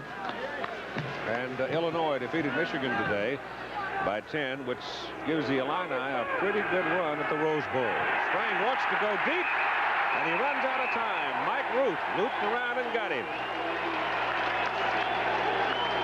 That's the 3rd sack of the Penn State quarterback today. This Mike Ruth's 5th sack of the season, number 68. Hayden is blocking on him, uses his hands momentarily. Then Moles, 63, has him with his hands in that position on a retreat block, which is legal. Ruth makes a fine play, spins around off of the block. Radikowski had the receiver covered. The sack takes place. Loss of about 6 yards. They'll make it 2nd down at about 16, back near the 43 of Penn State. Here comes Dozier up the middle. And he's brought down at the 40, and Tony Thurman saved a possible touchdown. This is exactly the same play that Dozier scored on. Ruth is a nose guard. There's a misdirection, and you can watch him block down and really move him to the inside. Moles, number 6'3", Hayden, the center. Beautiful blocking as McGinnis pulls around, blocks the end out, number 46, Thomas Shaw, and then the tackle comes through short, and there's the big hole. Good run by Dozier. And it's a first down for the Nittany Lions at the Boston College 39. As Strang goes back to throw, goes deep for Jackson. No good, too high.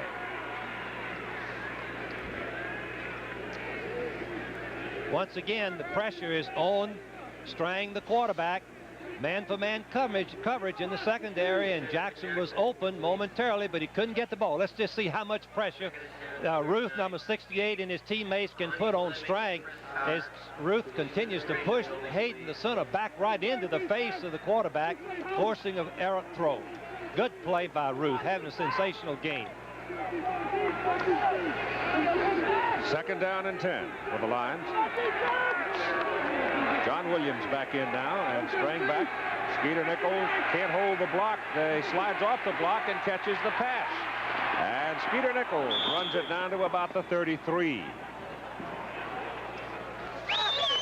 Good call by the Penn State staff. First screen pass they've thrown of the ball game, and it caught Boston College off balance, and a nice game resulted. Strang is looking to the sideline to get his call from the Penn State coaches. With the call comes D.J. Dozier. 3rd down and a short 3. The ball sitting at the 32 of Boston College. Eagles leading 24-10. We're in the 3rd quarter of play. They flip it out to Dozier, over the shoulder catch, and he is caught and pulled down from behind for a loss by Steve DiAsi. The linebacker, Diassi, is picking up the back man for man out of the backfield. You're talking about a mismatch, but a great play. Diassi weighs 244. He's playing Dozier man for man. Now the question is, can he get him down on the open field? Look at him accelerate, and he grabs him around the hips and pulls him down, forcing the punt. 7th punt of the ball game coming up for George Reynolds in Penn State. George gets it way up in the air, and it'll carry into the end zone. So Boston College will have the football, first down at its own 20. 7:12 to play in the third quarter, and the Eagles lead the Lions by 14. It's coming up now with a 14-point lead. They haven't done much in the second half as yet. Gieselman's back in there at tight end. And Doug Flutie quickly to the air, throws for Brian Brennan, and threw the ball behind him, incomplete. He had Brennan out there where a linebacker, Antonio, had to cover him. But there was pressure coming from Sefter on Flutie, so he released it quickly. Penn State is using situation substitutions for the first time this year. 5 defensive players coming into the ball game expecting a pass. The men that play the run left the game. Well, you can see that the pressure now is starting to pay off for them as Flutie's missed 6 in a row. Now they drop off into a 4-man front. Linebackers going to the outside for cover, and Flutie hands it up the middle. It goes to Biesbeck, the fullback, and he blows through the middle for a first down out to about the 33. The offensive line, Jack Bicknell's son, made an excellent block because it was a trap play right up the middle. The center is uncovered. He's going to block back over to the left, and the guard pulls and traps out, and you see Batistic breaking in the secondary. Zordich, number 43, brings him down after the first down. Call it the 32, and a first down for the Eagles. Phelan goes in motion. Flutie back. Pass to the sidelines, incomplete. His passes in this third quarter do not appear to have very good rotation. They're sort of floating out there. Keith, that one elevated. It rose with the wind. You can see the Jack Bicknell giving the signal, but when the wind is behind you, sometimes the ball, as Keith mentioned, if it's not a tight spiral, it elevates, and that's what happened on the last. Hey, we got it.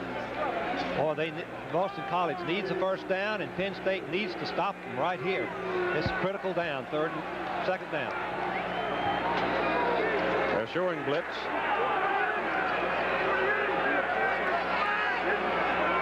They are blitzing, and the pass is away, and over the middle, the pass is incomplete. Intended for Pelagata, the tight end, slanting across.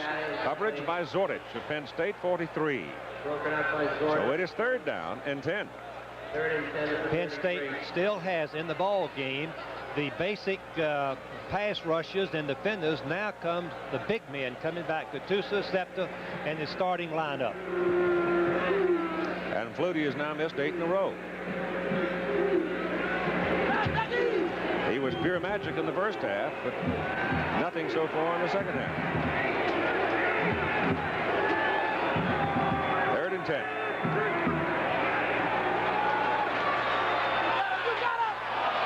Well, he threw that one into a crowd trying to get it to Stratford, and Penn State holds him. So 4th and 10. In comes the kicking unit. It was a fine defensive play by Alexander, the outside linebacker, dropping back and breaking on the ball and making the pass incomplete.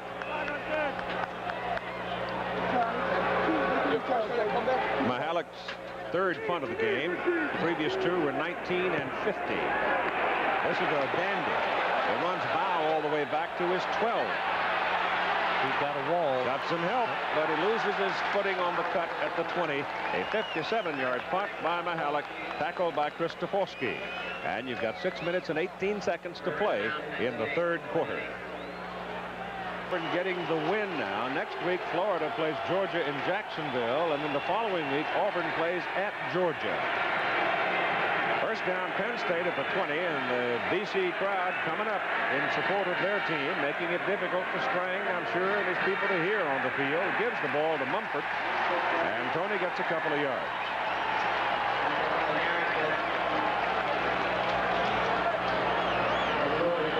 There we we see the time left in the third quarter. Penn State wants to get something on the scoreboard while they're going in to win. And you would see that the comparisons of the first half, very interesting, what's happened in the first half and the second half. Penn State has made some good corrections at halftime. We'll talk about those in a minute.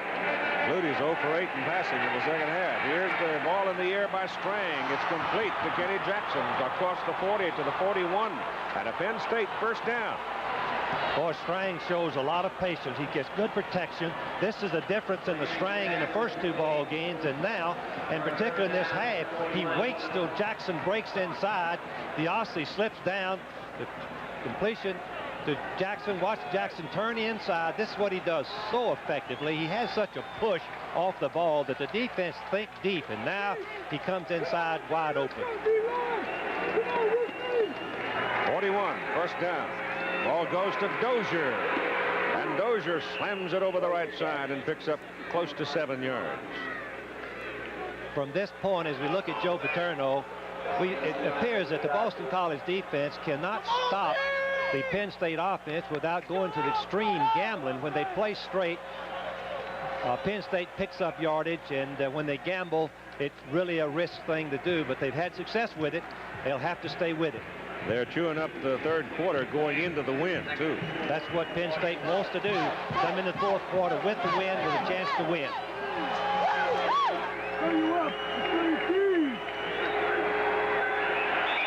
On second down and 3, somebody broke the count. Well, there's Ron Heller, number 78. The stabilizing factor of this Penn State offensive team. Had a fine career, was a tight end. Big, strong football player, tight end when he first came to Penn State. Been an offensive tackle in recent years. Dead ball foul. False start.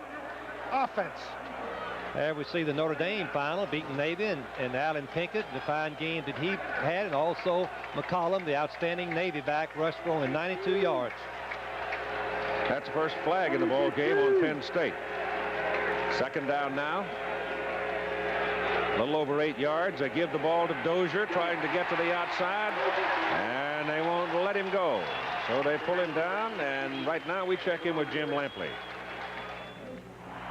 In College Park, Maryland, the nation's number 3 team, North Carolina, is trailing once again. First drive of the second half, Maryland got the touchdown on this 14-yard Esiason to Rick Badaniak pass and run. Nice little move by Badaniak to get into the end zone. Then the surprise, they faked the kick, and Esiason threw in the back of the end zone to Chris Knight. On the strength of that 2-pointer, Maryland now leads the Tar Heels 18-17. Back to Keith Jackson. It's a pretty good ruckus going on. Here's Strang trying to roll away from the pressure and get the pass to the sideline, and he can't complete it. He got the ball away, and he was fortunate to do that. So it brings up fourth down. Just an extra effort by the fine Boston College defense to put pressure on Doug Strang. He's at the mercy of his offensive lineman as a passer. They've got to do the job for him. It is the 8th punt of the ball game for Penn State coming up. George Reynolds has been very busy.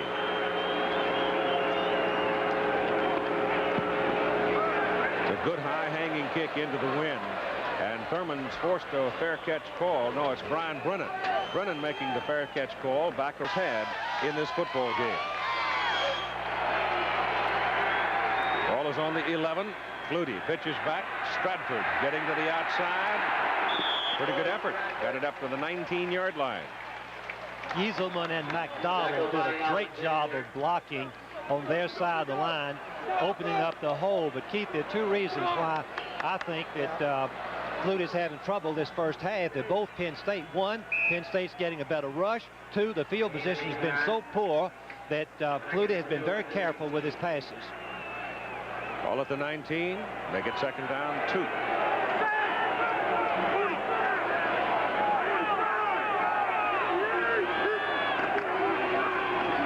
Stratford with the ball to the outside, and should have a first down. He was popped out right around the 21, just over the 21, as Rogers Alexander from Riverdale, Maryland, stepped in there. Your crowd is 56,188 at Sullivan Stadium. There's Doug Flutie in the first half, 15 for 26, 255, 0 for 6 in the second half. Penn State's doing a much better job applying enough pressure to make Flutie be careful with his passes.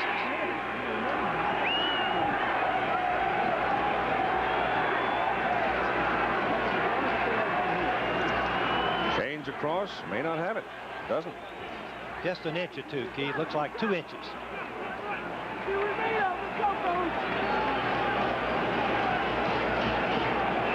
Be interesting in what Penn State does with their defense. I would think they would commit, just thinking they've got to commit everybody to the run and hope that Flutie doesn't try a surprise play. See, the referee, he hadn't marked his shoe so that he could get a precise mark by placing his heel.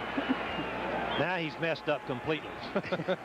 He's going to guess where it is now because he lost his place. It wasn't much difference there, about an inch or two, so he could put it back. Flutie now has gone 0 for 9. He missed the last 3 passes of the first half and the first 6 of this half. Strahan is in. The short yardage man. Full house backfield. Full house tee. Now they break it up, putting Strahan at the I-back position. And give it to him. Oh, don't know. Didn't make it, Keith. Radisek met him right at the top of the stack. They gave him a pretty good spot. It's going to be very close again. Yeah, they gave it to him, Keith. A good spot for Boston College, that is. Wait, I was calling him Strawn. I can name 5 other people who who spell their name the same way and pronounce it Strawn, but in his case, he calls it Strahan. Ball is up around the 22. And it's first down for Boston College. Time now, 2:35, third quarter.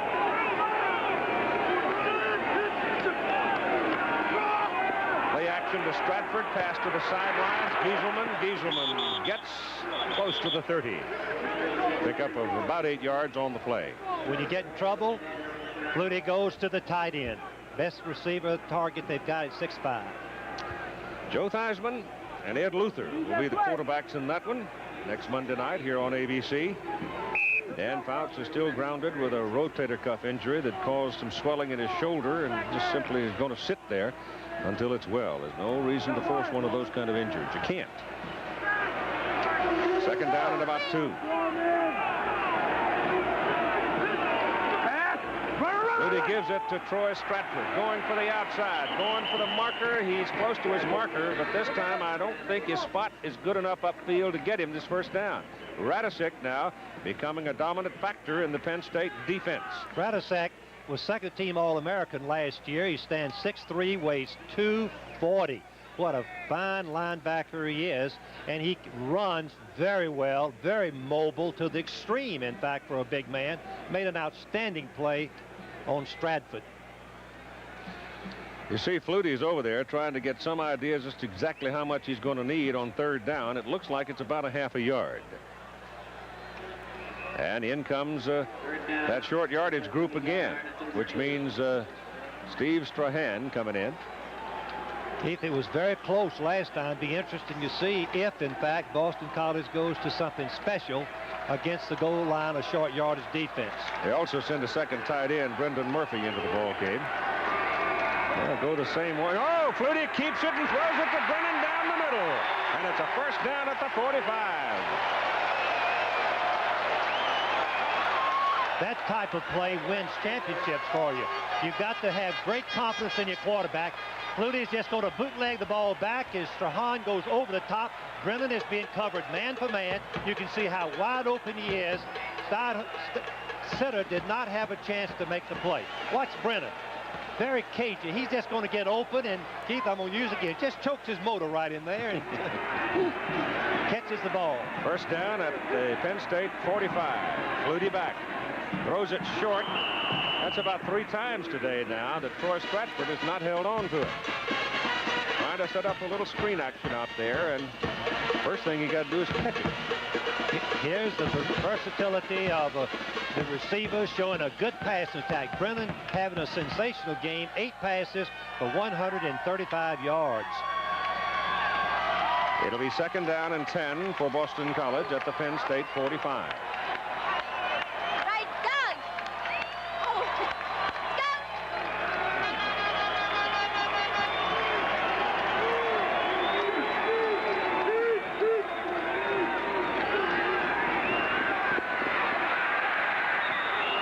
is incomplete down the middle. Brennan was the man trying to break, and he could not get clear of Sidner. And the ball sails over his head, incomplete. Some pressure coming up the middle that time, too, from Penn State. Joe Hines was pounding up the middle. Also, the linebackers had what we call a delayed blitz. They show dropping back, and the linemen make their blocks, and then the blitz comes late, and that was the key to making Flutie throw the ball badly. Time remaining, third quarter, 45 seconds. So we've had no scoring.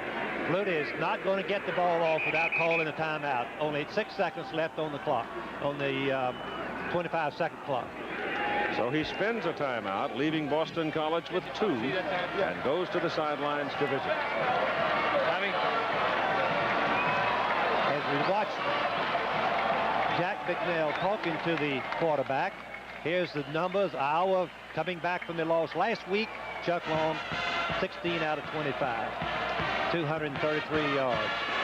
Fine football team, Iowa. I was impressed with them last week. Oklahoma blows Kansas away.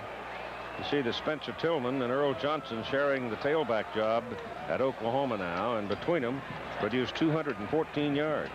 Alabama pulled away late in the ball game to beat Mississippi State by 17. Alabama coming off 2 successive losses. And there are your Ivy League scores. Yale had a lead on Dartmouth for a time, but Dartmouth came back to win it. And Penn edged Princeton by 1. Harvard beat Brown by 7. And Holy Cross rolls along, scoring 77 points today. Crusaders headed for a matchup with Boston College next month.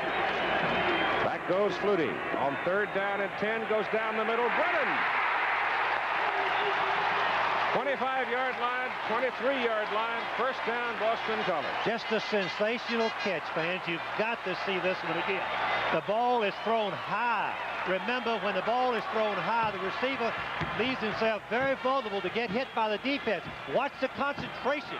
He leaps, stretches to his very apex of his height, pulls it in, cradles it, expects to get hit, but holds on to the ball. He's caught 9 for 157 yards today. Call it the 24 of Penn State, and a first down for Boston College. Flutie to Stratford. Around the corner. Dukes 1, fumbles out at the 15. Once again, the value of Troy Stratford at tailback, making that yardage going outside, showing the speed that it requires to get outside the Penn State defense. As we look at Brian Brennan, 9 receptions. What a day he's had. Not many of them been easy either, Keith. They've all been pretty tough. Right.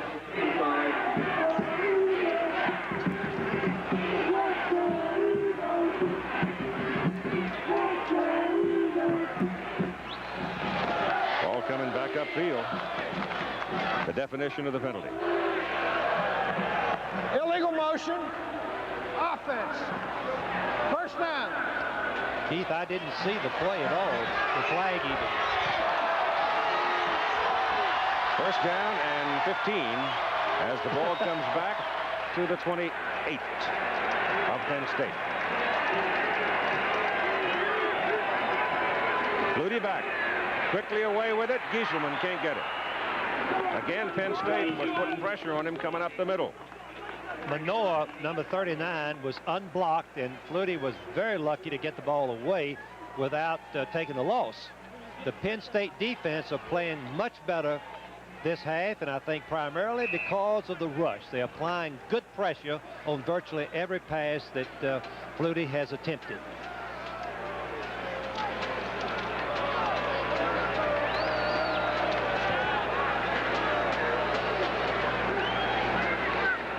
Flutie is now 18 out of 37 for 305 yards. Second down, 15. Pass thrown short to Brennan. Brennan's to the 20 and just over the 20. So the third quarter, we've got 15 minutes to go. It's a 24-10 Boston College lead. Back after this commercial, it's leading. No scoring in the third quarter. And it's third down and a long 6, a short 7 to keep the ball here. Flutie back. Pressure on. Runs it up the middle. Fumbles the football. Penalty flag is thrown. Penn State's got the football, but let's see about the flag. Linesman threw it.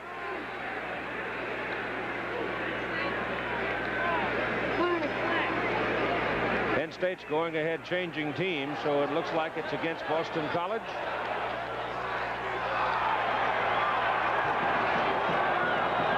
With holding on the offense, declined.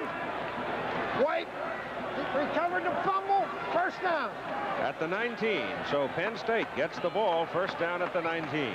You can see that I believe the young man working on Gattuso was one holding, but Flutie has the ball knocked out of his hands because the rush came clean, and Flutie was not expecting and didn't get rid of the ball fast. Fourth Boston College turnover. Dozier misdirection, trying to go around the left side. Stumbling much of the way, still turns in about a 4.5-yard pickup.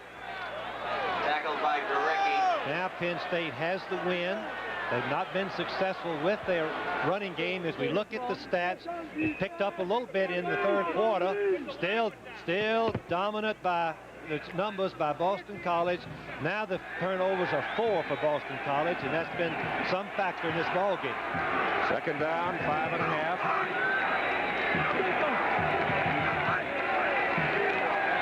Strang gives to Dozier. Around the corner, picks up a first down. So it looks like the big freshman from Virginia Beach is going to hear his number called some here. There's a penalty flag on the field. And the third quarter, Maryland leading North Carolina by a score of 21-17, adding a field goal. Here's a holding call. This is against Penn State.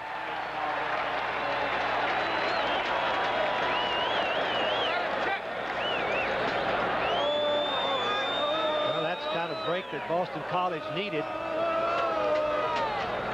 as Jackson is talking to the officials, trying to find out who it was on. The players have that right. Here are the turnovers. You can see that Penn State has not lost the ball by a turnover. Boston College has lost 4, taking them out of 2 scoring opportunities. Holding, 10 yards, offense, second down. So that wipes out the first down run by Dozier. And it puts Penn State back on the 20. We're at second down and 10. Strang to throw, no pressure this time. His pass goes over the middle, and it's in and out of the hands of Kevin Bow. And little Kevin just holds on to his head because he was wide open. Right now, Jim Lampley. Big trouble for North Carolina now. Ended the third quarter in College Park. There was a Maryland field goal that made it 21-17. Mark Smith fumbled away the kickoff for Carolina without being hit. Jess Atkinson, the kicker, recovered it. And 2 plays later, Esiason hit Sean Sullivan from 24 yards out. Now it is 28-17 Maryland with time running out for the Tar Heels. Keith? Jimmy. They'll have a party at College Park tonight. Pressure on. Strang is back. Pass away. Caught by Ball. Kevin Bow up a mile high in the air, pulled it down. Strang never saw it because Doug was on his back. Great effort by both Strang and Bow, number 11, who's coming across the middle. The rush is on, accompanied by man for man. You can see Bow go up, and where he comes down